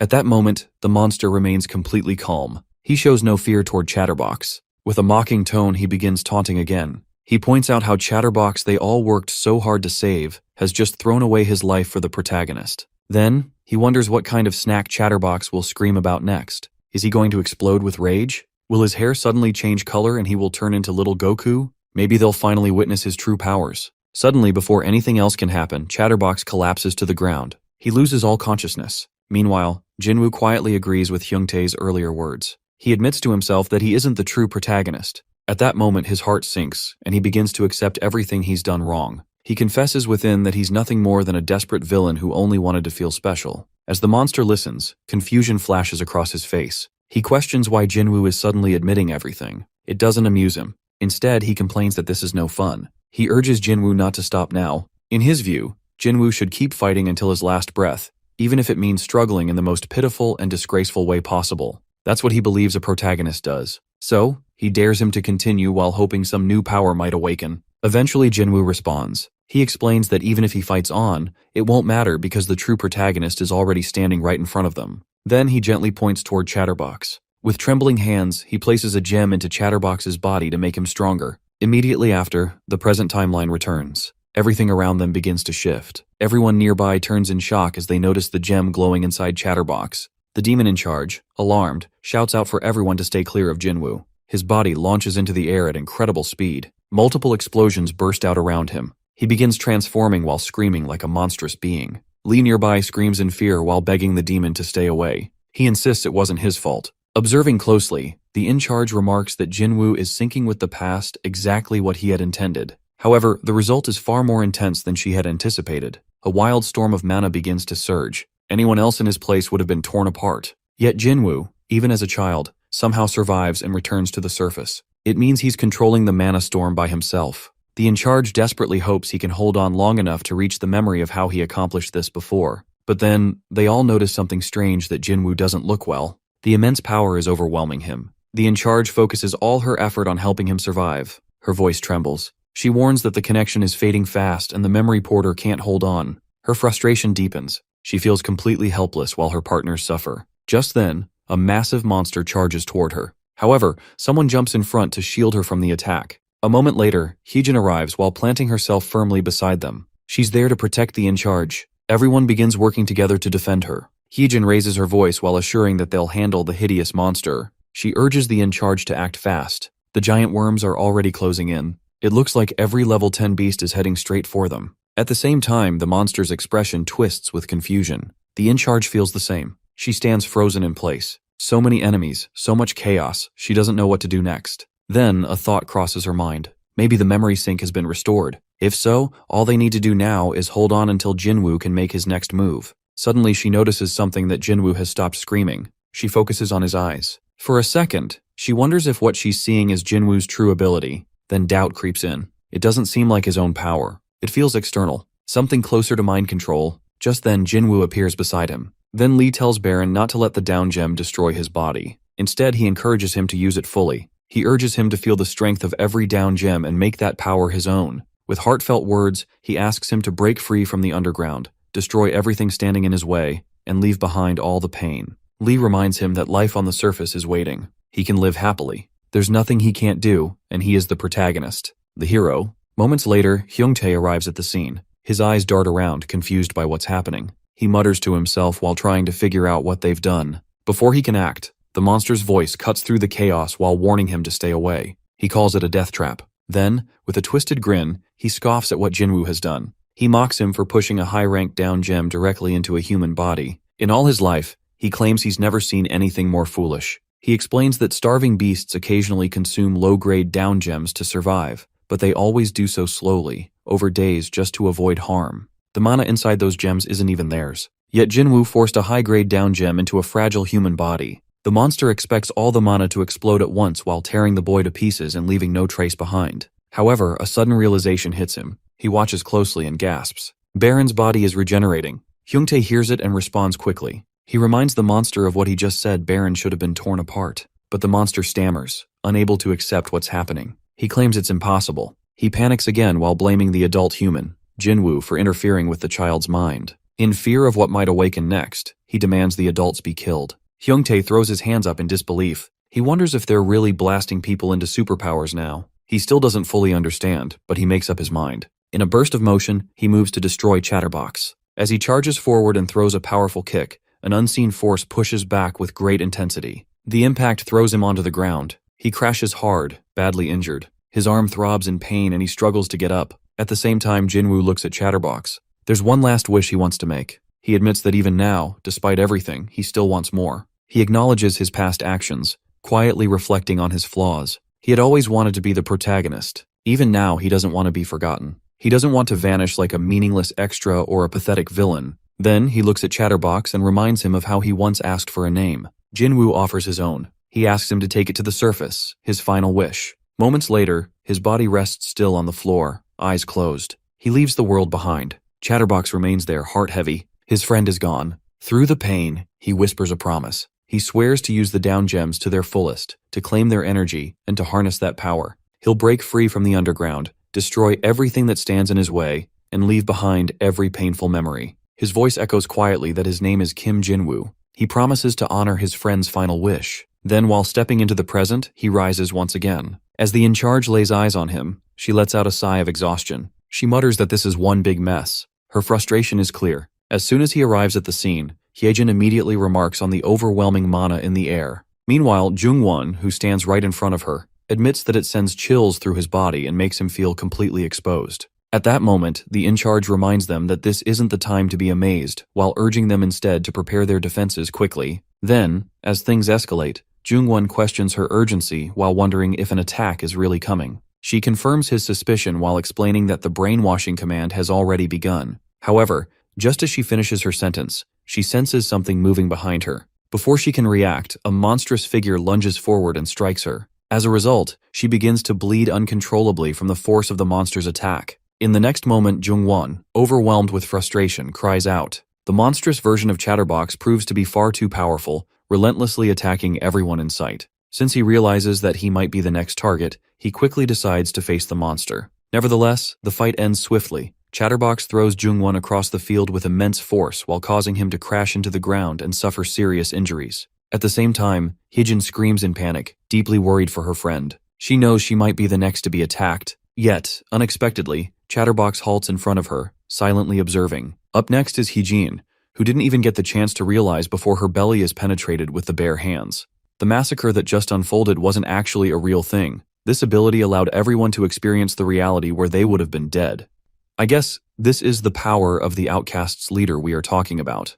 So don't take it lightly. Eventually, Hyejin expresses her gratitude to the captain while believing she was moments away from death. Without wasting time, Red Demon reminds them that they must stay focused. She also notices something strange, that the Baron has returned to his original position, as if he had never moved in the first place. This makes her wonder whether this is the ability of the outcast's leader, something called reality denial. Even though she has heard of it before, this is the first time she's witnessing it with her own eyes. Therefore, she begins to question how such an unbelievable ability truly works. However, her thoughts are soon interrupted. Chatterbox appears once again, still under the monstrous influence. Immediately, the in-charge notices and alerts everyone by shouting that he is coming back. All eyes turn toward him just as Chatterbox falls to the ground and lies there, unmoving. Then, Demon, overwhelmed and exhausted, yells in frustration that she can't hold out much longer. Clearly, she's both mentally and physically drained while facing an incredible amount of pressure. Without hesitation, Jungwon urges her to follow him while knowing that standing still is no longer an option.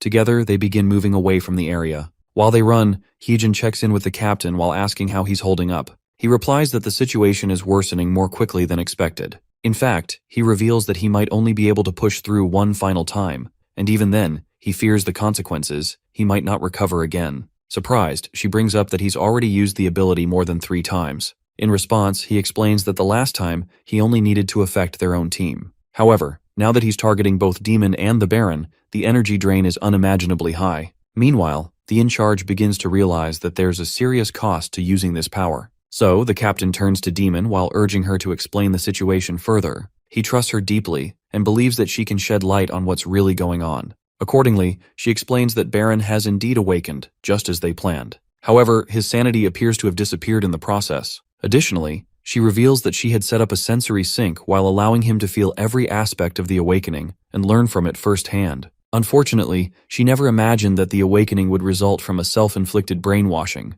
At that point, Lee, still trying to process everything, asks whether Baron is under mind control. She confirms this while adding that in the past, a high-rank down gem had been used to force awakenings. He finds it difficult to believe while insisting that such an enormous amount of mana couldn't have come from just one gem. Indeed, he is right. As a child, Baron's mana stall measured about 2 meters in width. Now it has expanded beyond 10 meters. As she begins to reflect, she wonders whether this is due to natural talent or something even greater. But while she's lost in thought, Lee raises his voice to bring her back while reminding her that they don't have time to waste. Realizing her mistake, she quickly apologizes. Then, she explains that the caster embedded 3 core commands into Baron's mind: absorb the power of the down gem, escape the underground, and eliminate any obstacles in his way. These commands push him toward the surface. While this might seem like a solution, she stresses that they can't let Baron rampage through the levels unchecked. Then, the captain asks how long they need to hold him off. She answers that it's only until Baron's original self reaches the surface. But the captain doesn't accept her response easily. He yells out that it's impossible while asking if she understands how long it would take to get from the deeper levels all the way up. In response, she promises to speed up the process, already holding something in her hands that could help. At that moment, they spot Jinwoo approaching. He questions how someone like him could possess enough raw power to flatten a giant worm. She informs Lee that it feels as though the boy could step in at any moment. Despite her calm tone, she stays alert, clearly reading the situation with care. As Lee calls out her name again, she assures him that she will begin immediately. Thus, they all resume moving forward. Jungwon, while stepping up, tells the others to stay out of the fight. He wants to handle things alone. Though the situation is frustrating, he prefers not to face death again. He mentions that it hasn't even been half a day since their last sparring match. Even though the other party wasn't conscious at the time, Jungwon believes they must now pay for harming his family. Finally, Jinwoo arrives again, this time much stronger than before. As everyone turns to look, they can't help but shout out in surprise while wondering just how powerful he has become. Lee and Jinwoo are standing face to face, locked in a fierce battle. Neither of them backs down. To begin with, Lee makes the first move while blowing air as he moves in to kick Jinwoo. From that moment on, the fight between them continues with relentless intensity, both throwing punches and kicks. They're equally strong and powerful. It's hard to tell who has the upper hand. Clearly, each of them gives their all while making it obvious they're both skilled in their own ways. Lee believes he's taken no damage. He wraps himself in mana like it's a suit of armor while protecting his body. Meanwhile, while attacking Jinwoo repeatedly, he wonders how Jinwoo is still standing without a scratch. As a result, he decides to strike again. In his mind, Lee compares Jinwoo's wild attacks to brute strength alone. He thinks Jinwoo is no different from an underground beast and reflects that nothing has changed since their last match. According to him, battle also requires skill, not just strength. He doubts Jinwoo can hear his thoughts anyway, and without delay, he launches another attack. Jinwoo then closes in, ready to counter. Lee, confident, believes it's useless and that his armor will protect him. But Jinwoo focuses all his strength and lands a blow directly to Lee's eye, completely damaging it. Surprisingly, Lee isn't shocked. He suspects it's a feint. Right away, he commands Parasite to heal his eye, and just like that, his vision returns, fully restored. The scene flashes back to the past life. Hyungtae arrives at the scene. He's confused and turns to Parasite while asking what just happened. Parasite gives him the full picture. Apparently, what's happening before his eyes seems impossible. A human reigning inside the mana storm, a force that should have torn him apart. Yet this human has made it his own. Parasite can't believe it. He questions how such an inferior species could possess such power. In his mind, there must be a limit. Soon after, as he prepares to attack with his full strength, he shouts that it's impossible to dodge everything and calls for the human to die. But then, he sees something shocking. Chatterbox. He can't believe the abilities this being holds. He cries out in disbelief while calling Chatterbox a mere inferior being, a lowly creature. Then, the monster decides to launch an attack on Chatterbox. However, Chatterbox is using all his power while pouring every ounce of force into the fight. Hyungtae takes wound after wound as Chatterbox presses on, not slowing down.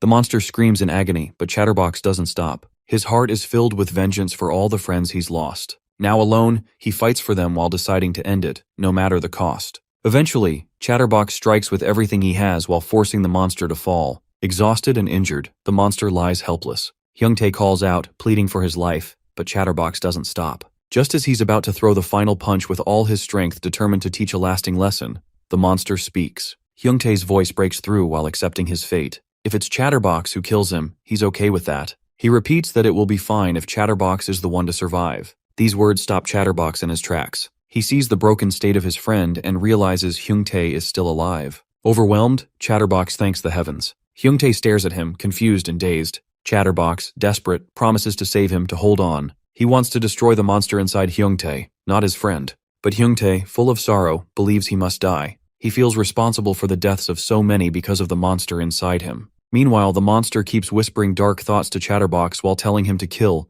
to eliminate all obstacles, to get rid of anything in his path. It tries to convince him to destroy Hyungtae, but Chatterbox shouts back while refusing. He cries that Hyungtae is his friend, and he won't kill him. Conflicted and overwhelmed, he doesn't know what to do. Hyungtae begs for it to end. Chatterbox, full of frustration, screams that he doesn't want to kill his friend. He can't do it. He won't. His mind is torn apart by the pressure. Hyungtae keeps pleading while telling him to come back, to end it. But Chatterbox can't bring himself to do it. In the end, he turns and runs away from the place, leaving his friend behind. Hyungtae, desperate and broken, screams for him to return while begging not to be left alone again. He shouts that he doesn't want to die alone and not again. As one of the spears comes flying and strikes Lee's eye, a sharp spear shoots through him. However, he quickly becomes aware that his sight remains intact, and he can still move forward next time. But then, his parasite speaks to him while warning that he'll eventually lose the eye, and questioning how long he plans to deny his true self. It reminds him that rejecting it is pointless, since it flows within his bloodstream. They are now one and the same. Yet, Lee tells it to stay silent while calling it nothing more than a parasite that forced its way into his body. The being responds calmly while letting him label it however he likes while urging him to wield its strength like he did during the earlier duel on the surface. But Lee counters while explaining that the choice to use it back then wasn't about owning the power. It was to show that even a parasite isn't something to rely on as a privilege. The parasite quietly responds while reminding him that without its support, he and his allies would have perished and turned to dust long ago. It insists that had he embraced its power fully, he wouldn't have lost his left eye or his left arm. It urges him once more to accept its strength to protect himself. Still, Lee pushes back while ordering it to remain hidden. He refuses to accept it and insists he'll survive on his own. He tells it to return to where it came from and never appear again. In response, the parasite softly remarks from the shadows that it will wait, just as it always has. Suddenly, Jinwoo appears and charges forward with a swift strike. Lee collapses to the ground. Once again, the parasite murmurs that if he had used its arm, he might have been able to stay on his feet. But Lee firmly reminds it of his earlier warning to remain inside. Then, while lying there, he watches Jinwoo take long, powerful strides forward. Lee understands there's no time to pause. As he lifts his gaze, he notices a giant worm emerging before him. A thought crosses his mind that could this be the one Soo-hyang had mentioned. He quickly checks in with her while wanting to know how many giant worms are approaching. She responds while explaining she can't give a precise number. When he questions what she means, she clarifies that there are simply too many to count. While they exchange words, a sudden force strikes him while causing him to hit the ground. In that instant, he realizes that the nearby worms have already entered the area. He reaches out while searching for his weapon, only to discover it's useless. He can't even locate it. Meanwhile, the demon responsible for level 10 is locked in battle alongside a beast while facing the enemy with fierce resistance. Observing this, Lee instructs the outcast to shield the demon from the swarm, while offering to distract the worms himself. However, right then, Jinwoo arrives and urges him to use the down gems, all of them, before their power slips away. Suddenly, a bright flash bursts through the air. Lee stands stunned, watching a storm of mana form before his eyes. He quickly notices that Jinwoo has embedded a down gem into his own body. The scene leaves Lee at a loss. He's no longer sure what Jinwoo even is anymore. He's even more taken aback as the worms begin to react violently to the mana surge. He tells the others to fall back while thinking that if they could just delay the worms a bit longer, it might shift things in their favor. In the background,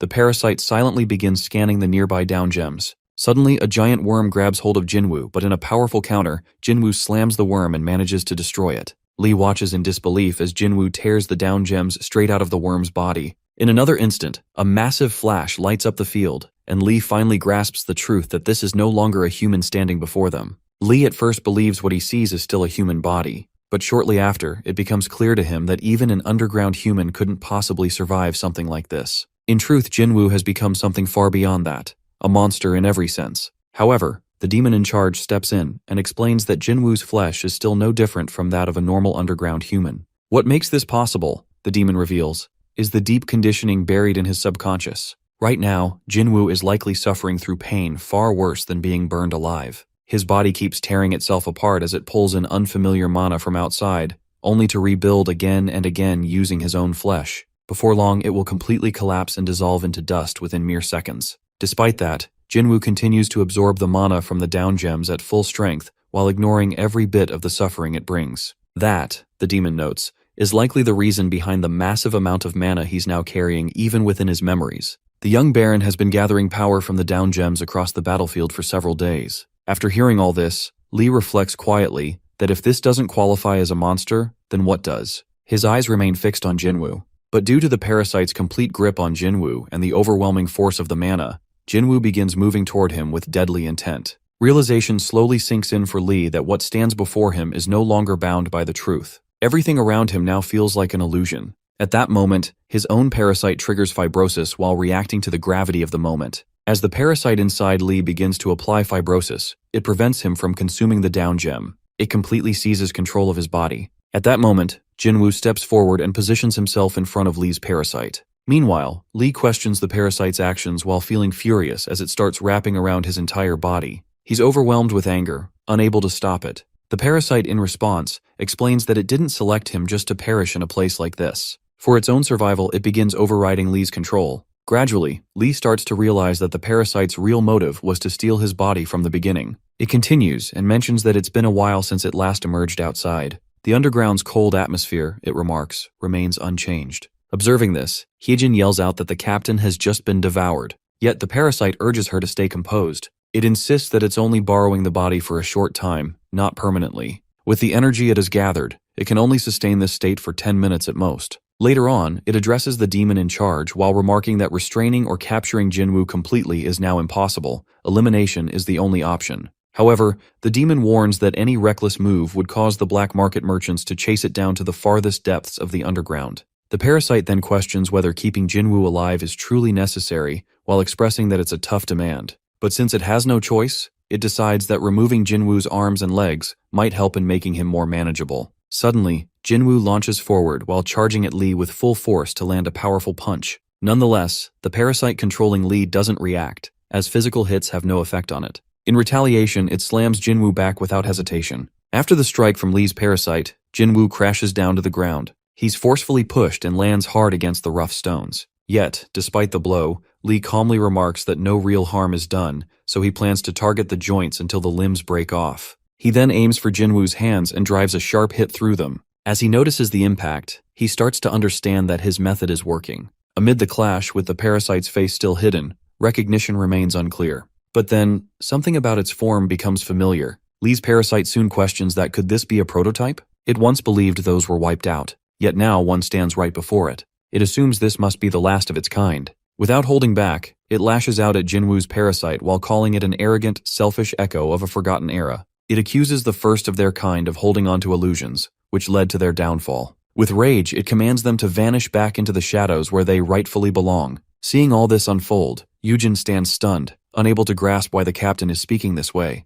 But the demon in charge quietly explains to her that something deeper seems to be happening between the parasites. At that moment, Jinwoo's parasite questions whether Lee's parasite has become so desperate to keep living that it has forgotten its real duty and now only wants to survive. They were once given a mission to carry out. They are the seeds of the king. It urges the other to return to the hive and complete what they were created for. In response, Lee's parasite wonders if Jinwoo's parasite now stands as the hive's leader. But Jinwoo's parasite firmly denies that, while pointing out that Lee's parasite must be the last one remaining, that who else would hold that role. He explains that he has separated from the hive and become his own being. He pushes the other to face reality and accept defeat. The order is collapsing, the king has fallen, and the mission has come to its end. Yet, Jinwoo's parasite then challenges the meaning of that failure. He questions whether one can still call it failure after witnessing the strength of his host. Accusing Lee's parasite of betrayal, he declares that it is soaked in loss and insists on taking it back while forcing it to become a prototype again. Soon, the parasite starts absorbing loose fragments scattered around.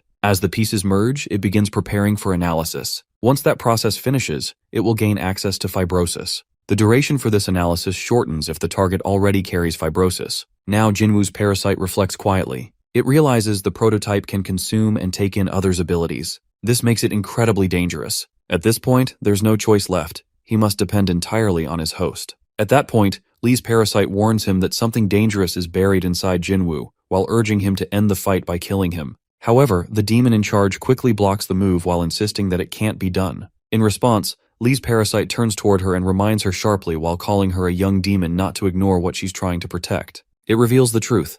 The one they are defending is the Demon King himself. It continues while explaining that the Demon King will rise again beneath the underground, and urges its host to strike the human before he has the chance to destroy the Demon King's vessel. Just then Lee speaks up. He tells the parasite that while he was trapped deep inside it, he spent every moment thinking of how to disgrace it in the worst way possible. Hearing this, the parasite becomes visibly shaken, but Lee continues. He recalls what the black market merchants told him, that those living above ground call this thing a giant bastard. He reflects further while saying they had spent their entire lives buried in the shadows while turning away from paradise, until the day this one showed them the light. Still, the parasite keeps insisting he must kill Jinwoo while warning him not to make a mistake. Yet, Lee responds calmly, while revealing that he never expected he'd get the chance to repay his debt so soon. He now believes this is the moment. With determination, he promises to remove the darkness from the parasite's path, while declaring that everything in its past has been a lie. While sitting on the ground, Jinwoo slowly wonders when he lost consciousness.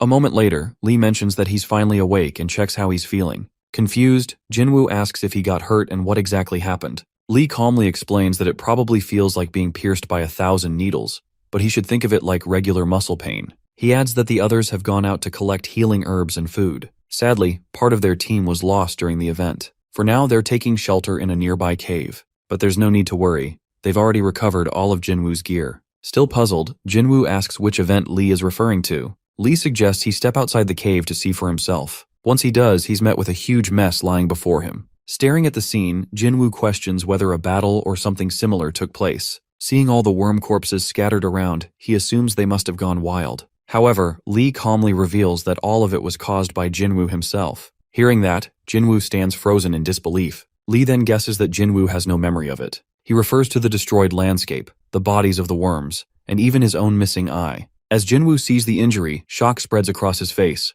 Lee gently offers to explain everything. After listening carefully, Jinwoo finally learns the full story. He then asks if Lee really used all of his skills to erase the part of the past where Jinwoo had been brainwashed, and if losing an eye was part of that price. Lee quietly confirms it. It's already been 2 days since the event. Now, for the first time, Jinwoo feels truly indebted to someone. Words don't come easily. He doesn't know how to express his feelings, but Lee brushes it off while telling him not to worry. He says he was bound to lose the eye eventually, it just happened now. And to him, while using it to repay the one who showed him paradise feels worth it. So, he has no regrets. Jinwoo sits with a heavy feeling in his chest, guilt slowly creeping in. To him, while losing sight in a battle like this seems like a huge sacrifice. But Lee calmly reassures him that his vision isn't completely gone. He explains that he now depends on the power of his parasite, which allows him to sense down gems. Whenever mana moves through an object, it becomes clearer than ever before. At this moment, he describes Jinwoo as shining like the sun. The mana radiating from Jinwoo reflects off nearby surfaces while lighting up his vision in unexpected ways. Hearing this, Jungwon appears stunned.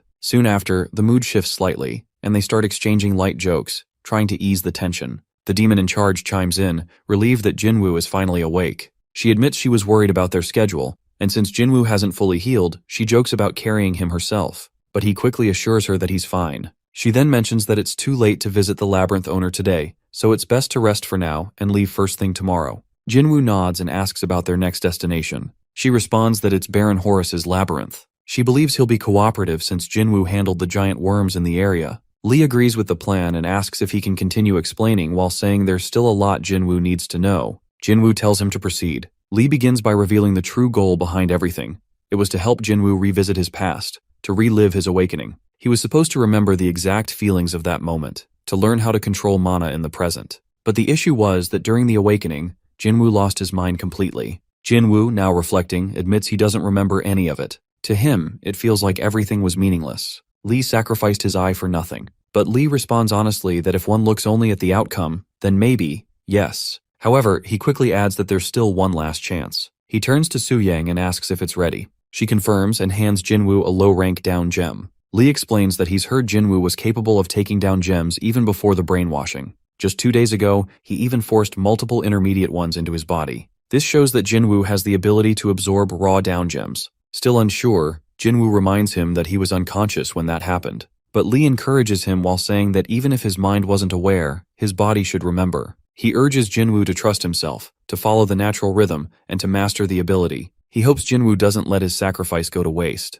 With quiet determination, Jinwoo slowly reaches out and takes the down gem into his hand. Jinwoo, without hesitation, decides there's no point in choosing the longer route. Observing him, Lee silently reflects that since it's only a low-rank down gem, a mana storm likely won't occur, but the pain will be unbearable nonetheless. As Jinwoo consumes the down gem, an intense ache shoots through his arms. Lee, while staying focused, urges him to block out the pain, keep control, and center all attention. At the same time, Lee senses the unfamiliar mana beginning to rampage inside Jinwoo's body. This wild energy will try to break free while destroying whatever lies in its path. Right now, Jinwoo is overwhelmed. He still lacks the skill to steer mana properly, and without that knowledge, self-healing remains out of reach. His parasite also lies dormant, unable to offer support. In this condition, the body is unlikely to last more than a few hours. That's the usual fate of anyone who absorbs a down gem. Still, Lee continues while explaining that the feeling is like having countless glass shards trapped inside the body. Those shards represent raw power. Instead of fighting them, he urges Jinwoo to take command. He shouldn't force them to stop, but rather, guide their movement. He tells him to lead one shard to rotate gently in one spot. Once one follows, the others can fall in line. The goal is to build a flow while moving from the fingers up to the shoulders, while imagining the energy as blood moving through veins. That's what forms the mana pathway. Gradually, the glass-like pieces inside Jinwoo begin shifting while becoming a stream guided by his will. But Lee knows there's even more mana inside Jinwoo than what the down gem alone gave him. He instructs him to push that stream further while letting it travel into his chest while heading toward the heart. He must treat it like discovering an endless well and follow where the flow leads within. However, Jinwoo struggles. He admits he can't see anything clearly, as if the stream is vanishing into a thick fog. Lee, while remaining calm, tells him to keep focusing. It doesn't need to be a continuous stream. Even a single drop is enough. He encourages Jinwoo to stay with that one drop until the very end. Once that droplet reaches the bottom of the unseen well, it will make all the difference. At that moment, Lee quietly wonders if this is what Yujin once witnessed. He finds it stunning, like catching a glimpse of something sacred. Looking at Jinwoo, he remarks with admiration that Jinwoo carries a paradise within his chest. And with a calm smile, he congratulates him. Jinwoo has finally touched the blessing of Geyser. As everyone keeps searching for the gem, Lee urges them to look upwards too, while pointing out a large one located just to the right of Hyejin. While she continues to explore a different area, he mentions that she's wandered off too far. She responds, mentioning that there's nothing useful in her spot. But after studying a nearby wall, he remarks that the gem must be hidden within it. Eventually, Hyejin discovers a mid-level down gem beneath the surface. Soon after, they begin locating more on the cliffs. During their search, Jungwon alerts Lee that he nearly steps off the edge. Lee expresses his thanks and admits he can't clearly see the ground. Jinwoo, however, offers to guide the way using mana. Still, Lee refuses gently while explaining that too many beasts nearby could detect magical energy. He notes that he can still follow the people walking ahead, and mentions that Jungwon will remain behind him for safety. Then, another gem catches his eye, and he retrieves it. After that, he reflects on how many down gems are scattered in the area, eventually realizing that this place must be Baron Horus's labyrinth. The demon in charge confirms this while admitting she thought they had already entered his territory. She wonders aloud if it's alright to collect down gems while being here. She adds that the Baron likely wouldn't mind or even notice their disappearance. Jinwoo calmly explains that Baron Horus is one of the wealthiest figures on the 10th floor. At the center of his labyrinth lies a vast mine. He recalls how the goblins on the 9th floor were also mining, but they didn't seem very successful. The demon nods and mentions their mine only holds iron, occasionally yielding small traces of mithril or the occasional down gem. Meanwhile, Baron Horus's labyrinth is rich with gold, various precious stones, down gems, and even adamantium. In fact, she mentions how some rumors claim that down gems naturally fall from the ceiling and land directly on the altar. Still, Jinwoo feels uneasy. When asked if it's due to the Baron's ability to fund a massive army with perfect gear and access to endless down gems, he confirms his concern while acknowledging that they may eventually need to face him in battle. At this point, the demon pauses thoughtfully and assures him that there's little need to worry. She quietly adds that it's unlikely Baron Horus would go all out, perhaps even more accurate to say that he can't use his full strength. When Jinwoo asks her to explain, she simply tells him he'll understand soon enough. Soon after, they all approach a glowing sight, and Jinwoo wonders aloud if it's pure gold. However, Lee stops him and hands over a mask and bandages soaked in beast scent. Before they step forward, he advises him to wear them so the Baron won't discover that he's human. Soon, within the dark corridors of the Shadow Labyrinth, Jinwoo steps inside alongside Lee and the rest of their group. As he glances at the guards stationed nearby, he remarks that they seem like nothing more than black smoke wrapped in armor. In response, Lee informs him that those are Baron Horus's soldiers. Although Jinwoo observes their gear, he mentions he can't tell whether the equipment is genuinely high quality or just appears impressive. At that point, the demon in charge clarifies that all of them wear top-tier gear, even noting a few pieces crafted from mithril. Still, she reassures them there's nothing to fear, those guards can't even swing a blade. Curious, Jinwoo wonders why they are so powerless. The demon explains that they aren't beasts capable of physical combat. Once their bodies lose form, they vanish completely. Therefore, their armor serves no actual purpose. Jinwoo then questions the reason behind carrying weapons, while wondering if it's only for display. The demon eventually admits that's exactly the case. With that, Jinwoo begins to notice the strange lack of security. None of the soldiers seem bothered by their presence, and he hasn't spotted any proper guards so far. However, as they walk further, he finally notices someone who seems like a real fighter. The demon quietly identifies it as a zealot. Naturally, Jinwoo asks what a zealot is, and the demon in charge explains they are the lowest-ranked warriors from Count Parthenon's priesthood. The Count places one of them in each labyrinth under his control. Jinwoo reflects that it looks quite powerful for being such a low-tier unit. The demon agrees while pointing out that since it serves the Count directly, even the weakest among them are formidable. Then, she leads them toward two massive doors, the entrance to the owner's chamber. Just before they move ahead, Lee pauses and reminds Jinwoo about something important.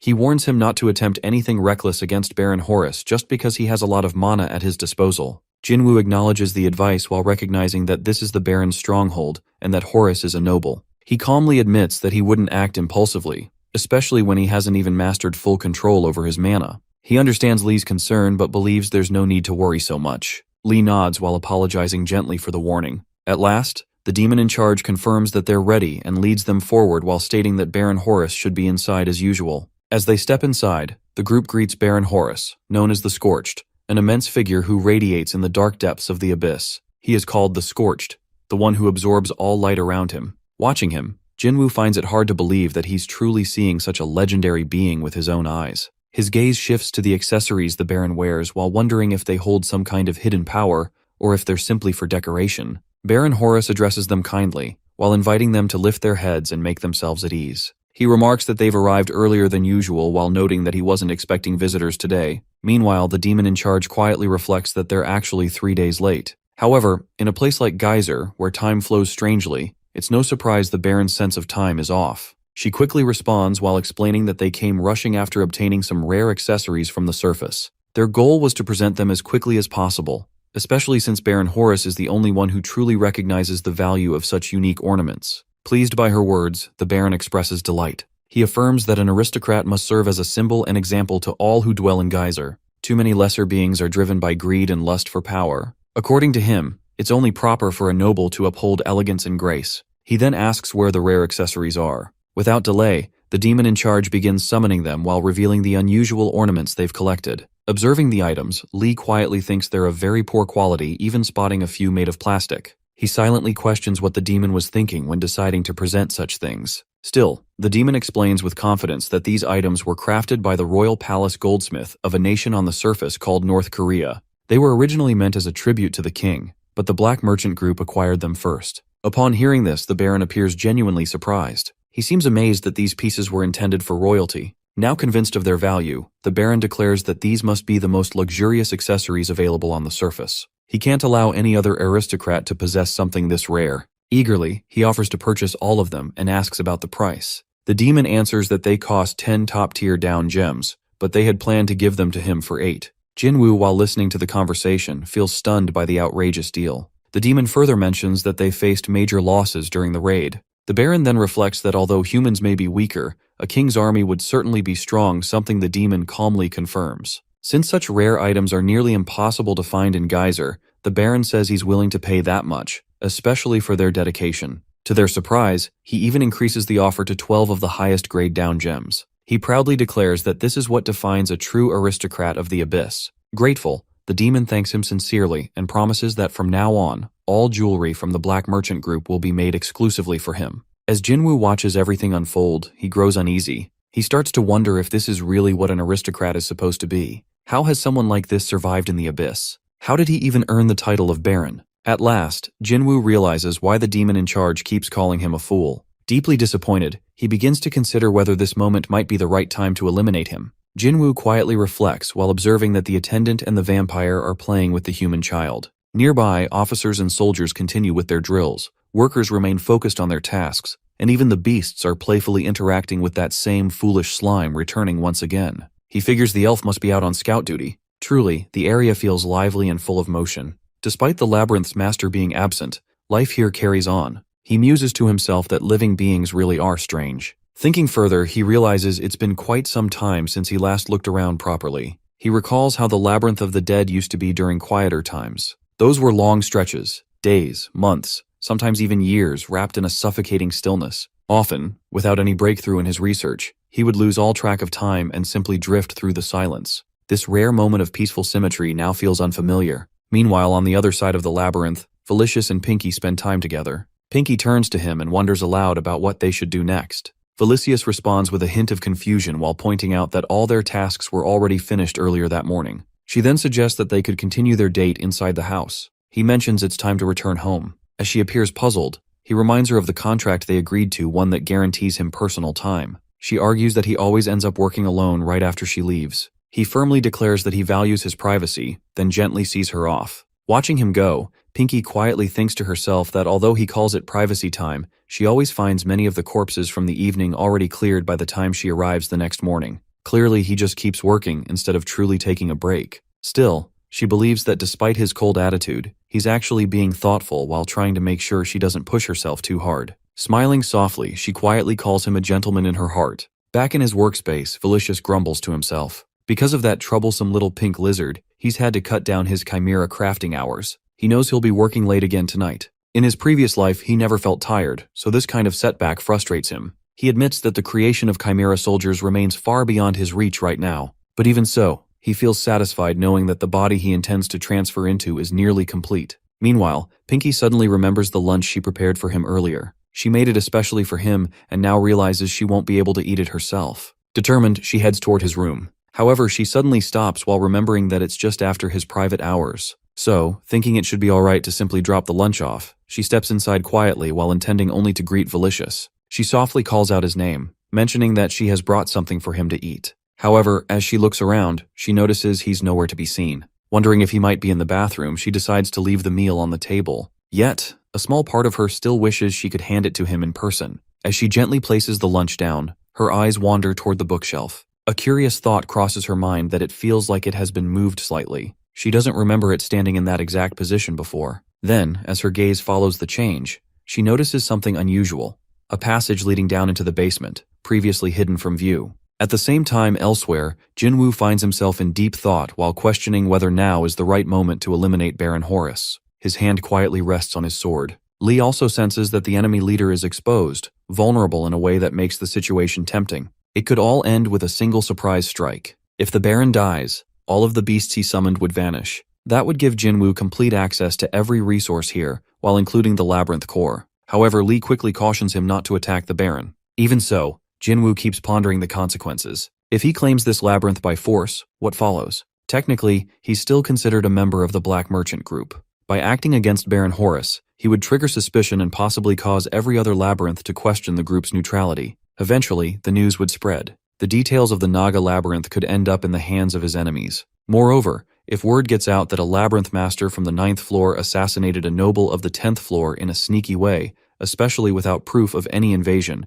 it would only give enemies a reason to launch an assault. Worse, being the one who initiated the conflict, he'd find it nearly impossible to create alliances with others on the 9th floor. While he's still caught in thought, the demon in charge shifts the conversation toward Baron Horus. She casually asks him what he thinks about the 9th floor of Geyser. The Baron seems puzzled by the question while wanting to know why she asks. She responds that she heard an aristocrat was recently placed there and is curious about his opinion. Baron Horus shrugs off the topic while assuming it's just another fool who decided to follow Anatolius. He remarks that the title of aristocrat is not something that should be handed out lightly, especially not to someone treated like a pet. He makes it clear that he doesn't consider that individual worthy of his attention. The demon in charge then mentions that he seems completely unbothered by this new aristocrat's presence. Hearing this, the Baron bursts into laughter, amused by the idea. He mocks the notion of being threatened and boldly claims that he could wipe out that labyrinth using only 2 of his soldiers. She agrees with his words while offering a slight nod of understanding. After hearing their conversation, Jinwoo quietly reflects.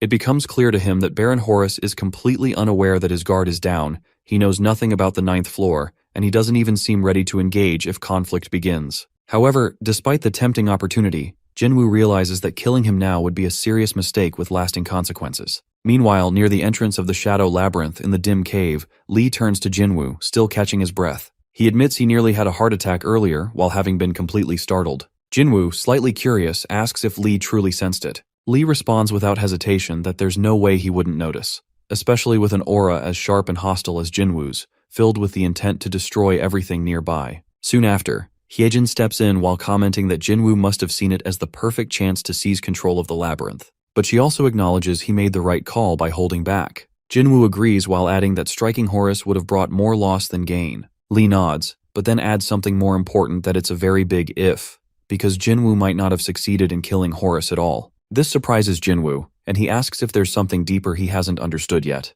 Lee answers calmly, while knowing exactly what Jinwoo is thinking. He admits that although Horus appears foolish on the surface, there's a reason why he alone dominates the most fertile regions of the 10th floor and still carries the title of Baron. Until the shadow surrounding him is cleared away, no one can bring him down. Jinwoo wonders out loud that even Anatolius can't? Lee firmly responds that only Anatolius himself is capable of doing so. He explains that if Jinwoo had really gone through with the attack, it would have looked like Horus's body was split clean in half. But once that illusion faded, all that Jinwoo would have seen was endless darkness. And eventually, that darkness would have swallowed him whole. That is the cursed flame of darkness tied to Baron Horus. Jinwoo mutters while half joking that it sounds easy. Maybe all he'd need is a flashlight while swinging his blade. But deep down, he knows the truth is far more complicated. At that very moment, somewhere else, Valicius stands still, pleased and quietly proud. He looks over what he has crafted with his own hands. Valicius feels pleased now that he's finally completed crafting his new body. However, as he reflects,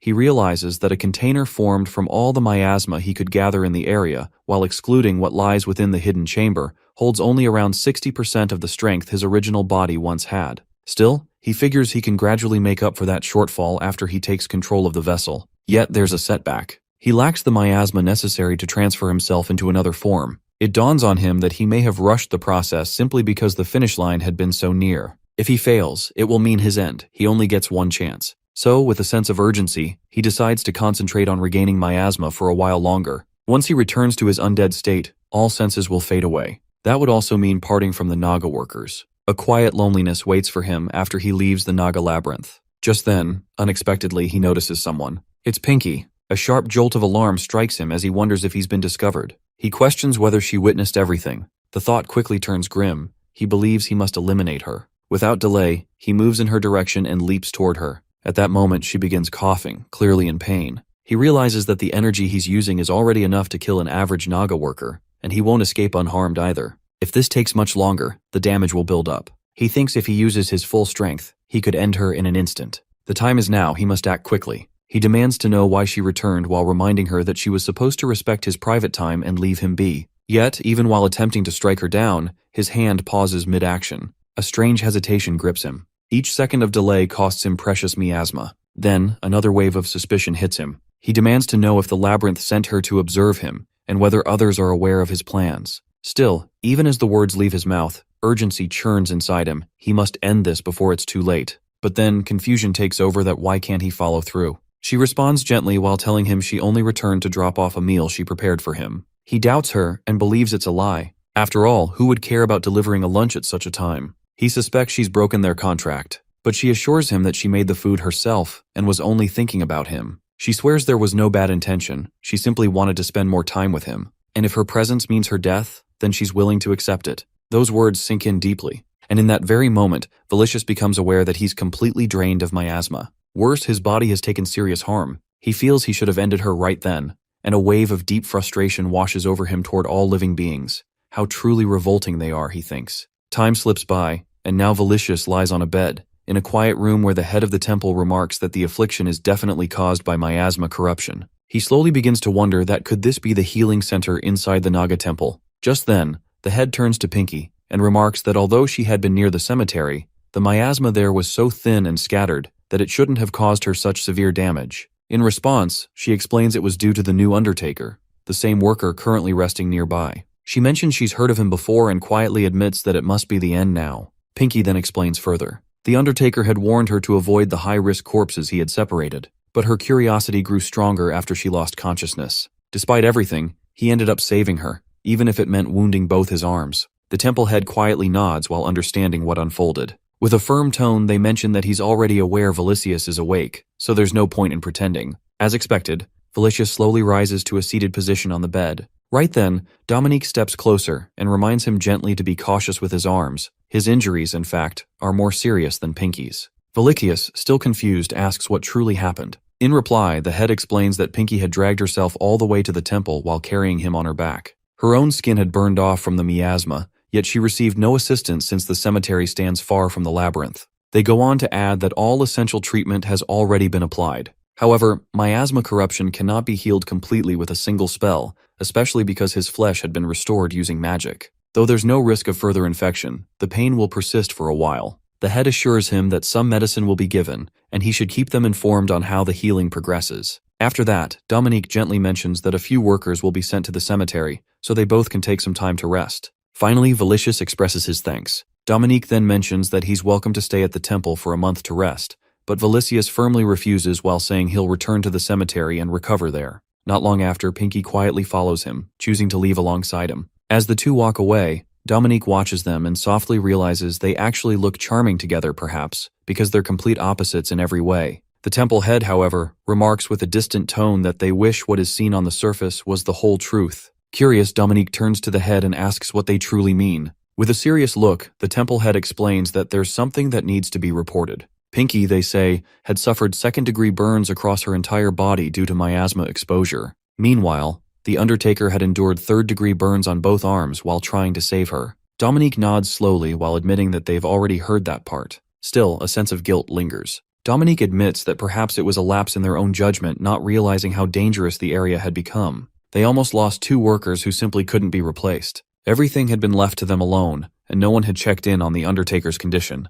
With a heavy heart, Dominique admits they must inspect the site themselves and improve the safety measures immediately. Yet, the temple head gently replies that Dominique is correct, but that's not what they were truly getting at. They explain further that it's not unusual for someone like Pinky to receive second-degree burns in a space filled with miasma. But what doesn't make sense is the extent of Valicious's injuries. To suffer burns that severe, he would have needed to expose his arms to miasma so potent that it could be seen with the naked eye, lethal levels of concentration. And yet, that raises a troubling question. How could he end up with third-degree injuries while Pinky only suffered second-degree ones? Dominique quietly realizes how strange that sounds. But the temple head isn't finished. They add that there's more to consider. Based on what they were told, Valicious rescued Pinky from inside a room full of miasma, yet only his arms are harmed. That detail doesn't add up. With a calm but firm tone, the head concludes that it points to one thing: magic. More specifically, they believe Valicious used necromancy spells, as such magic uses miasma as its energy source instead of mana.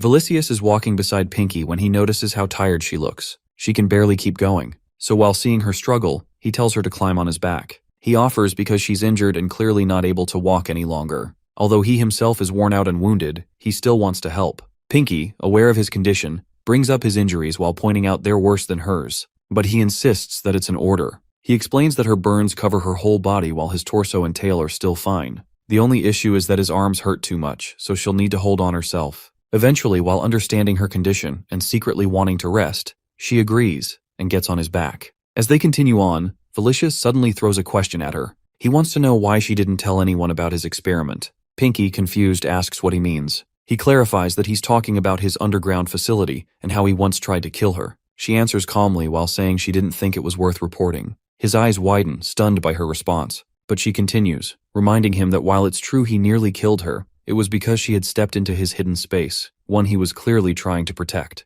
He reminds her that she doesn't even know what he was doing there. She shrugs it off while telling him she doubts it was anything others would approve of. That must be the reason he kept it hidden underground. However, even so, she believes whatever it wasn't something that would harm the labyrinth. Valicious pushes back while pointing out she has no proof of that. But Pinky proudly reminds him that they're Naga workers. She beams with confidence while trusting in her knowledge and instincts. She explains that if anything were to happen to the labyrinth, they wouldn't be safe either. He pauses while realizing something, that he's a Naga worker, part of the labyrinth. That alone makes betrayal unthinkable. His mind starts racing while trying to understand what someone as dedicated as him could be doing secretly beneath a cemetery. Pinky, while picking up his thoughts, explains her theory. She concludes that while he was doing his job as an undertaker, the bodies were releasing a dark energy. When she mentions this, he whispers the word miasma. She's surprised that he knows it, but she continues. She believes he had been exposed to it for so long that it gave him a unique power. Fearing he might hurt others, he secluded himself in the cemetery and turned down any help. He chose to work alone. Then she showed up while offering her help. He suppressed the miasma during the time they worked together, but would release it all at once when he was alone in his underground space. She had happened to walk in during one of those moments. She pieces everything together while recounting it all to him. He's amazed by how well she remembers and puts things together. He compliments her, impressed. But she's not finished yet. She moves on to the next part. His power is strange and dark. No one else has something like it. He must have thought deeply about how to use it, and in that pursuit, he began researching how to create an undead beast for Balzac. She remembers seeing a humanoid figure and questions it. Why a human shape? Does Sir Balzac ride humans? That wouldn't sit well with their labyrinth owner, who's human too. Felicius responds that it was just a practice model. Pinky nods, slowly understanding everything he's been doing. Her cleverness shines as she connects the dots. Then, he takes a moment and proposes something unexpected, that he wants her help to create an undead horse. Her eyes widen at the offer. He adds some conditions. She must keep it a secret. They'll work together only 4 out of 8 hours. She must never seek him out during the other hours, not for lunch or even an emergency. She agrees without hesitation while accepting all the terms. Felicius reflects quietly. He thinks the Naga attendants must have felt something strange. It would be more believable to say they're working on research together. If he had actually killed Pinky, things would have gotten out of hand. Still, he doesn't understand why he failed to kill her. In any case, he knows it'll be a while before he can move into the corpse. His miasma is drained. Meanwhile, on the other side, Lee and his team are discussing Jinwoo. Lee starts by pointing out that an endless flow of mana runs through Jinwoo. The demon in charge jumps in while noting that they're unsure how much, but it's definitely more than a baron's worth, maybe even that of a count. Jinwoo listens carefully, then questions if he has more mana than Anatolius. Lee quickly grounds him while warning not to get ahead of himself. He reminds Jinwoo that he's been taught the basics of reinforcing his body with mana. He asks him to try it now. Jinwoo focuses and starts circulating mana through his body while doing exactly what Lee instructs. Watching closely, Lee tells him to keep it up and now attempt to strike that boulder nearby. Jinwoo uses all parts of his body while moving carefully and using his steps as he attacks the boulder. Lee observes and remarks that someone like Anatolius would have been defeated by that for sure. He explains Jinwoo's movements are stiff because he's too focused on consciously controlling the mana. It's not meant to be done consciously. Mana manipulation should come as naturally as a river's flow. The demon in charge adds that it should feel like a passive ability. Lee compares it to having a new set of arms and legs. Since humans don't use mana from birth like the beasts of Geyser, it feels foreign. Controlling it like a part of one's own body is the key. Jinwoo slowly begins to understand. After taking it in, he asks if that means with enough training, he'll be able to move normally while reinforced. Lee lets him know that's not all. He's told to hit the wall again while reinforcing his body. Following instructions, Jinwoo rushes at the wall and strikes it with his hands. He mutters that it doesn't feel too different from usual. He's using all his energy. But the strike doesn't succeed. The wall stands strong, unaffected. Jinwoo's frustration builds. He shouts about the massive gap and insists it can't just be due to mana amount. Lee clears the confusion. It's about how efficiently one can use mana. Having an ocean of it means nothing if you can only use a handful. Jinwoo needs to draw a whole waterfall from the paradise within him, not just a small stream. Only then can he face someone like the Baron of the Abyss. Jinwoo realizes his mana now only flows like a trickle when it should be a flood. He's confused and overwhelmed. The demon in charge comforts him while reminding that no child starts running before learning to stand. He probably used all his mana during the time he was brainwashed, so training is the only way forward. Jinwoo reflects on his strength. He can't punch like before, but this power, this new one, has no upper limit. While moving is still hard with mana wrapped around him, while focusing all his energy while standing still seems possible. Suddenly he asks a strange question that does anyone know what a tsunami is? Right after the words leave him, a huge blast erupts. Lee wonders silently whether this is truly the strength of a human. Meanwhile, Hyejin and the others arrive while shouting in confusion. They question whether it's an ambush, clearly startled by Jinwoo's unstable state. They are unable to make sense of what's happening. Hyejin glances around while nervously joking about whether a giant worm just passed through. In response, Lee explains that everything occurred during the Baron training. She gasps in disbelief and raises her voice after realizing Jinwoo caused the chaos. Internally, Lee reflects that he never thought Jinwoo could reach this level from just a few words of advice. However, despite the impressive display, there's a major flaw. Soon after, Jinwoo approaches Lee and admits that even though he caused it himself, it still feels unbelievable. As he stands there, his leg suddenly clamps onto his arm. He cries out in pain and wonders why his arm is so damaged. Lee tells him that he should be thankful it's still attached. Without delay, he commands Hyejin to assist. Hyejin follows Lee's instructions and begins using her healing skill. Jinwoo, still in pain, brings up how he heard that quick regeneration has to do with mana. He wonders if he can test that theory himself. Lee quickly clarifies that Hyejin can manage it, especially not him. As things settle, Jinwoo sits down and agrees, though he mentions that an explanation wouldn't hurt. Hyejin catches on and begins thinking about how to describe the process. After a brief pause, she compares mana to a team of kind doctors, each assigned to a wounded cell. She tells him she leaves the healing to them. Meanwhile, Lee shifts the conversation while commenting on the sheer force of Jinwoo's attack. He remarks that if someone finds this spot later, they might assume a noble battle took place here. Nevertheless, he points out there is a flaw in Jinwoo's method. Jinwoo, confused, asks about the flaw. He assumes it has to do with his body not handling the power well. Lee agrees that it's one issue, but then asks what Jinwoo was thinking before the attack. Jinwoo explains that he was focusing all his power into one point, Upon hearing this, Lee understands and elaborates further. He explains that for a few seconds after the strike, Jinwoo's strength dropped to that of a regular human. All mana users have stronger bodies naturally, and their strength grows in proportion to their mana. This is why those closer to the abyss are sturdier. An engineer's attack that might be fatal on the surface would only scratch a Gesirian. He goes on while describing how the down gem inside Jinwoo works as storage for mana. But that's not the whole picture. There's always a layer of mana surrounding his body. During the attack, Jinwoo drew energy from paradise and also concentrated his body-strengthening mana into a single spot. This reduced his defense. For about 3 seconds afterward, his body became vulnerable. Then, over the next 10 seconds, it slowly returned to its normal state.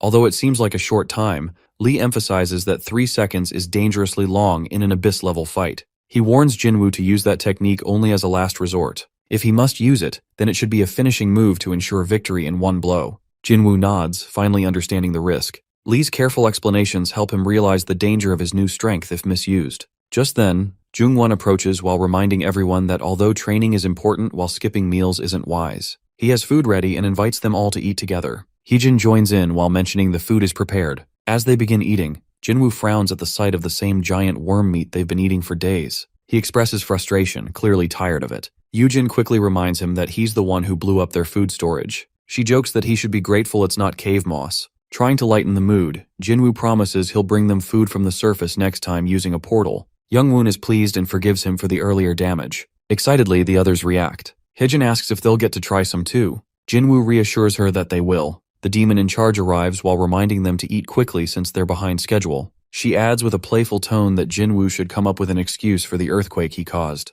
He's unsure how to respond, but Heejin interrupts while saying she doubts anyone would really care. 3 days later, the group arrives at a new labyrinth located in a wasteland. Jinwoo notes that it's underground. Since he hasn't visited in a while, he wonders if this is the 11th floor, the dry pit. The labyrinth is clean and made of marble while lacking color or decoration. The soldiers are beetles, bulky due to their marble-covered exoskeletons, but generally sluggish. Compared to Horace Baroni, this place is much simpler. It's clear the owner doesn't care for decor. Eventually, Antlion Baroness Valatus appears. Though she's an insect, she resembles a human. Antlion Baroness Valatus appears. The name nearly choked me, but anyways. Though she's an insect, she resembles a human. She remarks that they're late and asks about new games while recalling how much she enjoyed the one you brought last time. Like many intelligent beasts, she's evolved to appear more human. The demon in charge steps forward and mentions there's a new game called Tears of the Kingdom. Valatus rarely leaves her shell while living like someone curled under a blanket. She often buys electronics and games from the Black Merchant Group while including her generator. She rarely ventures outside. She offers to show her latest speedrun. The demon in charge politely declines while reminding her they're behind schedule. Valatus, who only plays offline games due to the lack of internet, hasn't even heard about the earthquake. 4 days later, they arrive at another labyrinth deep within a lush jungle. Jinwoo notes it resembles something from the surface, possibly Angkor Wat. While the 9th floor has forests, this jungle feels more like a real one. The soldiers here are all harpies, and surprisingly, every one of them is extremely obese. Jinwoo wonders how they manage to fly. Baroness Xanax of the Blue Sky shows up and mentions they're right on time. The name feels ironic to Jinwoo, but he admits the ceilings here are high enough to explain it. Just like her soldiers, the Baroness is large and even more arrogant. She complains about food shortages while saying the creatures here aren't enough for her appetite. She too buys food from the Black Merchant Group. The demon in charge approaches her while explaining that all her food, like last time, comes from Michelin 3-star restaurants. Xanax tells her to warm it up but grumbles about how little there is. Most of it is frozen meals, but she still treasures them. On the surface, such meals are usually reserved for royalty. Unfortunately, they leave the labyrinth without gaining any useful information. Jinwoo admits he no longer feels nervous. In fact, he's starting to forget that these aristocrats have ruled the abyss for years. It's starting to feel peaceful. The demon in charge hears this and comments that the 9th floor has been intense lately, so it's not surprising he feels that way. Jinwoo then asks whether all aristocrats are like this. She confirms they are, except for one. At that moment, Lee jumps in while asking if they're heading to Boreas's labyrinth. The demon in charge confirms they are. She explains that Baron Boreas' Eternal Frozen Land is next. Lee sighs and now understands why the pay for this job was so high.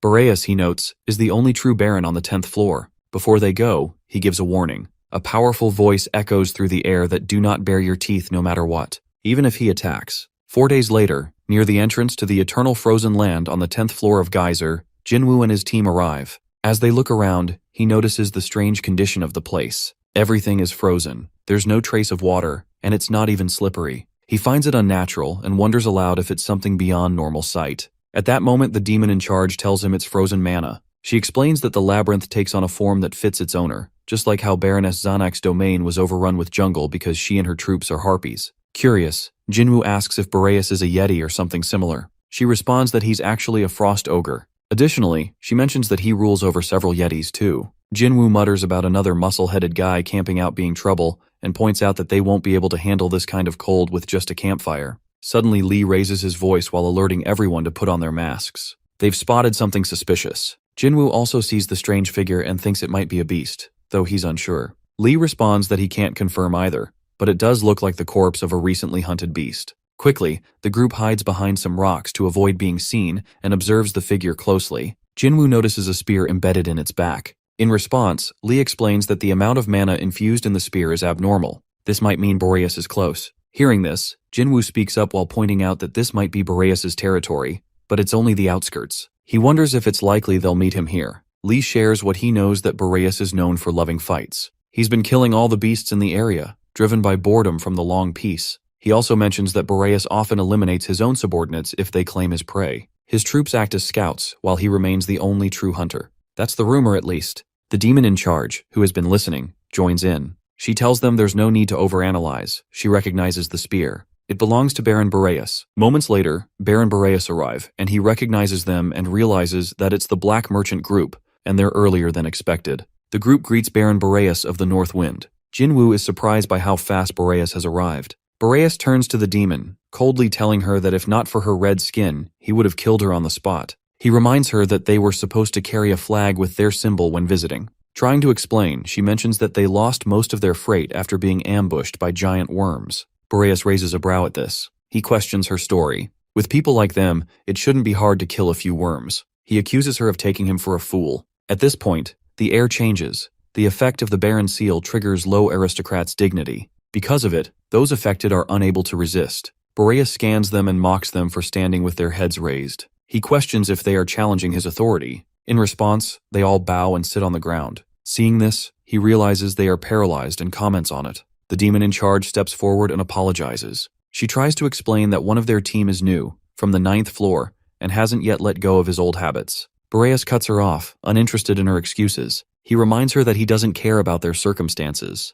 Ashamed, she lowers her head and admits her mistake. With fury, Boreas declares that she'll be punished for both lying and her insolence. He decides on 5 strikes without the use of his spear, 2 for the demon and 3 for the mercenary. Shocked, the demon protests. She calls out to him while offering to take all 5 strikes herself. She claims responsibility for her subordinates' actions. She knows they won't survive the punishment, so she makes the sacrifice. Boreas accepts her offer and announces the punishment, 5 strikes for the demon. She begins the strikes and he counts them out one by one. After the 7th strike, he roars that she is too slow. By now her body trembles from the pain. She gasps out an apology while knowing she has no choice but to obey or else face death. She continues while forcing herself to keep going. Meanwhile, Jinwoo watches, heart heavy. He blames himself that this is his fault. If he hadn't spaced out, if he had just kneeled in time, none of this would be happening. He knows she is suffering for his mistake. As the 8th strike lands, Jinwoo observes how much she's endured. She's holding on longer than he thought possible, but she's nearing her limit. He remembers Lee's warning, do not bare your teeth, no matter what. Even if Boreas attacks, Jinwoo clenches his fists in frustration. He wants to protect her, to strike down the one hurting her, but he knows there's a reason for restraint. He places his trust in the demon. However, she collapses. Her body can no longer move. She lies on the cold ground, unconscious. Her condition is dire. Boreas eyes her pitiful state and asks if she no longer has the strength to stand. He tells her she should be grateful he accepted her instead. She tries to lift her head to thank him, but her body fails her. He bellows again while demanding more strikes. Jinwoo feels his anger burning. Boreas is trying to kill her. Jinwoo moves to attack, but Lee stops him. He pleads with Jinwoo to hold back. They can't risk this turning into a bloodbath. The demon in charge doesn't respond anymore. She's completely unconscious. Boreas observes her limp form and announces that she'll die from the next attack. He looks at Jinwoo and questions him that weren't they hired by the Black Merchant group to protect her? Is it all right for them to do nothing? He grants Jinwoo permission to speak. Jinwoo answers. He admits she did hire them, but Boreas's orders hold more power than any deal made through Dawn Gems. Boreas nods slowly. So that's what he thinks. Jinwoo continues. All of this happened because of his mistake. It was also her choice to take his share of the punishment. But if she dies now, they'll fail as mercenaries and worse, it would break the non-aggression pact with the Black Merchant Group. He argues that Boreas gains nothing from killing her. However, Jinwoo has a solution. He begs forgiveness for speaking out of turn and asks to take the 10th strike in her place. Boreas studies him for a moment. He admits he thought Jinwoo was just a fool, but now he finds him rather eloquent. He gives Jinwoo a chance to explain. And so, Jinwoo repeats his request that let him take the 10th strike instead. He knows it's the only way to save her. Meanwhile, Baron listens to Jinwoo's solution and narrows his eyes. He scoffs at the offer while pointing out how pathetic it is that Jinwoo just stood there and watched through the first 9 strikes, only to offer himself for the final one. He sounds disappointed. Nevertheless, after a short pause, the Baron decides to accept the offer, but only under one condition. He declares that he'll use his spear. Just one attack. Jinwoo is not allowed to dodge it. However, he may try to block it. If he manages to do so, Baron promises to overlook any future incidents of misbehavior. Without hesitation, both parties agree. Jinwoo knows full well he doesn't have the luxury of rejecting anything. At this point, they all have to obey the Baron's commands. He then turns his gaze toward the weapon in Baron's hand. Based on what the demon mentioned earlier, that spear is probably Boreas' main weapon. Considering his status as an aristocrat, it must be powerful, possibly even legendary. Moreover, Jinwoo figures Boreas will use mana to amplify the attack. He realizes that the Baron won't hold back. If he fails to block the strike, he will die. He briefly considers using hardening, but quickly dismisses the thought. The parasite hasn't activated since the memory recall, and dodging isn't an option. He must block the blow somehow. As he stares at the spear, his mind drifts. That's the captain's method, he remembers. The captain once told him that even a shabby iron pickaxe can block an adamantium sword if it's infused with mana. The idea lingers in his mind to imbue his weapon with mana. He becomes lost in thought while trying to focus. Suddenly, Baron's voice yanks him back to reality. The noble asks if he's ready. Baron prepares to strike while radiating confidence. He's sure that Jinwoo won't be able to block the attack. Meanwhile, Jinwoo steadies himself. Fortunately, he realizes that Baron's weapon is a spear. Since thrusting is the most concentrated and powerful type of spear attack, that means Boreas will focus his power on one single point. Jinwoo believes he can do the same. Still, it's far different from simply letting mana flow through his body. He struggles to concentrate it into one place. It keeps scattering. Time is running out. Baron is already charging toward him at full speed. Jinwoo sees the spear flying at him with deadly force. He quickly makes his move. He decides to fill the surrounding area with mana and then direct it toward a single point. Their weapons finally clash. In an instant, a massive shockwave erupts. Explosions ripple outward. Debris and wind tear through the field. The attack unleashes destruction all around them. Meanwhile, someone runs to Lee and the others while asking if they're okay. They nod and thank him. When he asks about the captain, they reply that he went to protect their employer. Soon after the clash ends, Jinwoo slowly returns to the others. As he surveys the aftermath, he mutters about the destruction. Just one attack caused all of this. He remarks that if a real war ever breaks out, the geyser could collapse. He then hurries to check on the demon. Her condition worries him. She's unconscious, but at least she's breathing. At that moment, Baron's voice cuts through the air again. The noble walks toward him while shouting about how refreshing that attack was. He can't believe a mere mercenary managed to block something that was meant to be lethal. Although surprised, Baron is amused. He notes that Jinwoo couldn't avoid internal damage. That, to him, is expected. He confirms that the punishment is complete. As promised, he'll overlook their earlier offenses. Baron also observes that Jinwoo isn't in any state to negotiate, so he offers to keep the path open. He invites them to visit once treatment is done. With a nod, Jinwoo agrees. They all follow the Baron. Several hours later, Jinwoo is resting while Yujin tends to him. She informs him that the internal wound is pretty serious. She's done first aid for now, but he'll need time to recover. He thanks her sincerely. As he leans back, Jinwoo recalls what the captain once mentioned, how focusing all mana into one point leaves a person vulnerable afterward. Yujin confirms his suspicion. She explains that while he looks okay from the outside, it's like being stabbed internally. He quietly admits that things could have gone very badly if she hadn't been there. She simply nods. Just then, Lee walks in. He comments that what happened might not have been all bad. He reasons that if a regular mercenary had blocked Boreas' attack and remained unharmed, the noble's reaction would have been far less pleasant. He believes Boreas now sees Jinwoo as someone valuable, someone who gave everything and still survived. Jinwoo agrees while saying it makes sense. After a brief pause, he brings up something that's been bothering him. He recalls how Lee had warned him not to provoke Boreas. He admits he didn't listen, but Lee waves it off. He confesses that he was wrong. He admits that he's not good at adapting to unexpected situations. He tends to cling to the rules of Geyser too stubbornly. Sometimes his choices lead to people getting hurt. Lee reflects on the moment. If Jinwoo hadn't stepped in, the demon would have died. Even if they had a second chance, he admits he still wouldn't have done anything differently.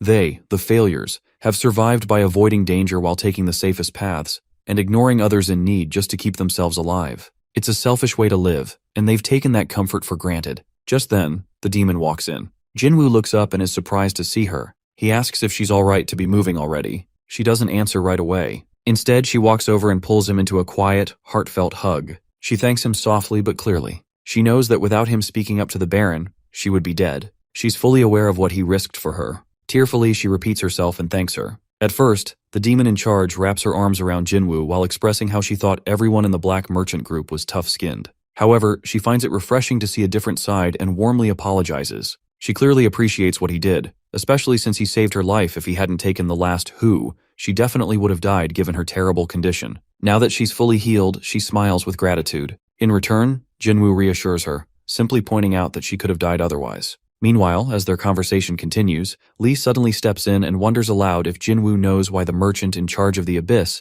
changed from an imp to a demon. According to him, imps kept dying. He's seen it himself, and unlike them, demons can endure far more. Jinwoo listens carefully, and then points out how that seems to violate the Black Merchant Group's contract. In response, Lee explains that aristocrats don't bear responsibility if a merchant can't withstand punishment and dies. Moreover, the demon in charge adds that it's up to the aristocrat to decide whether any crime even happened. Then, Lee reflects that he could kill a merchant just because he dislikes them. Sheep quietly agrees. Lee continues while noting how the Black Merchant Group is strong enough to take down barons. However, they usually ignore such things, because avenging a dead merchant would break the balance of the long-standing system. As a result, all three of them exchange ideas while Jinwoo quietly absorbs everything. Eventually, he acknowledges their points. The demon in charge gently reminds everyone that consequences might still come regardless. For a moment, there's silence. Then Lee suddenly remembers a beast approaching from behind and offers to take care of it with Jinwoo while telling the demon to rest. At that moment, Hyejin questions his warning while claiming she doesn't feel anything strange.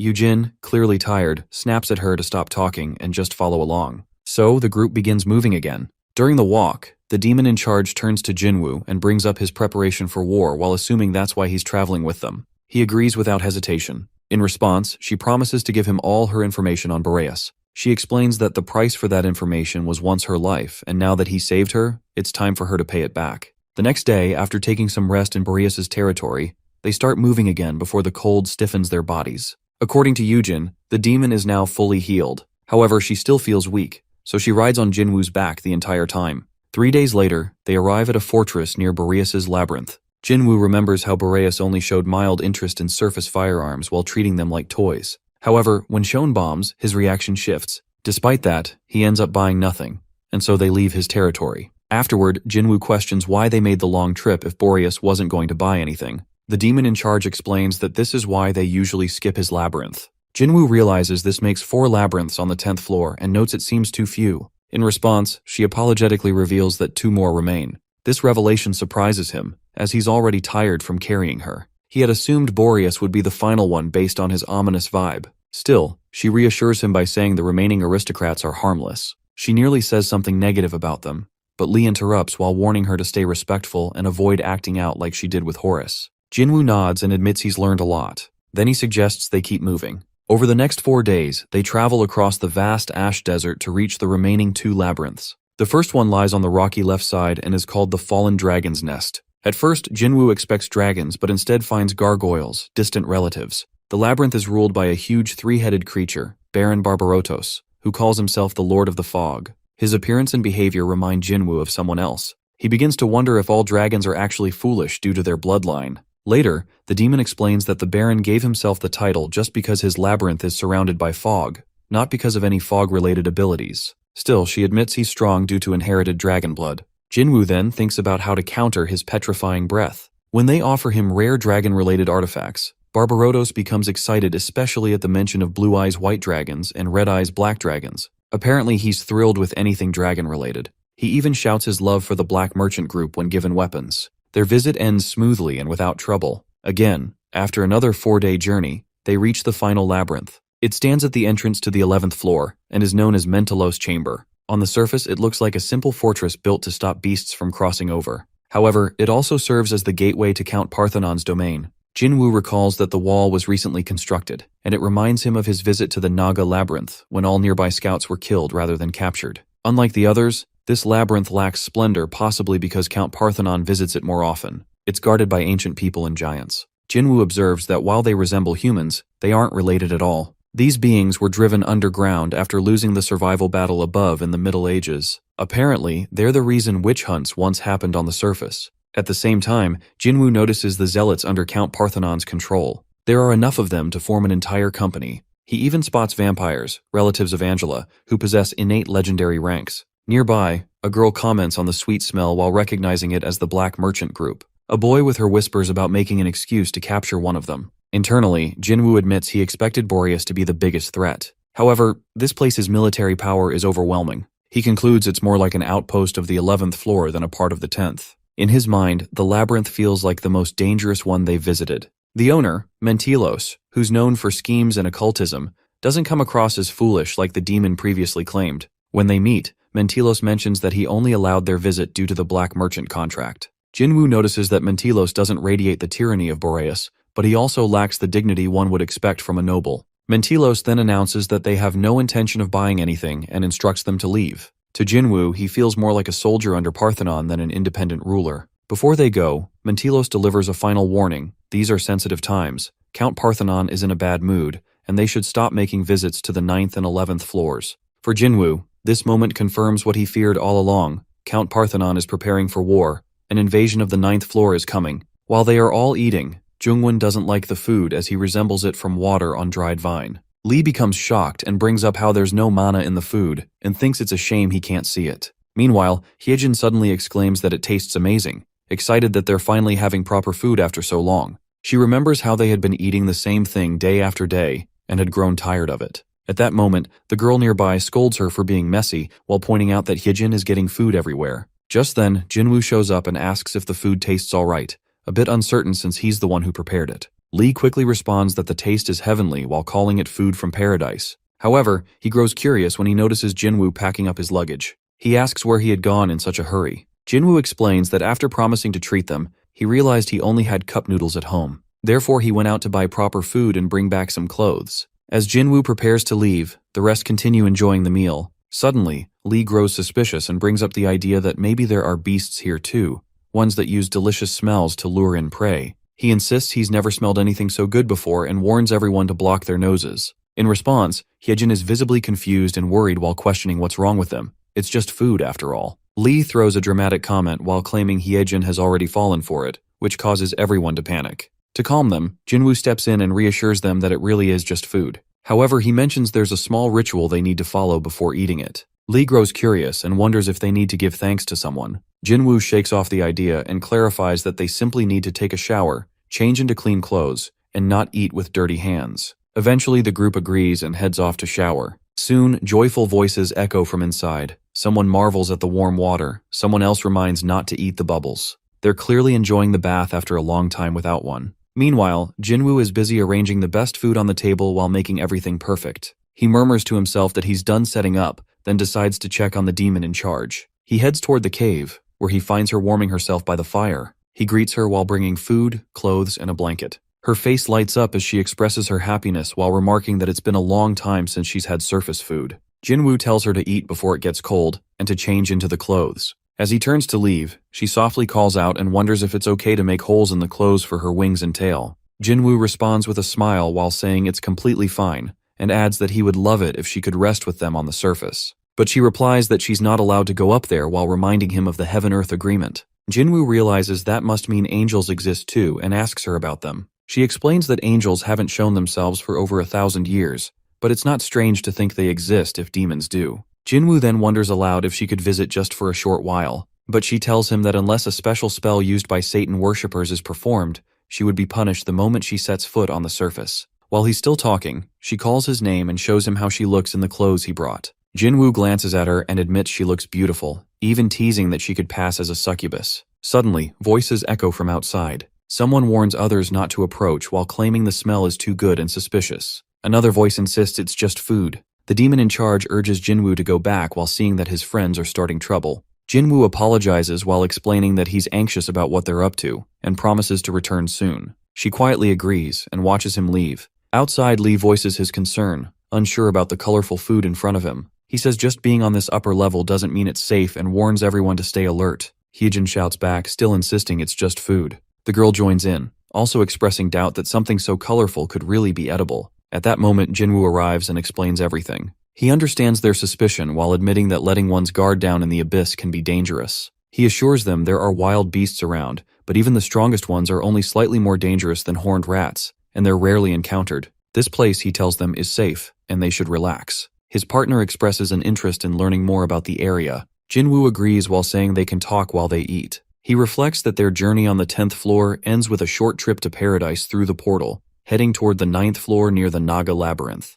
Later, they're gathered with the demon in charge as she announces their arrival. Jinwoo thanks her for her help and says it's time to split up since they've already had their farewell party. He encourages them to visit the Naga Labyrinth if they want to return to the surface. Lee remarks that the path from the 10th floor isn't easy, but it's worth it. Heejin bursts with excitement and yells thanks for everything. Jinwoo smiles while telling her she's welcome anytime. He includes the demon in that too. She looks at him and promises to visit him. But then, their farewell is cut short when a terrifying presence arrives. They all freeze as a monster appears and someone shouts to Parasite. The creature speaks while revealing that it is the prototype Parasite and still dormant. It explains that despite using all its strength, it failed to fully take control and knows its time is running out. It accepts its fate, but insists it has come to speak directly to Jinwoo. Jinwoo is stunned and can barely believe the Parasite is talking. The Parasite continues while revealing that it wants to warn Jinwoo about his own Parasite, known as the Prototypes. The entire crew feels a wave of fear wash over them at the sight of this entity. The demon in charge warns Jinwoo to be cautious while explaining that this Parasite had previously tried to eliminate him when it had possessed the captain.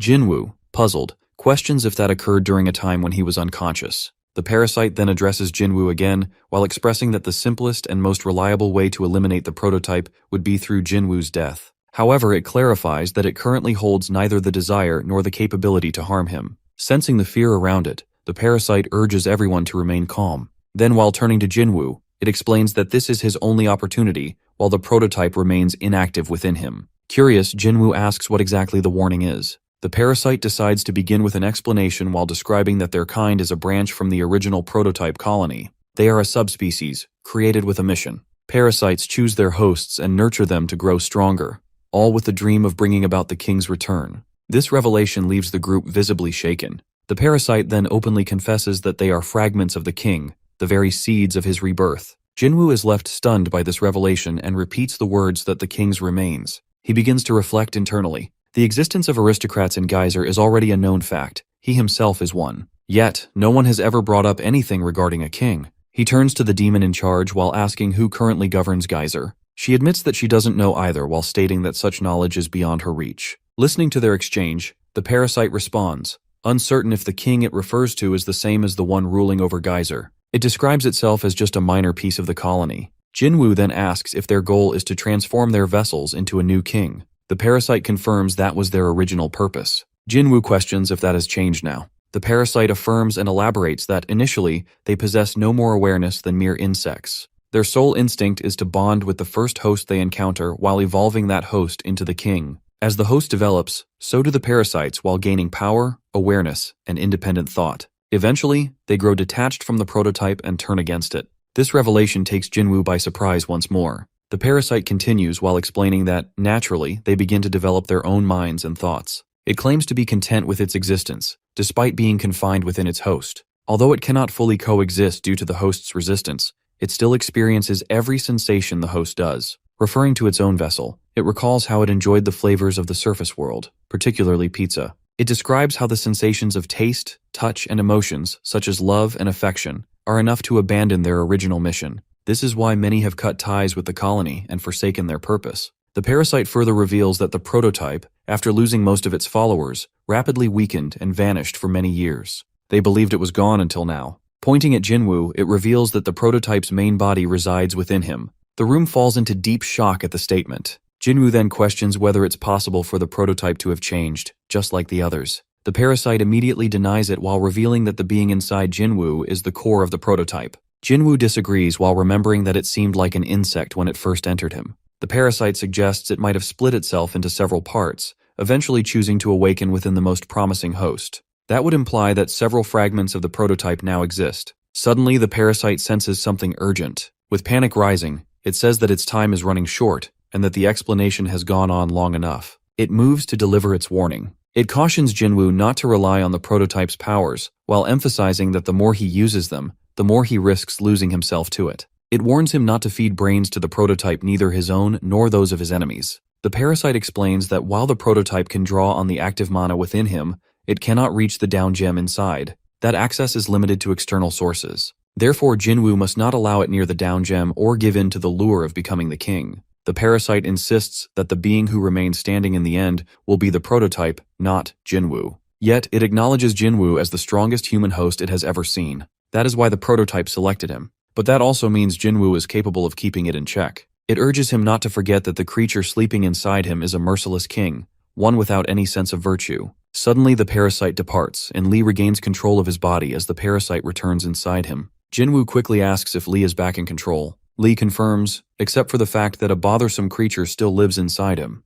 Jinwoo remarks that the parasite was able to speak, and that it seems Lee already knew. Lee apologizes for hiding it while explaining that he had his reasons. The feeling of another consciousness watching his every move is deeply disturbing, and he admits he can't remove it. Lee continues while saying he stayed silent because Jinwoo's parasite never spoke to him before. Jinwoo agrees that it's an unpleasant experience and asks when it started talking to Lee. Lee reveals that it began after he lost his arm. He suspects that the parasite's influence strengthens when it inhabits a damaged part of the body. Though it talks about coexisting, he remains unsure of its real intentions. He still doesn't know what it meant by Evil King, but he's certain that the being inside Jinwoo is no ordinary parasite. He urges Jinwoo not to trust it and not to fall for its tempting words, or he may end up like him, frequently losing control of his body. Jinwoo reflects silently. It appears the captain's parasite genuinely desires coexistence. Still, it's not his place to interfere. What he does know is that he wouldn't have survived without his own parasite. Placing a hand on his neck, frustration seeps through as he mutters to himself about yet another concern added to his list.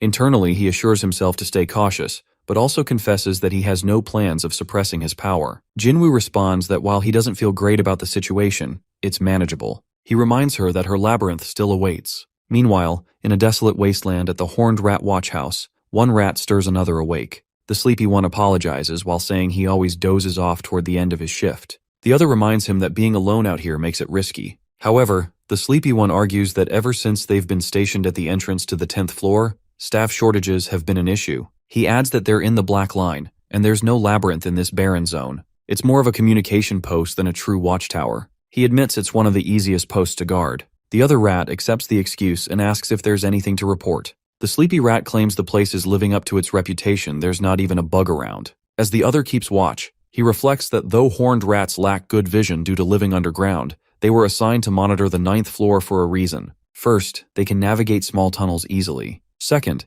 being a frail species makes them highly sensitive to danger. As the sleepy rat prepares to leave, the other suddenly detects a powerful presence quickly closing in. Alarmed, he yells that something incredibly strong is approaching fast. That figure turns out to be Jinwoo, who arrives and wonders about the noise. Meanwhile, at the northern gate of the fortress wall, everyone stays alert, aware of the ambush. Qantas orders his troops to take positions and prepare to attack to tackle the threat. Dominique moves forward, but Qantas warns her not to come, that it's too dangerous. Still, she persists, wanting updates. Qantas points to the great force already invading their territory, now rushing toward the fortress at significant speed. Dominique is baffled to learn they have already invaded, yet no one knows about it. She asks about the watchtowers, specifically created to handle situations like this. Qantas assumes the horned rats on duty must have perished since they haven't sent any signals, unaware of their carelessness. Dominique worries that they don't have Rikshasha or Jinwoo to handle the situation. At that moment, Usio reminds her how they have already defeated 2 great labyrinths on the 9th floor.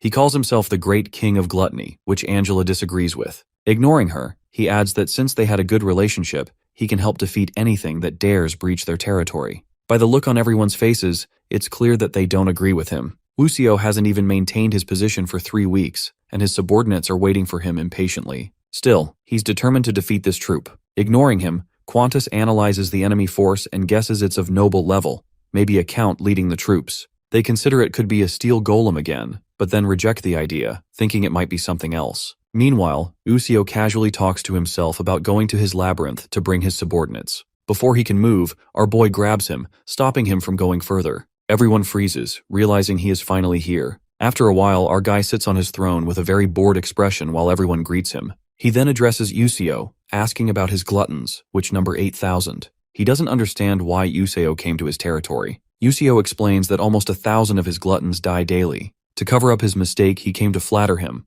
which our guy clearly doesn't buy. At the same time, our dude has a headache but is grateful for practicing mana manipulation and uses it around himself to ease the pain. Dominique notices the change since he went patrolling the abyss, that they can clearly sense that he has grown stronger. Qantas agrees with her. However, Jinwoo dryly asks if this is their reason to cause chaos, to which she immediately apologizes. He brushes off her apology, reminding them they need to prepare to tackle the invasion as well. The thing is, he's become too powerful, and sometimes it feels difficult for him to control it. Dominique is curious whether he earned this power in the abyss, but he's not sure. It feels more like he had this power from the very beginning. He's only now realized how to use it. Qantas, as expected, cheers for his master's power, which annoys Angela. Then Jinwoo asks for an update on the labyrinth in his absence. Dominique shares her report. They have expanded the labyrinth around the barracks. At that moment, she also shares the new map with her master, and his map updates. Meanwhile, she adds that the army has increased fourfold, while their troops' numbers remain the same.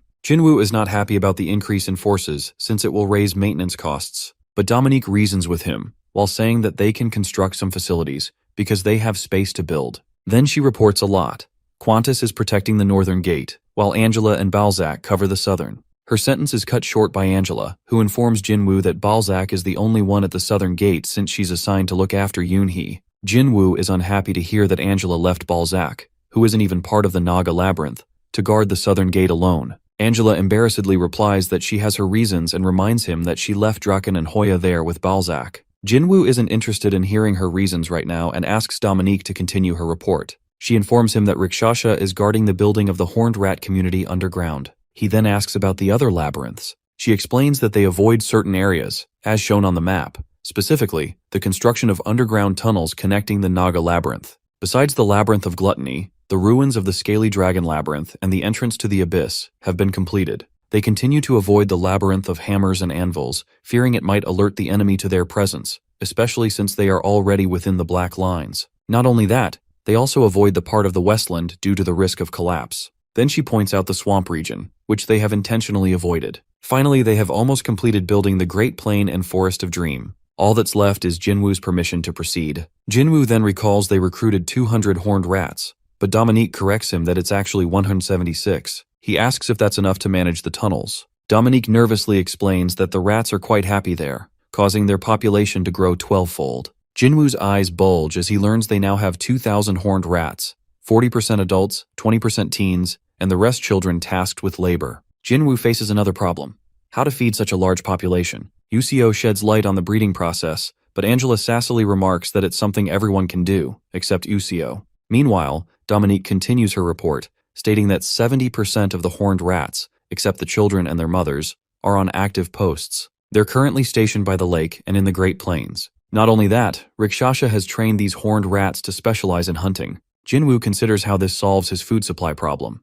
From another perspective, it seems the horned rats have built their own force throughout the 9th floor after breaking free from the Scaly Dragon King. Dominique agrees that this is why they stay hidden, to avoid being hunted down and to prevent people from suspecting they're part of the Naga labyrinth. Jinwoo then gives her permission to continue the construction, but warns her to stay clear of the Labyrinth of Wanderers and the Labyrinth of Dream. Dominique complies and proceeds. At that, Jinwoo grows quite worried about the rats because their population has exploded, but their lives are short. He notes that the new generation likely doesn't know the oppression their ancestors faced under the Scaly Dragon King, so they might take these facilities for granted. Overall, he thinks the loyalty of the horned rats is fickle. They might even build their own labyrinth on the outpost. Dominique protests that he's thinking too far ahead. He dryly reminds her that these are just hypotheses. Getting to the point, he asks about the supervisors of the rats. Dominique answers that the first-generation horned rats, Beano, Twitch, and Snitch, are in charge. He asks if there's anything else. Dominique replies that everything is peaceful besides that.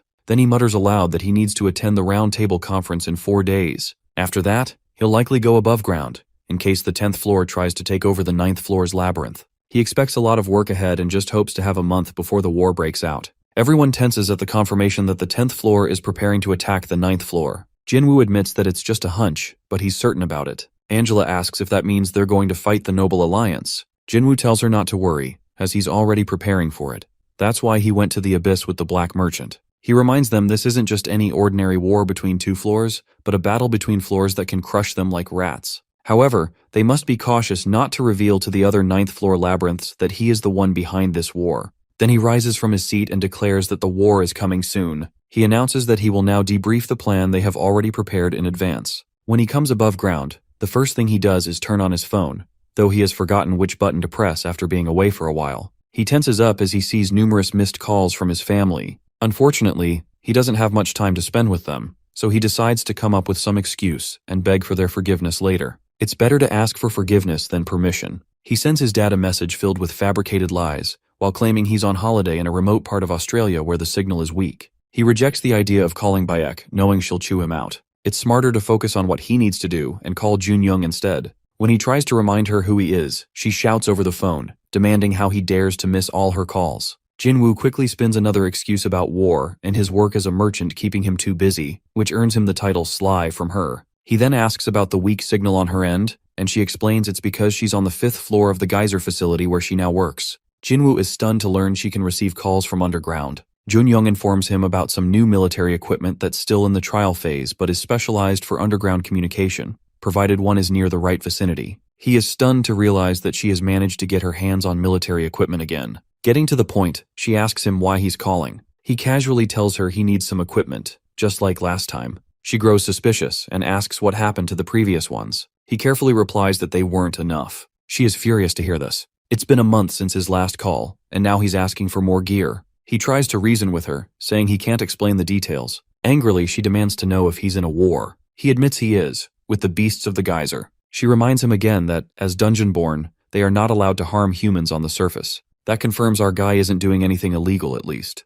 She is still frustrated, but reluctantly asks him to list the things he needs. He tells her to grab a pen and paper because the list is long, as our boy clearly needs a lot. As she listens to the never-ending list of items, she finally snaps and yells at him in utter frustration, asking if he's completely lost his mind. Hearing her yelling, Chansik opens the tent flap and asks if there's a problem. She quickly explains that she's just on a phone call and asks him for some privacy, which he respects, and steps away. Turning back to Jinwoo, she demands how he can ask for such a massive amount of supplies. She can't just take those out without raising suspicion. He suggests crossing off the tank from the list, but even that doesn't make things much easier for her. Eventually, he compromises and asks her to at least arrange bombs and communication devices. She tries to reason with him, explaining that it's not a simple task. She has to get approval from the geyser's general for such items, but the entire process is riddled with corruption. There's a long procedure just to acquire the supplies. She not only has to pay for the equipment, but also cover labor costs and bribe people to stay quiet about the transaction.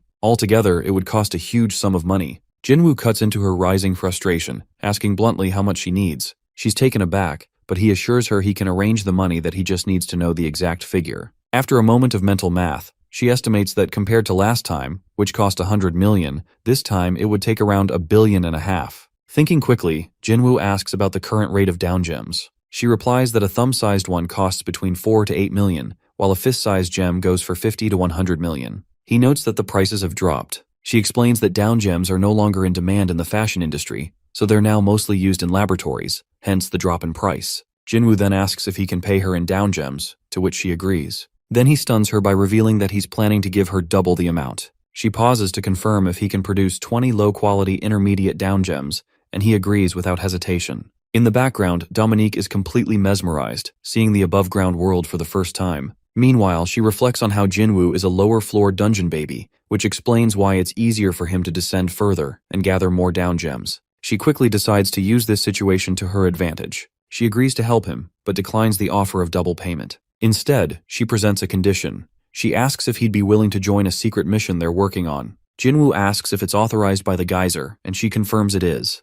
She can't reveal much, but she tells him that they've discovered a unique labyrinth. He replies that he's currently tied up with urgent work that will take about 2 months. After that, he can join. She agrees to the timeline. They exchange schedules for the delivery of the equipment and end the call. She steps out of her tent and informs her team that she's heading to the surface for 3 weeks. They're baffled, too, that she rarely goes up these days. She then reveals that she has managed to convince someone reliable to join their mission. Though initially resistant to bringing in someone new, the team goes silent the moment she mentions it's Jinwoo. Still, she warns them not to spread the news, as his participation isn't confirmed yet. The team's mood lifts with excitement at the prospect of Jinwoo joining because they all know that he's the best when it comes to dealing with monsters. However, their excitement dips slightly when she mentions that he'll only be available after 2 months. She explains that Jinwoo's current situation and urges them to maintain the same enthusiasm they've been showing. Besides, they must continue keeping the existence of this labyrinth, which is a place now accepting humans, to an absolute secret. Meanwhile, Jinwoo breathes a sigh of relief, glad to have wrapped up the conversation. Deep down, though, he's still itching to ride a tank. Just then, Rikshasha greets him and asks about Hoya, who has been acting wild. She informs him that she nearly lost her earlier. Their conversation shifts to the current situation, which Dominique updates him on. She notes that he's already relayed their war strategy. Dominique also asks about the state of the abyss, which remains quiet for now. Jinwoo instructs her to tell the horned rats to stay hidden and report immediately if they detect anything unusual. At that moment, Rikshasha informs Jinwoo that the horned rats are facing difficulties with reporting, as their burrow is located far from the labyrinth. It takes them considerable time to reach and deliver messages. Still, Jinwoo agrees to be patient for a few days. He then decides to lay electric wires and provide the rats with a radio set as soon as he receives one. Rikshasha looks confused about the radio set but doesn't question him further. Dominique then updates him that the horned rats have something important they wish to discuss with him. Jinwoo doesn't get a good feeling from this news. They proceed forward, with Dominique leading the way, to hear what the rats have to say. After a short while, they arrive at the horned rats' shelter. 3 rats stand in front of Jinwoo. He asks if there's any problem. They respond that they are happy and thriving in their new home. Jinwoo is relieved to hear it. However, he quickly notices that Twitch is not among them. Instead, there is another unfamiliar rat. This rat steps forward and introduces himself as Tretch, who is a son of Bino and Twitch. The name strikes a memory as Jinwoo recalls fighting a horned rat named Tretch during his early days. Tretch confirms that he is named after his grandfather and declares that he is ready to atone for his ancestors' sins and devote his life to Jinwoo and the Naga Labyrinth. He comments that he's heard they breed too quickly and mature just as fast, which brings a blush to the poor horned rats. Then Tretch gets ready to explain his father's absence, and Jinwoo agrees to listen. Tretch states matter-of-factly that his father is currently fighting and eliminating the rebel rats. Meanwhile, deep in the underground of the Scaly Dragon Labyrinth, an old rat named Morth stands on a stage in front of hundreds of rats. Twitch addresses him. Morth is pleased to see him, assuming that Twitch has come to fulfill his purpose. However, Twitch clearly dislikes that this is happening under the Scaly Dragon Labyrinth. He asks if everyone is present. Morth replies that the current numbers aren't enough to take the 9th floor. He explains that he has brought 70 elites, each with a unit under their command. Twitch comments that Morth seems to be playing nobility here, but Morth insists that he will join the battle as well, declaring himself the general because of his hero status among the rats. Twitch vaguely replies that he has been doing a lot of work lately. Then Morth notices a cutter in Twitch's hand, and Twitch explains that he plans to use it. Twitch abruptly changes the subject, saying he wants to ask something. Morth gives him permission. Twitch explains that he is a close confidant of the Naga Labyrinth and is fully devoted to it, so much so that he follows every command without question. He asks Morth what he's thinking by bringing him here. What if he had reported this to Jinwoo? Morth asks if he did, to which Twitch denies. Morth was already confident that he wouldn't. The answer to his question, Morth says, lies in the name he gave his son, Tretch, after his own father. Morth knows that Twitch is following Rikshasha to gather information about their oppressors. He is the one who laid the foundation for the revolution, so that his son could one day take over the 9th floor, which is something his father once attempted to do. Then Morth turns to him with a serious expression and says that he's not the only one. He recalls the time he first entered the Naga Labyrinth, where he saw the bones of his fellow kinsmen and horned, stripped of flesh, their flesh devoured by Nagas. It was in that moment he realizes that no matter how prosperous their lives become, they will always remain slaves. In this vast place called Geyser, their position is at the bottom of the food chain. That day, he understands that he wants to change their fate. Now, he knows that he doesn't have much time left to see that dream fulfilled, but at the very least, he wants to be the one who kindles the flame of revolution. With conviction, he proclaims that today will be the day they mark as the beginning of their freedom from slavery. He urges everyone, they will no longer be food, no longer be servants. From this day forward, they will be horned rats who rise up against monsters and claim their rightful place. They will free their brothers on the other floors and defeat their enemies. This is their path to becoming the rulers of Geyser. Then, in a solemn tone, he declares himself the founder and first offspring of this revolution. He officially names this era the Morth Dynasty. At his declaration, the entire crowd chants his name. Then Morth calls his son Quig to stand beside him. Twitch notices that Morth has passed down his own name to his son, and Morth confirms it. He did this because he feels too old to see the end of their journey, so he wants Quig to complete the revolution. Quig is desperate and ready to take on the responsibility. Morth tells his son to become king who will be someone above all the horned rats. However, he warns that this path is full of burdens. The revolution won't be easy. He rambles about the suffering the rats have endured, suffering that Twitch can't fully understand because he was raised in the prosperity of the Naga Labyrinth. But Morth reminds Quig that he must understand their pain. He also points out that their kin affiliated with other labyrinths are suffering as well. Quig assures his father that he will face everyone who stands in their way. Meanwhile, Twitch watches all of this unfold. Then Morth asks Twitch to help him support Quig. Twitch turns to Morth and tells him to protect his son. Twitch softens his tone, adding that Morth just gave a sentimental speech. Morth brushes off the praise, saying he only spoke what everyone secretly desires. Twitch thoughtfully repeats whether this is the desire of everyone. Then he asks to go on stage, adding his own words as well. Morth allows him, calling him their great general. When Twitch climbs the stage, everyone is chanting Morth's name. He looks at his weapon and then at Morth. He initially wants to speak to Morth, but quickly decides it won't work now. Instead, he declares that he is conservative, which stuns everyone. Then he yells at the crowd that anyone who wants revolution is given time to atone for their mistakes. He asks anyone who wants forgiveness to come to the stage and cut their horn so they will be pardoned. The rest will perish by his hand. He gives them 30 seconds to decide. Morth is furious hearing this and warns Twitch about his actions, but Twitch has already started his countdown. The crowd, angry for Twitch to side with the Naga Labyrinth, grows restless. Morth calls out to anyone who can fight to come down and eliminate this minion of the Naga. The horned rats are furious to learn of Twitch's mindset, whom they thought was their ally. A sleeping horned rat claims he's here just because he was off duty. The other rat is furious, telling him to stay calm despite the traitor among them. This horned rat remains composed.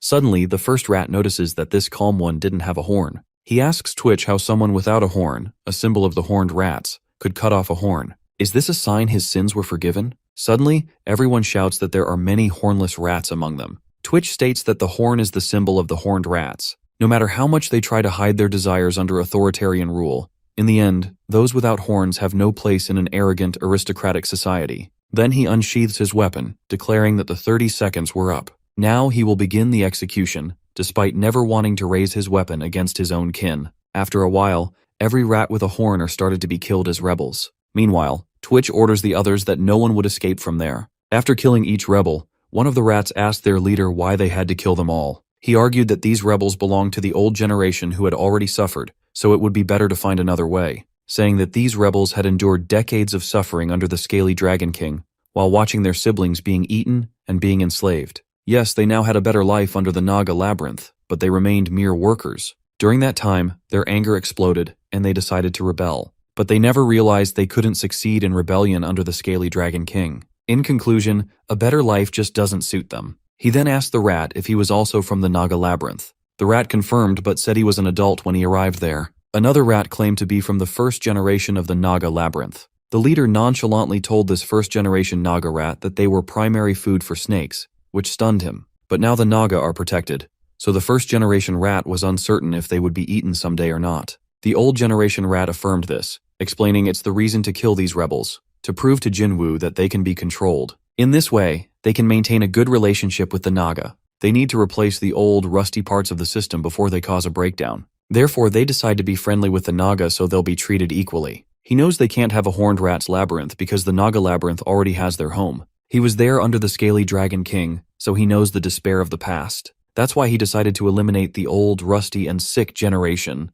The blood on his hands is the price so that other rats can live happily. Then a new generation rat asked whether the new generation will think their choice was right. The leader replied that this is peace built on blood, and decided to inform the new generation about this truth. Morth, furious at the massacre happening before him, ordered his allies to attack. Meanwhile, Twitch fought each of the enemies. One rat, terrified, decided to cut his own horn. Twitch warned him it would hurt like hell, but he explained the horns are not just for defense or offense. It's shameful for someone like him to cut his horn out of cowardice. Twitch challenged the rat to come at him, but the rat fled. The next moment, the rat was killed by another soldier. Suddenly, Morth asks Twitch about his decision to do this. He reasons that they finally have a chance to increase their population and a shot at freedom from slavery. He reminds Twitch of the time they suffered, treated as nothing but food. Now, they have a chance to claim their own labyrinth of rats. Morth assumes Twitch isn't fully with them because he finds this freedom unattainable, but he urges Twitch to understand the importance of the dream of freedom, which is a freedom they couldn't even imagine under the scaly Dragon King.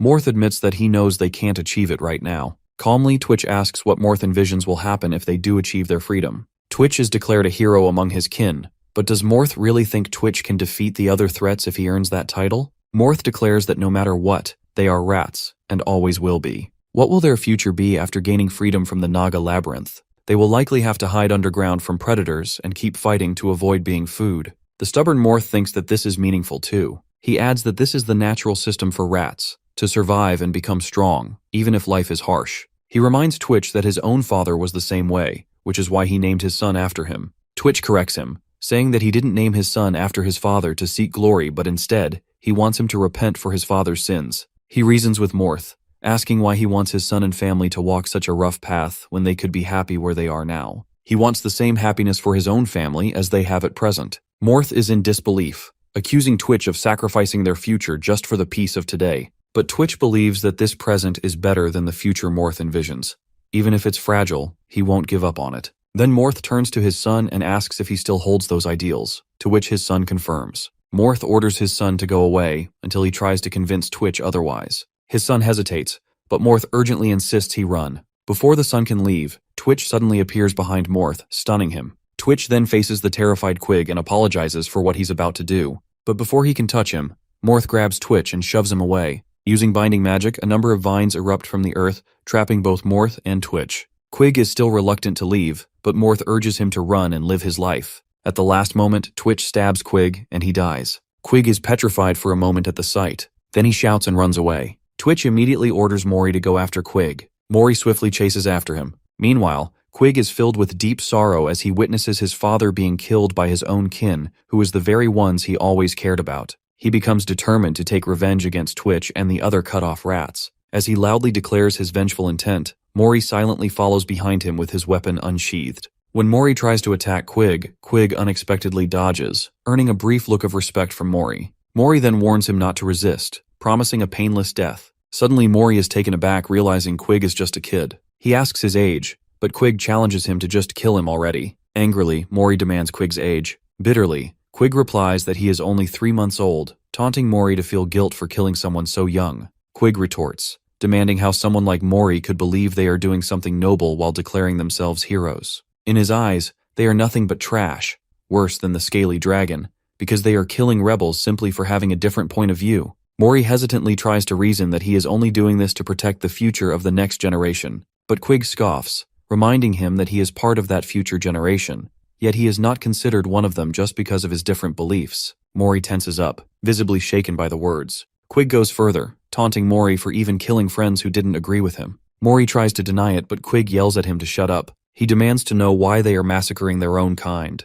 Mori grabs Quig's collar and explains that it is not like he enjoys it. He had to do it because they were the ones who started this so-called revolution. Quig then dares him to finish it, just like they did with his father. He tells Mori that everyone else is already dead, and he is the last one standing. So he might as well kill him too and complete the massacre with his own hands. They need to finish this tyranny they call peace by spilling his blood as well. But Mori is totally petrified to hear this. It reminds him of his companion asking whether future generations will believe this voice is right, just because it is built on blood. The next moment, Quig notices tears in Mori's eyes, which infuriates him even more, as he cannot be the good guy. After a while, Mori stands before Twitch, who expects him to report, but Mori is silent, too silent. She then seriously asks why she wasn't informed that Quig is just a kid, but Twitch doesn't give her an answer. He only wants to know whether Mori has finally completed his job. Instead of replying, Mori simply throws Quig's horn toward Twitch. Then, hesitantly, he asks whether they are really doing the right thing. But instead of answering, Twitch sees the burden on his face and tells him to rest. At that moment, everything is explained to our boy by Tretch, who adds that they are now eliminating the remaining rats. Jinwoo comments that this situation is predictable, but he is not able to see it beforehand because he doesn't calculate the population rate of rats. Rikshasha adds that this happens because Jinwoo is too occupied with outside matters and war, so he overlooks what's happening within his own realm. He even goes on scouting missions himself when he could easily send a subordinate. He admits that he has been too busy. Initially, he wanted to include the horned rats in the war, but seeing the current situation, he changes his mind. However, one rat responds that they want to educate their ideologies to the new generation, so that such a rebellion doesn't happen again. Jinwoo doesn't like the idea, but the rat persists, insisting that in the end, Jinwoo will still be their ruler. So it's a necessary precaution to prevent civil war in the future. Finally, Jinwoo gives in and decides to give them a free hand in this matter, for which they are grateful. Now, it's time to discuss more important matters, like the supply of food for his labyrinth creatures, including the rats, and their future during the ongoing war. After resolving everything, Jinwoo steps ahead and adds that he has taken care of the horned rats issue. All that remains is to prepare for the round table conference. Then suddenly he asks about Yoonhee. Dominique guesses that she must be in her room. Jinwoo wants to see her. So he heads to her room, where she is still spaced out. He doesn't understand the reason behind her behavior, as the people of his labyrinth are taking good care of her. He wonders whether there's something troubling her internally. Then he gently brings up the topic of the upcoming war. He knows she helped him during the war against Felicius, but this time, he doesn't want to use her again.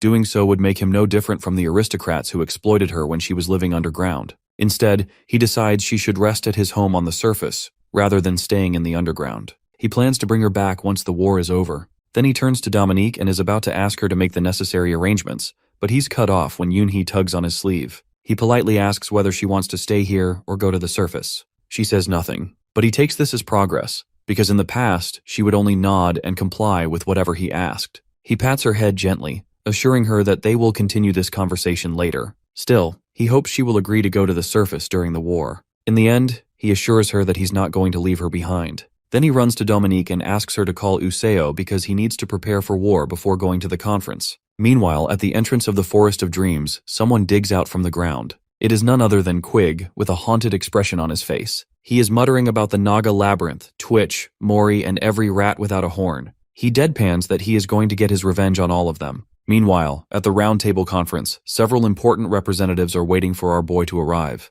Among them is Ariane, who hails from the Forest of Dreams. She is pleased to have a nice, clean, skylit place this time, unlike the middle of a swamp where they met last time. Hekarim, from the Labyrinth of Wanderers, scoffs at her comment, reminding her that their main purpose is to talk, regardless of the venue. Malaxis, the owner of the Labyrinth of Hammer and Anvils, taunts Hekarim, saying it doesn't matter to him because he can't sit on a chair, being half-horse. He even mocks him further by offering to lay out some hay to make him comfortable. Ariane really enjoys the joke and laughs wholeheartedly. Hekarim, however, doesn't share the sentiment and declares that he's going to kill Malaxis and serve him on the table like it's a tea party. Malaxis takes the bait and challenges him to try, daring him to act before his body becomes too tough to handle. The two stand face to face, both aggressive and ready to tear each other's throats out. Then Akhenatensi steps in, asking them to calm down and urging them to behave like civilized beings instead of wild beasts. Their easily provoked nature only reveals how shallow they can be, acting like self-proclaimed kings of their labyrinths. But Hekarim doesn't answer him, considering Akhenatensi someone who himself once broke the table. Ariane, however, is taken aback. She doesn't even know who Akhenatensi is. Akhenatensi replies that he wants to introduce himself when everyone arrives, but he doesn't have a choice, and introduces himself anyway. Malaxis immediately guesses that he must be the same guy Jinwoo told him about. Akhenatensi responds that he has also heard a lot about him. Malaxis welcomes him wholeheartedly, asking him to forget about the earlier fiasco. But Hekarim doesn't share the sentiment because he is furious that someone from the 8th floor, who is supposed to be beneath them, dares to set foot on their gathering. Before any blood can be shed, our dude interjects, stating that he is the one who allowed him in, which repels Hekarim's aggression. Finally, he arrives in his armor, directly challenging Hekarim, asking if he has a problem with him inviting Akhenatensi. Hekarim now understands that he is the owner of the Naga Labyrinth. With everyone present, it's time to start the meeting, but the table has already sunk into the floor. Then Gorintos warns them to restrain themselves, reminding them they have only one table. Now the owner of the Labyrinth of Swamps, Gorintos, asks everyone to start the meeting. While sitting in his seat, Jinwoo recalls the words of his captain, who once told him not to believe only what he sees. So, he decides to activate his parasite eye and assess his targets. The first one is Hekarim, who sarcastically comments that Jinwoo lacks human manners, implying he would have attacked him already if war hadn't broken out. Jinwoo analyzes Hekarim as the master of manufacturing warfare and weapon arts. He evaluates Hekarim's strength as slightly below the Scaly Dragon King but higher than Malaxis. However, his overly aggressive tactics might be his downfall. Jinwoo notes that if Hekarim grows a little stronger and more strategic, he has the potential to become a Boreas of the 9th floor. Then Ariane steps in and asks Hekarim to calm down, warning that nothing will progress otherwise. Jinwoo's attention goes to her, Ariane, who is also a fallen fairy of the forest. She is quite weak, even weaker than a necromancer before his awakening. Ariane lovingly asks Useo why he's so short, which angers him. But Jinwoo also realizes that despite her own weakness, she commands a powerful army, one that must consist of former hero-class units. Not only that, she possesses supportive skills that allow her to control the forest. Gorintos decides to lead the conference, which will likely continue if things proceed this way. While looking at the owner of the swamp, our boy grows increasingly frustrated because this guy is shrouded in mystery. He appears more like an imitation than a real being. Jinwoo doesn't know a single thing about him, neither what lies beneath his robe, nor the nature of the army hidden under the swamp. He assumes Gorintos is the most dangerous among them. At that moment, he is asked by Gorintos to let him leave, which baffles him. Gorintos acknowledges that they don't even recognize his position, but regardless of that, he is a baron, which makes him higher than anyone here. But Jinwoo points out that his behavior doesn't suggest that. Gorintos asks whether it bothers him, but he declines. Gorintos takes this as permission. Meanwhile, he is thinking how he is still better than the aristocrats from the 10th floor. Anyway, our dude states that he doesn't have a problem with how they talk to him, but he is going to lead this conference. He then starts the conversation by asking Gorintos whether he knows anything about the invasion by the 10th floor aristocrats. Then Jinwoo asks whether he can actually confirm that the invasion is really going to happen, or if he has any other related information. But Gorintos has none. Jinwoo doesn't understand them, which is why he's thinking of leading the conference. All Gorintos knows about are the giant footsteps left after the massacre of the patrols, and how the prey of the 10th floor exposed themselves to the 9th floor. They don't have any information regarding the nobles of the 10th floor. At that, Hecarim mockingly asks whether Gorintos himself knows about them. Our dude stuns everyone by revealing the information he has about the nobles of the 10th floor, which include Horus the Scorched from the Shadow Labyrinth, Antlion Velatus from the Day Pit, Zabax of the Blue Skies from Magi-Misabib, and a number of other names. All of these are 6 barons and baronesses. Ariane protests that he could only know the names of these nobles by paying a black merchant, but Jinwoo shuts her up by saying he personally met all of them while hiding his identity as one of the labyrinth owners of the 9th floor. But the other owners still don't believe him. Ariane asks for proof, and Gorintos agrees with her. To prove his point, Jinwoo is willing to show them the map of the 10th floor and even describe the nobles and their abilities. However, he can't provide any other proof simply because they don't know anything about the 10th floor. The other owners, especially Ariane, still don't believe him. He nonchalantly replies that he can't provide much other proof besides summoning a third neutral party to testify the evidence. With that, he tears a paper, and from it emerges a demon hugging a picture pillow of Jinwoo. She immediately circles around, creating red smoke to hide herself. The next moment, she appears properly dressed. She then greets everyone and introduces herself as Citri, the charge of the 10th floor's geyser. Everyone is shocked to see her. Citri explains that everyone knows the black merchants are usually neutral parties in the geyser, which is their reason for longevity. Even when they exchange information, it's more about personal transactions. Then the question arises whether she sold information to Jinwoo. She is initially hesitant to answer, but when Jinwoo nods at her, she reveals that he purchased information about the geography of the 10th floor from the 9th floor. However, he himself went to the 10th floor through safe routes. Ariane thinks it must have cost him a fortune. Jinwoo informs her that he has spare dormant labyrinth cores which he sells.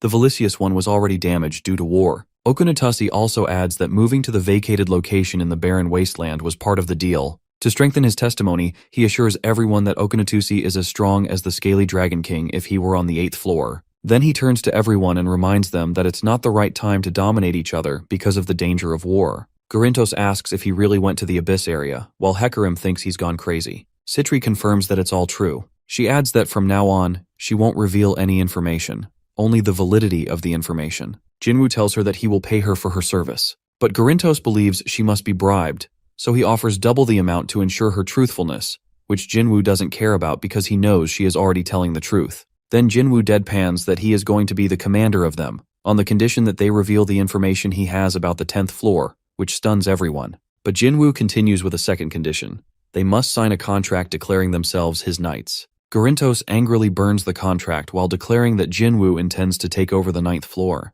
Hecarim, as expected, calls it all nonsense because no matter how much power Jinwoo gains, they are also labyrinth owners. He finds it an utter insult to work for Jinwoo, which he claims will never happen. Jinwoo understands that it's impossible for him to make them work for him, so he decides to reveal a little bit of information. Meanwhile, as he shares information, Citri confirms each detail. Jinwoo reveals the war planned by the barons and baronesses of the 10th floor, who are all allied. Arrogant lines of followers surround him, but the one who truly urges the invasion of the 9th floor is the Count of Parthenon from the 11th floor, who wants this war to extend his territory and authority. However, Citri doesn't confirm this fact, calling it just a theory. Jinwoo mocks everyone, saying they might end up becoming subordinates to Parthenon just to live under his protection. Then he asks if they know about Anatolius, which Gorintos confirms. This guy is a count because they can't make a duke on the 11th floor. Jinwoo reveals that Parthenon has been at war against Anatolius for a long time, and this is the real reason behind the invasion of the 9th floor.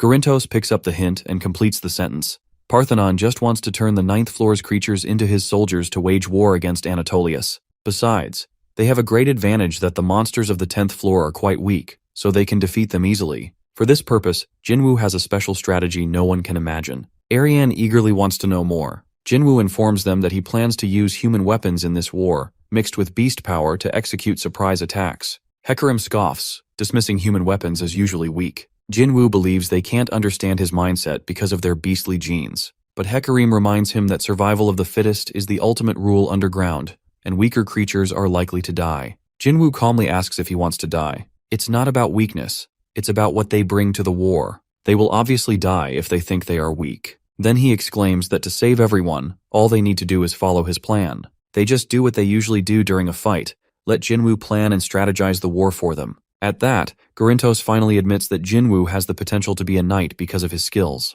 Hecarim protests against it, but Garintos wants to know why Jinwoo wants them to be his knights. Jinwoo answers that it's a precaution against betrayal or revolution. This way, they will reveal their forces openly, and there's no chance for them to leak information to the enemy. Garintos understands this much. Then Jinwoo offers to change the contract so they won't have to give him tribute, but Garintos rejects it. Jinwoo is shocked to hear this. Garintos states his point, that Jinwoo is the only noble on the 9th floor, so it's better for him to be the owner of the floor rather than Parthenon. They have their own honor and dignity as owners of labyrinths. Hecarim still rejects it, but Ariane accepts. She explains that there are no fees involved and agrees because Jinwoo is ready to strategize while giving them more advantage without any penalties. Not to mention, as a psychic exorcist, she can't win against enemies immune to her psychological attacks. Malaxis also agrees. But Useo asks whether he will have to pay any penalty. Jinwoo declines, saying Useo doesn't have anything to spend his down gems on, so it's better if Jinwoo uses them. Then he turns to everyone and asks if they are sure.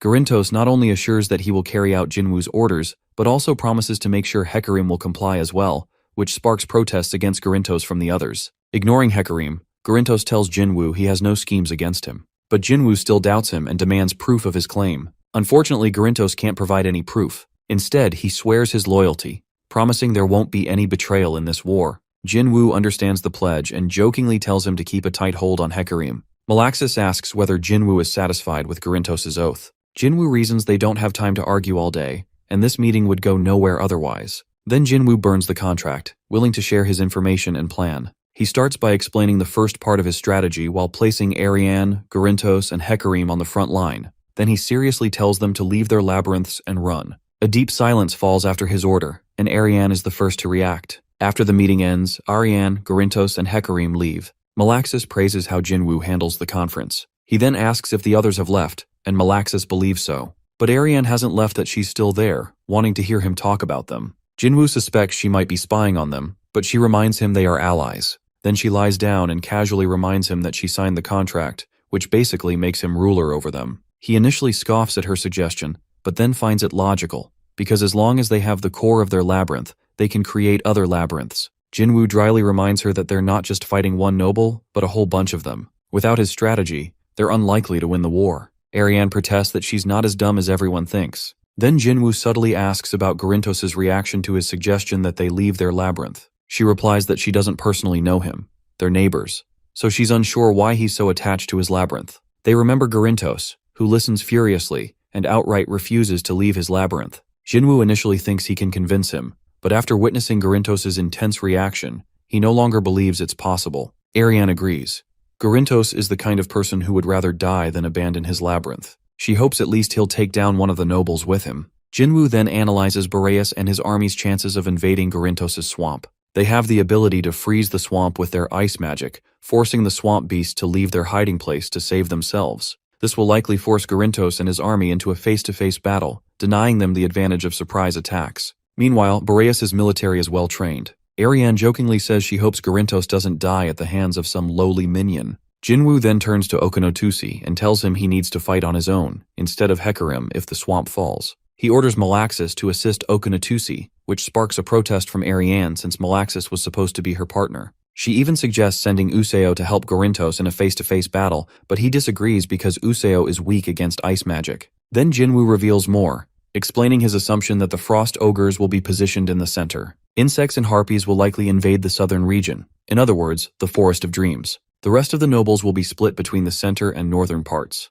His thoughts then turn to Mentilos, whose forces make him worried. Mentilos will likely summon beasts from the 11th floor, along with zealots and vampires. However, Jinwoo assumes Mentilos might not bring all his forces, since some are needed to protect his own labyrinth. Another advantage they have is that the 10th floor will likely underestimate their power. He wraps up the meeting, saying worrying about what might happen won't do them any good. Jinwoo informs them that they will likely contact each other if they detect any suspicious activity from the 10th floor. Citri asks if she should go as well. Jinwoo dismisses her, apologizing for summoning her so often. But she's enthusiastic about being called upon. He promises to give her food from above ground if she visits his labyrinth, and she immediately agrees. But Jinwoo doesn't know that she will be this eager to visit so soon, as Citri arrives at his labyrinth, which takes him by surprise. He then asks Imp to explain everything after noticing the impressive soldiers behind Imp, who look more like Anatolius's troops. Imp confirms Jinwoo's suspicion. Jinwoo asks about the supplies he requested from the Count. Imp confirms that he brought those and that he was assigned to guide these soldiers there.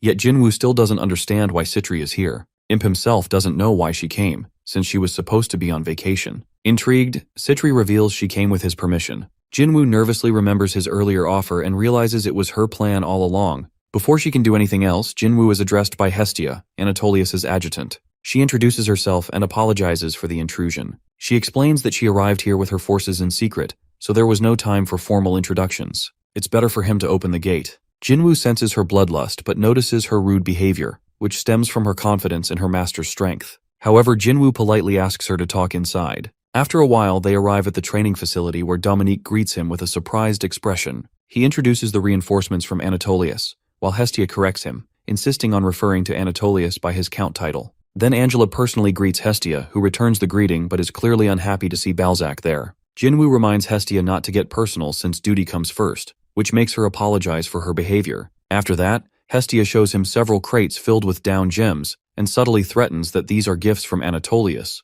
which he's not obligated to accept. When she tries to add another threat, he stops her, knowing full well this is war and he's not foolish enough to turn down such treasure. But these down gems are not the only gift from the Count.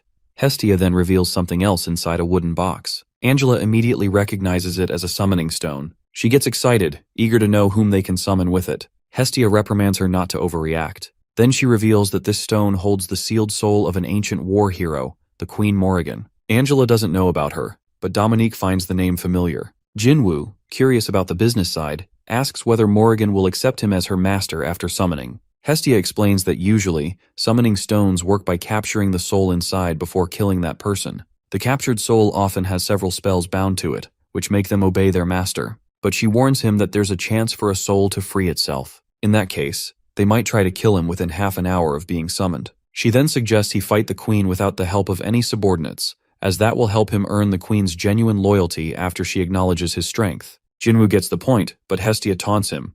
Will he hesitate to go against an ancient war hero? Jinwoo replies sassily that he understands this is a kind of test to prove his strength to the Count, which is why he sent Hestia to evaluate him. Not only that, the Count has put him in a tough situation while the war is ongoing. He darkly reveals that he's already worried. Now the Count pretends to be generous and helpful, but in reality, he's just testing and measuring him, and giving gifts that leave him no choice but to use them. Then he warns Hestia not to underestimate him, because his patience has limits. Hestia gets furious, assuming he's blaming Anatolius for causing the war, but Jinwoo is too busy summoning a queen. Dominique immediately recognizes the name Morrigan and warns him not to summon her. She's nothing but bad news. Morrigan was originally the killer of countless nobles in the ancient abyss, sparking the deep hatred of Parthenon. Jinwoo is shocked to hear this, but he knows it's too late. He's already summoned her. As soon as he learns this from his loyal subordinate, Jinwoo punches Hestia and asks what this means. They're just imposing problems on him and his labyrinth while presenting them as gifts. He dangerously asks whether this is a test, or if Anatolius simply has no concept of moderation. Totally baffled, Hestia finally realizes the strength of Jinwoo and admits she doesn't know Anatolius's full plan, only the name Morrigan. While bowing, Hestia admits she doesn't know what kind of relationship Morrigan had with Parthenon. Ignoring her, Jinwoo immediately turns to Dominique and orders her to evacuate every non-combat creature from his labyrinth and tell the mages to seal the entrances. He then asks Qantas and Balzac to ready their weapons and instructs Angela to protect those who can't fight. They immediately comply. Meanwhile, Hestia's mind gear is also spinning as she realizes it hasn't been long since Morrigan was sealed inside the stone. Besides, Morrigan knows things from the past. Hestia wonders whether Jinwoo will be able to access those past memories if he overcomes her. But whatever happens, Hestia prepares herself to stay cautious. Then Jinwoo turns to both black merchants and tells them to go to the bar. He won't get anything done if they get harmed. Frustrated, they reluctantly agree to leave. The next moment, Morrigan addresses him directly, asking if he is the one who summoned her. She even mocks Jinwoo's fragile body, saying he doesn't look worthy of handling her. Jinwoo comments that he expected her to attack him immediately, but she tells him to be patient. It's a test to see if he's worthy to be her master. She reveals that the only one who's ever handled her this much was the One-Eye King. Despite knowing Jinwoo might lose, she accepts the challenge out of respect for him. Then she challenges him to prove his strength if he wants her to be his slave. But Jinwoo has another idea as he corrects her, saying she isn't testing him. He is the one testing whether she's worthy to be his subordinate. He then orders his subordinates to attack her. Seeing this, Morrigan taunts him, saying he's defiling the sacred test by involving his subordinates. The test is meant to be one-on-one, but he's risking their lives. Jinwoo nonchalantly replies that it's her test, not his. Meanwhile, Qantas and Balzac are frustrated to see Morrigan's feathers, which feel like they're made of steel. But Qantas is determined to prove his worth. He takes pride in being the first hero of this labyrinth and loyal to their master. He's ready not to disappoint Jinwoo, while Balzac covers him. Morrigan expresses astonishment at their loyalty to someone like Jinwoo, who's risking their lives for what should be his own responsibility. She even says she never intended to harm them, but Qantas, furious at her insult to Jinwoo, rushes at her. In the next moment, she grabs him in her claw and throws both of them away, realizing they're too weak to fight her. She blames Jinwoo for being weak. That's why he sends his subordinates to die. Qantas fumes at Morrigan's insult and shouts that Jinwoo is someone who always risks his life for them. Even when the soldiers are supposed to fight, Jinwoo still puts himself in danger again and again. Qantas admits the truth. He knows he isn't strong enough to defeat Morrigan, but he can't bear the feeling of being protected by Jinwoo, whom he is supposed to protect. He even feels like a burden to his king. Morrigan is taken aback by this confession, but Qantas continues his heroic speech, saying he doesn't know Morrigan's past, but he's ready to fight her because it's his master's order, even if it means certain death in the end. Jinwoo tenses, surprised by Qantas's deep feelings he never knew about. Balzac then decides to reveal his own reasoning for not dying. He's determined to survive until he can take revenge on the Count who slaughtered his family and people. Morrigan might be strong, but she's nothing compared to the Count he's targeting. For Balzac, she's just another obstacle he needs to clear to reach his real enemy. Morrigan acknowledges their stories with a knowing look. She, too, understands what it feels like to be protected. Yet she's cruel and quick to judge them by their appearances. Despite that, she bows and asks for their forgiveness. Then, deadpan, she tells them that while she acknowledges their efforts, she's going to fight seriously. However, she asks forgiveness for not using her sword, as she doesn't want to cause them real harm. Moments later, both warriors attack Morrigan, but it's clear she holds the upper hand. She slams and injures Qantas, but he tries to trap her with his tail so Balzac can strike. Though Morrigan appreciates their effort, she effortlessly throws Balzac away with her feather. Balzac curses under his breath at her speed. Then he sees her preparing to pierce her claw into Qantas, and fury ignites within him. Without wasting a moment, he leaps into the air to attack her. Morrigan comments that she likes the expression of a determined warrior, but in the next instant, his head is severed from his body, and his body collapses. Morrigan stands victorious over both warriors. Jinwoo finally decides to go to Qantas. Despite being severely injured, Qantas, like a hero in a film, takes his last breath and expresses his desire to continue being useful to Jinwoo. He cries, admitting that his eyes were pierced by Morrigan because he was pathetic and weak, and asks Jinwoo not to forgive his weakness. Jinwoo coolly asks what there is to forgive. He explains that Qantas fought alone because he wanted everyone else to protect the labyrinth instead of risking themselves. It's not that Jinwoo doubted their skills. He fully acknowledges the strength of Qantas and the other Naga. More than that, he recognizes Qantas as his general, who was only acting out of character because of low self-esteem. Emotionally moved, Qantas vows to serve Jinwoo forever. Jinwoo analyzes the situation and decides Qantas is no longer fit to fight. Then his attention turns to Balzac, whom he assumes is not dead because his flame is still burning. Jinwoo hadn't seriously expected his two high-ranking warriors to be defeated within 5 minutes. Just then, a very panicked Draken arrives to check if they are under attack.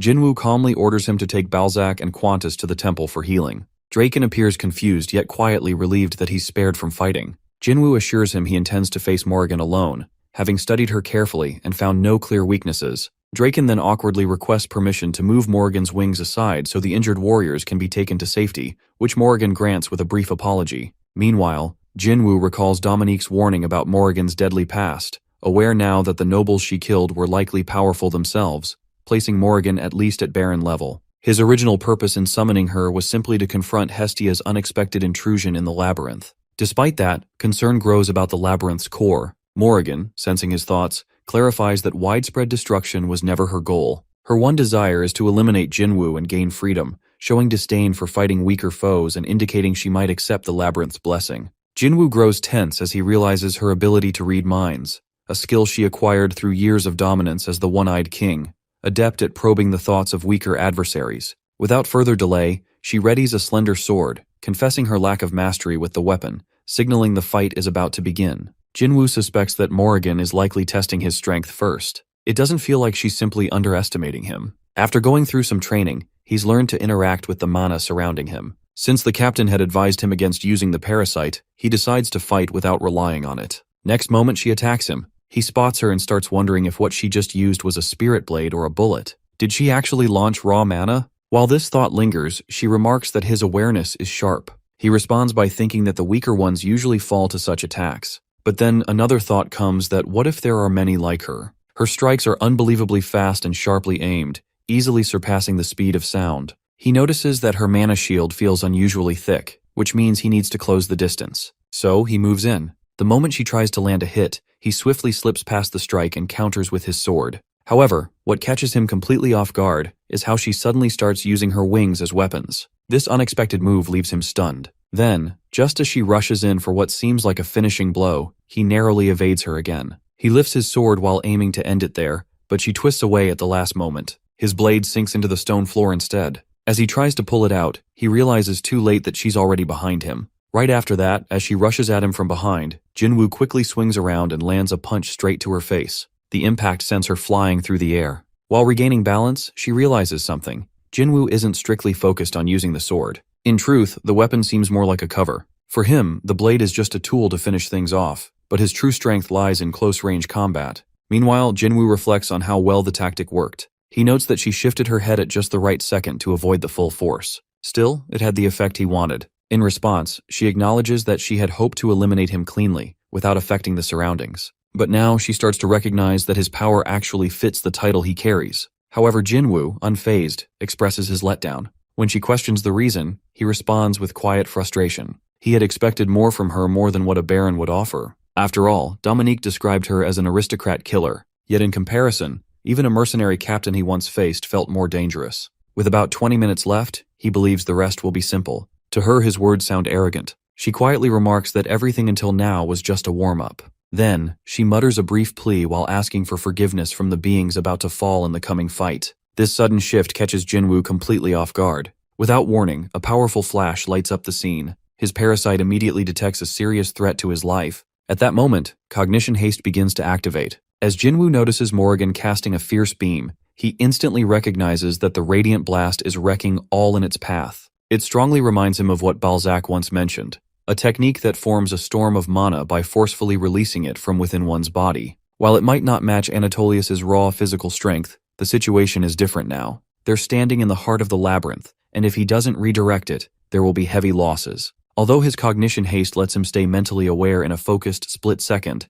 it doesn't increase his speed or the rate of mana flow. He knows he doesn't have the luxury of time to gather enough energy to repel the attack. Quickly, he urges the parasite to enlarge his body as much as it can to reduce the impact. However, it responds with concern while mentioning that his body would suffer too much harm. It recommends escaping instead, as its remaining force isn't enough to fully shield them. It also brings up the option to tap into the down gem inside his body, which could help neutralize the blast. This suggestion stuns Jinwoo, and he remembers that the parasite explained him that the prototype relies on the active mana within him, but cannot reach the down gem. Moreover, it warns that Jinwoo should never grant that access. So our boy refused the access. Still, Jinwoo grants it permission to draw on 80% of his active mana until the threat passes. Time is running out, and he makes it clear that if nothing is done, they'll both vanish completely. He insists that if it wants to survive, it must stop resisting and follow orders. Following this, the parasite begins its hardening process while releasing its full strength. Soon, it takes on the form of the scaly dragon king Anaxtis, just as cognition haste fades. Even then, Jinwoo grows irritated while realizing that the blast's range is massive, and this is all he's capable of shielding. Despite that, he hopes everyone else makes it through safely. Within the blinding light, Angela tightly holds a very frightened Yoonhee, though she clearly struggles to keep her steady. Meanwhile, Jinwoo is alerted that a large number of Naga workers, soldiers, and warriors have lost their lives, with several others suffering severe wounds. Shortly after, he requests a brief report. In response, he's given a summary stating that many Naga workers, soldiers, warriors, and archers are confirmed dead, while some remain critically hurt. Without delay, he calls out to Dominique while hoping she's listening and able to reply through telepathy. She promptly responds, and he checks on her status while asking where she currently is. She informs him that she's unharmed and is with Qantas, Balzac, Draken, and Hoya on the path that leads toward the temple. He then inquires about the guests in the bar. She mentions that the blast narrowly missed the owner's room, so they should be safe for now. He instructs her to gather everyone who's still capable, assist the wounded, and move all of them while including the guests to the hornrat's nest, located beneath the owner's room. Understanding his command, she prepares to act. At the same time, Jinwoo remarks that Rikshasha should be out at the construction zone, and they too must be evacuated quickly. Soon, he's informed that Angela has sustained serious injuries, while Yoonhee is likely hurt as well. Just then, Morrigan steps into view and remarks that she hadn't expected him to withstand the strike. She admits she's impressed, but also warns that if she attacks once more in the same manner, he won't last. However, Jinwoo sharply cuts her off. Without wasting a moment, he turns to Dominique and questions what lies to the east of the training grounds. She answers that there's only a storage area, which they had plans to expand in the future. He asks if there are any living beings there, and she confirms that no one is present. Finally, he turns back to Morrigan and calmly informs her that he knows that there's no one standing behind her. She finds it curious that their battle has now turned into a clash of pure force. As bursts of light flicker around them, Jinwoo instructs his parasite to shield his left arm with full strength. Once the parasite begins exerting its maximum control, his body is pushed higher toward the upper level. Meanwhile, Morrigan is also launched far through the air. When she crashes to the ground, she quickly senses the impact comparable to the force of a top-ranked Baron or a lower-tier Count. She realizes that if her strike hadn't partly weakened his, the damage would have been severe. She hadn't expected him to be this powerful. As she lies there, she wonders how far she has flown from the labyrinth. Then, she notices Jinwoo stepping closer, calmly counting under his breath. He asks her if she can guess what he's counting. At first, she observes something strange that his mana hasn't dropped at all. In fact, it seems to have increased. She then questions whether it's related to mana regeneration. It becomes clear to her that she wasn't the only one keeping her true abilities hidden. Jinwoo confirms her thought. Afterward, he mentions that it has now been around 16 minutes. He then prompts her to consider what that number means. She assumes it marks how long she has left to defeat him. However, Jinwoo denies it and explains that it's the amount of time she must endure while being overwhelmed by his assault. Inside the Naga labyrinth where Valicious remains, he suddenly wonders if the loud explosion is actually an earthquake. Right after, the Naga workers receive instructions that everyone except the soldiers must quickly evacuate to the horn rat's nest. He instantly recognizes the message as a telepathic order from the attendant. Soon he's also informed that the Soyuseon exit is blocked due to the blast, so they must use a different route. This news stuns him. He starts questioning whether the labyrinth has truly been attacked. As he looks around, he sees that even this area has fallen into chaos because of the powerful explosion. He then remarks that, on the 9th floor, only the Scaly Dragon King had ever unleashed such devastating power. So, he begins to wonder that who could have caused this. At the same time, he notices the rising miasma and realizes the losses are greater than he expected. Even so, he feels this might be his chance. Although there haven't been any battles recently, his chest tightens and cold sweat forms. He questions whether this is how a living body reacts to joy. But right after, he denies the idea while realizing it doesn't feel like the pleasure he experiences while eating. He reflects on the strange sensation in his chest, trying to understand it. Then suddenly, Pinky arrives and casually mentions it's nearly lunchtime while offering to go fetch their meal. Valicious replies that there's no need, they'll bring the food if they just stay put. He questions why she would go herself, especially when she hasn't recovered yet. She responds that moving around helps her heal faster. Besides, she reminds him he was the one constantly complaining about the food they receive. She promises to get his favorite this time. Hearing this warms his heart, and he feels a quiet joy from her words. But then, another distant explosion rings out, and there is only debris where Pinky is. A sharp worry creeps in. Still, he tells himself that Pinky is all right. The Naga soldier's leader instructs to assist the workers first. After that, one of them moves toward the worker who is badly hurt, and urges him to stay awake a little longer, while reassuring him that the rescue group has arrived. Lying nearby, Bluey is wounded. Valicious approaches and inquires if he's okay. A worker standing close by responds while explaining that Bluey barely survived. All thanks to the soldiers, but Hefty, who was next to him, didn't make it. Following that, Valicious questions the worker about Pinky while asking if he has seen her. However, the worker replies by wondering if she wasn't with him. This prompts Valicious to go search for her. Still, the Naga worker cautions him that the ceiling may collapse while urging him to be cautious. Now uncertain, Valicious reflects that he has no clue where she could be or if she's trapped beneath the debris. He understands there's no clear way to locate her, so his only choice for now is to collect miasma. He plans to release it across the area to track her. Although it isn't detection magic, he believes he can identify her presence because of the time they've spent together. Despite this plan, unease grows within him. He wonders whether she's already gone. For a moment, he thinks perhaps it's better this way. if someone who knows his secret disappears through an unexpected tragedy. That way, everything returns to normal. He'd have more time to train, to work on creating chimeras, and he could once again rule over eternal death as the lone sovereign of the dead. However, he then senses her presence deep under the stones. It's so distant her cries can't reach the rescuers. She's likely already passed, or, if not, she might soon lose her breath beneath the weight. If he does nothing, everything would sort itself out. Yet still, he reminds himself not to lower his guard until he verifies it with his own eyes. He must confirm her death. Eventually, he arrives where Pinky lies. She is terribly wounded, barely clinging to life. He believes she's on the edge of death. To him, this seems flawless. He thinks there's never been a more joyful moment. He decides he mustn't let anyone come near her, not until she truly passes. This way, no one will notice, and she will perish in solitude. At last, he thinks he'll be alone. His feeling of an undead king battles with his feeling as a Naga worker. That's why, strangely, he finds himself murmuring to Pinky that he doesn't want to be left alone again. Suddenly, Morrigan appears, and Valicious wonders if she might be the vampire from the Naga labyrinth. But quickly, he realizes she's something far greater than that. Without wasting time, he lifts Pinky onto his back. He mutters to himself that it doesn't matter now as he just needs her to hang on. He won't allow her to die. He vows to protect her. Meanwhile, Angela also lies hurt on the ground. He seizes her and declares he won't let her escape. Right after, he orders the parasite to boost his legs while assigning 20% of his current mana.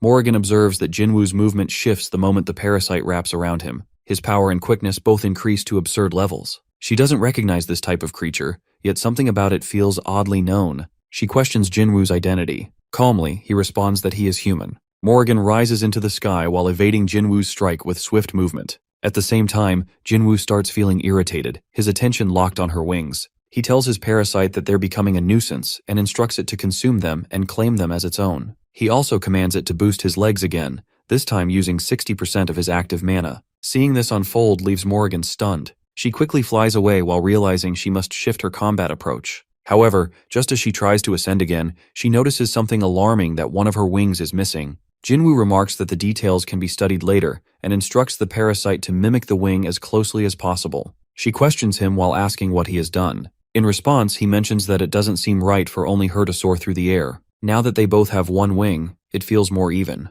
Hearing this leaves her speechless and increasingly irritated. Shortly after, Jinwoo receives an alert about the time of death for the target group. The notice adds to his frustration. Then, he mentions to her that although he heard of her reputation as an aristocrat killer, she had crafted weapons from the enemies she had killed and turned them into her feathers. However, she dismisses his words, claiming that they weren't enemies. Curious, he presses further that if they weren't enemies, is she implying they willingly turned into her feathers? As she tries to explain, a sudden realization strikes her that most of her memories before being sealed are now missing. Confused, she asks what century it currently is. When he responds that it's the 21st century, she appears stunned. 700 years have passed. She wonders if it's the side effect of the seal while admitting that she remembers nothing, not the one who sealed her, not those transformed into feathers, not even her king's final order. Jinwoo, with a sharp tone, accuses her of using memory loss as an excuse to avoid facing her cruelty. Recalling her words about the estoc, he reminds her that she once mentioned not being skilled with it, yet still wielded it with familiarity. He insists that she knows the identities of those people. She quietly admits it. Still, what she senses isn't hatred but reverence. To her, honoring and remembering those who perished in battle is a lifelong duty and consequence she must bear. They weren't just enemies. Even those absorbed by her power are included. Yet Jinwoo rejects her reasoning, labeling it as nothing more than insanity. In a bitter tone, he challenges her that does she truly believe that using a lifeless body as a weapon counts as tribute? Holding one corpse in his grip, he asks her if that face seems joyful. Her lack of remorse to him is sickening. He declares that he will grant these tormented souls peace. They will slowly fade within him. But she halts him firmly, without hesitation, and refuses. She yells at him while demanding he return them. Those are the weight she must carry, and at the very least, he should give Valkyrie back. Hearing the name Valkyrie leaves him stunned. Holding a stick in his grip, he questions her if she means this one. She snaps while telling him how disgraceful he looks touching her, and warns him not to lay his hands on her with that filthy parasite. Jinwoo, in return, remarks that her memory loss must be a lie if she can't even strike him. Then surely that weapon meant something precious to her. But she cuts him off, her voice sharp. She declares that he's no longer worthy of the respect she once held. She vows to reclaim her feathers, even if she must consume him to do so. Jinwoo challenges her again while questioning if she truly won't attack. Calm but resolute, she responds that there is only one ruler in this world whom she honors. As his blade, she will keep cutting down his enemies forever, even if their bodies rise like peaks and their blood flows like endless streams. All of it, she claims, will be for her master's greatness. She promises to offer undying reverence to those who've fallen without cause, while her own form carries the weight of their harsh destiny. With that, she vanishes into the shapeless Balmork labyrinth. Quietly, she whispers to her king while pleading for forgiveness and for ending one who once stood as an enemy. Soon after, Jinwoo receives a message that she has exited the Naga labyrinth and stepped into the formless labyrinth. The news leaves him stunned. He wonders aloud how she could enter when she doesn't even possess a labyrinth of her own. However, she questions his misunderstanding. The formless labyrinth, she explains, is not owned. It is a method created by those without a labyrinth to resist those who do. Every living soul, while including herself, holds the urge to ascend. The formless labyrinth is merely the material reflection of that inner longing. It's only called so because fools believe all personal domains must be labyrinths. She then acknowledges his strength while saying he has endured well for someone who resembles a human. Gradually, Jinwoo begins to comprehend. He mutters that this isn't a battle he can win unless he allows the parasite to access his down gem. Hearing this, she asks if he intends to surrender now. He responds with resignation while saying there's no reason to carry on. She responds with disappointment. Though she admits she sees him as a proud and skilled fighter, she expresses how greatly he has let her down. But he clarifies that that's not what he means. He reminds her of her current state. At that exact instant, he comes to know that all conditions are met. The curse of subordination activates. Morrigan is caught off guard, visibly shocked, as her body becomes bound under Jinwoo's control. Jinwoo, calm yet firm, declares that he is now her new king and commands her to kneel. Without resisting, she drops to her knees. Yet she speaks with regret, not anger. If she had gone all out from the beginning, if she hadn't wasted time measuring their power difference, then perhaps it wasn't him, but her, who was truly arrogant. With the battle settled, the two leave the formless labyrinth together. Right after, Jinwoo is notified that the target is now in a weakened condition and cannot break free from the curse of subordinate unless her strength exceeds that of the caster, and her caster is the one-eyed king, Ustas. The revelation fills Jinwoo with frustration. In response, she urges him to end her life while confessing that she has massacred many of his innocent people. He admits that she has taken the lives of dozens, including workers, and the death toll continues to grow. At first, he intended to kill her immediately, but now, there's a count pursuing her for the damage she caused in the past. Because of that, she must face and resolve the chaos she left behind. Whether she chooses to regain her wing is her decision. However, to do so, she must find and confront the aristocrats on the battlefield. 6 are on their way. She must eliminate at least 2. Only after everything is finished will he determine what to do with her. He warns her not to see this as any sort of favor and instructs her simply to guard the Nagas until the war begins.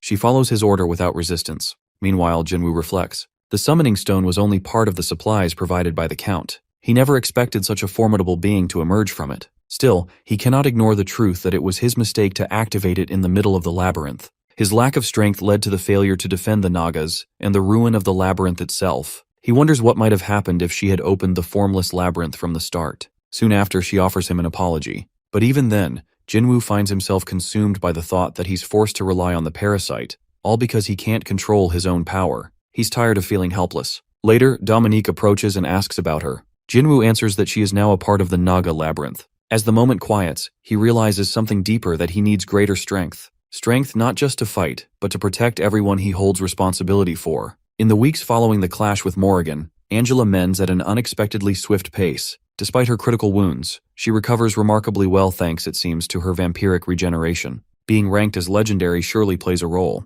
She ends up with only minor scratches, likely due to Yoonhee's efforts. Wanting to support her, she was offered a stored pack of my own blood, kept for emergencies out of appreciation for her defense of Yoonhee. Surprisingly, Rikshasha places no blame on anyone else while choosing instead to fault herself for not being there during the crisis. She doesn't appear to know anything about Morrigan either. Meanwhile, there are assumed high elf nobles spotted within the absorbed wing. At one point, Jinwoo reflects on when he reassured Rikshasha that overseeing the 10th floor was the top priority back then. He reminded her it was an unexpected situation, and not her fault. In another turn, Balzac and Qantas both fully recover. Sadly, 10 Naga soldiers being treated don't make it, and the toll rises as 6 workers also perish. Though horned rats can offer some assistance, Naga laborers are supposed to be among the safest. Losing 6 impacts everyone's morale. It's a loss that shouldn't happen again. Elsewhere, Morrigan is summoned by her king. When she responds to his call, he instructs her to guard the Naga workers fiercely. If even one more dies, he warns, she'll share their fate.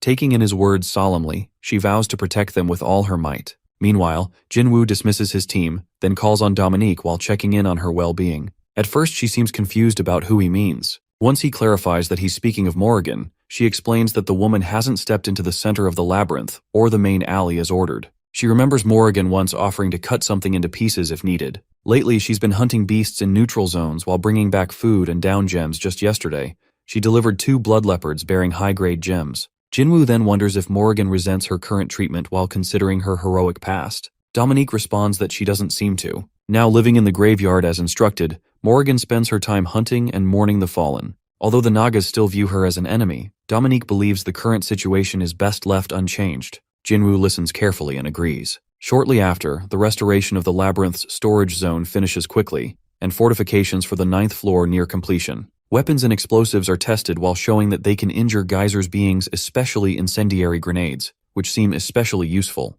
Jinwoo recalls once asking Draken why he wouldn't go inside, to which Draken had responded that the heat would roast him from within. Jinwoo had countered sarcastically while questioning if smoke inhalation was a better way to go. Goblins and boars are assigned construction duties. Naga workers recall how the Baron once joked about turning them into barbecue if they touched goblins. Still, these laborers, while hailing from the labyrinth of hammers and anvils, show great craftsmanship, quickly adapting to surface-level tools like firearms and communication gear. Jinwoo remembers when one Naga worker nervously tested a device while saying something about how fragile it was while trying to connect. The primary mission made public involves constructing supply routes between the hammers and anvils, Gluttony, Big Tusk, and the Naga Labyrinth. Jinwoo doubts whether Useo's domain even needs supplies, but having a path still seems beneficial. Quietly, expansion of the Horned Rat's tunnels continues. Since the Swamp and Wanderer labyrinths aren't entirely trustworthy, the Queen of Dreams is informed, especially given her openness to forming a pact. Qantas jokes about skipping food storage, but says they were warned not to consume anyone. Dominique answers that they'll be fine for a while, thanks to supplies from the Baron. The tunnels, however, pose risks. Since enemies could exploit them for invasion, explosives are placed at various points. Rather than expanding frontline networks, they stick to existing routes. Dominique shares all of this with Jinwoo. After assessing the progress, outposts, traps, supply lines, tunnels, communication networks, he notes that out of 3 crates of down gems collected from Anatolius, 1 will be sent to a neighboring labyrinth, another used to boost local forces, and a few gems sold topside for extra food. With growing forces, they'll need to expand the Naga nest and add livestock. Jinwoo asks about the Blood Leopard territory. Dominique explains that 3 rats died securing it, but the mission was successful. Only 32 leopards remain on the 9th floor. Jinwoo instructs her to tell Morrigan to stop harming them. If they go extinct, they'll have no creatures left for training after the war. Then again, it's hard to worry about wild beasts with the war looming. He muses on possibly capturing some and using others for combat. He recognizes the need to reorganize unit structure, using the Flood Dragon Corps' benefits, but too few leaders remain. Perhaps sending rare-rank Nagas is the solution. He continues thinking aloud when Dominique suddenly shouts while halting him. Startled, he asks what's wrong. She responds emotionally while urging him to rest. She sees how heavy his burdens are while noting that while the war is near, physical and mental strain is something else entirely. If he keeps pushing himself, he might collapse before the battle even begins. Her concern warms him, though he answers that it's different now. The Flood Dragon's invasion marked the start of something deeper. It's no longer just conflict, it's war between labyrinth floors. He's the commander now. There's no room to rest. Dominique hesitates before voicing her true thoughts. She isn't doubting him. She realizes he's human. He has no natural tie to the Nagas. He never asked to become their labyrinth owner, yet here he is, ready to risk his life for them. She wonders why he never complains about the burden he never chose. Jinwoo listens silently at first, then begins to speak. He questions the idea of burden. He admits not remembering his life before arriving at the Naga labyrinth. On the surface, he lived as an empty shell, despite being surrounded by his family's deep love while nothing fulfilled him. Though he might regain his past here while something has already changed, he feels different now. The others always tell him he works too hard, that no king fights at the front, that he should rely on them. He knows they're right, but he admits he's impatient and greedy, a selfish human who only knows extremes. When she asks why again, he replies simply that it's his greed, not a burden. Geyser, the Naga labyrinth, and everyone in it filled his hollow heart. He's no longer just surviving, he's alive. He calls himself the Baron of Geyser, the undefeated human, the Naga labyrinth king, and her master. He refuses to let some upcoming war take any of it away. He doesn't intend to lose anything, not even a little. Dominique, overwhelmed, declares that he's truly greedy. He glances back at her with a faint expression, something between exasperation and amusement. In the grim halls of Geyser, all kinds of souls exist. Some are driven by greed, some by jealousy like a certain demon who longs for status, bitterly thinking she could have had it if she weren't born black or demon. Others carry pity. Joy lives in Angela, who cherishes every moment of her life. There are those who hide secrets,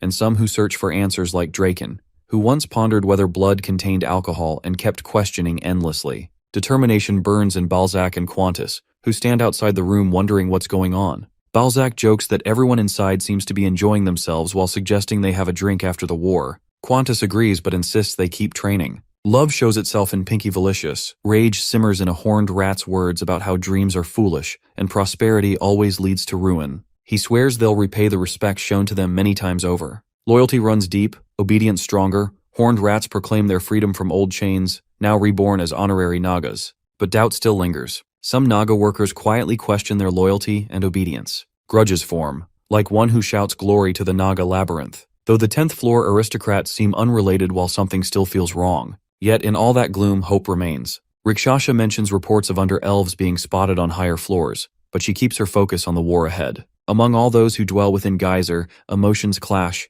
greed, sorrow, joy, rage, doubt, hope, all preparing for what's to come.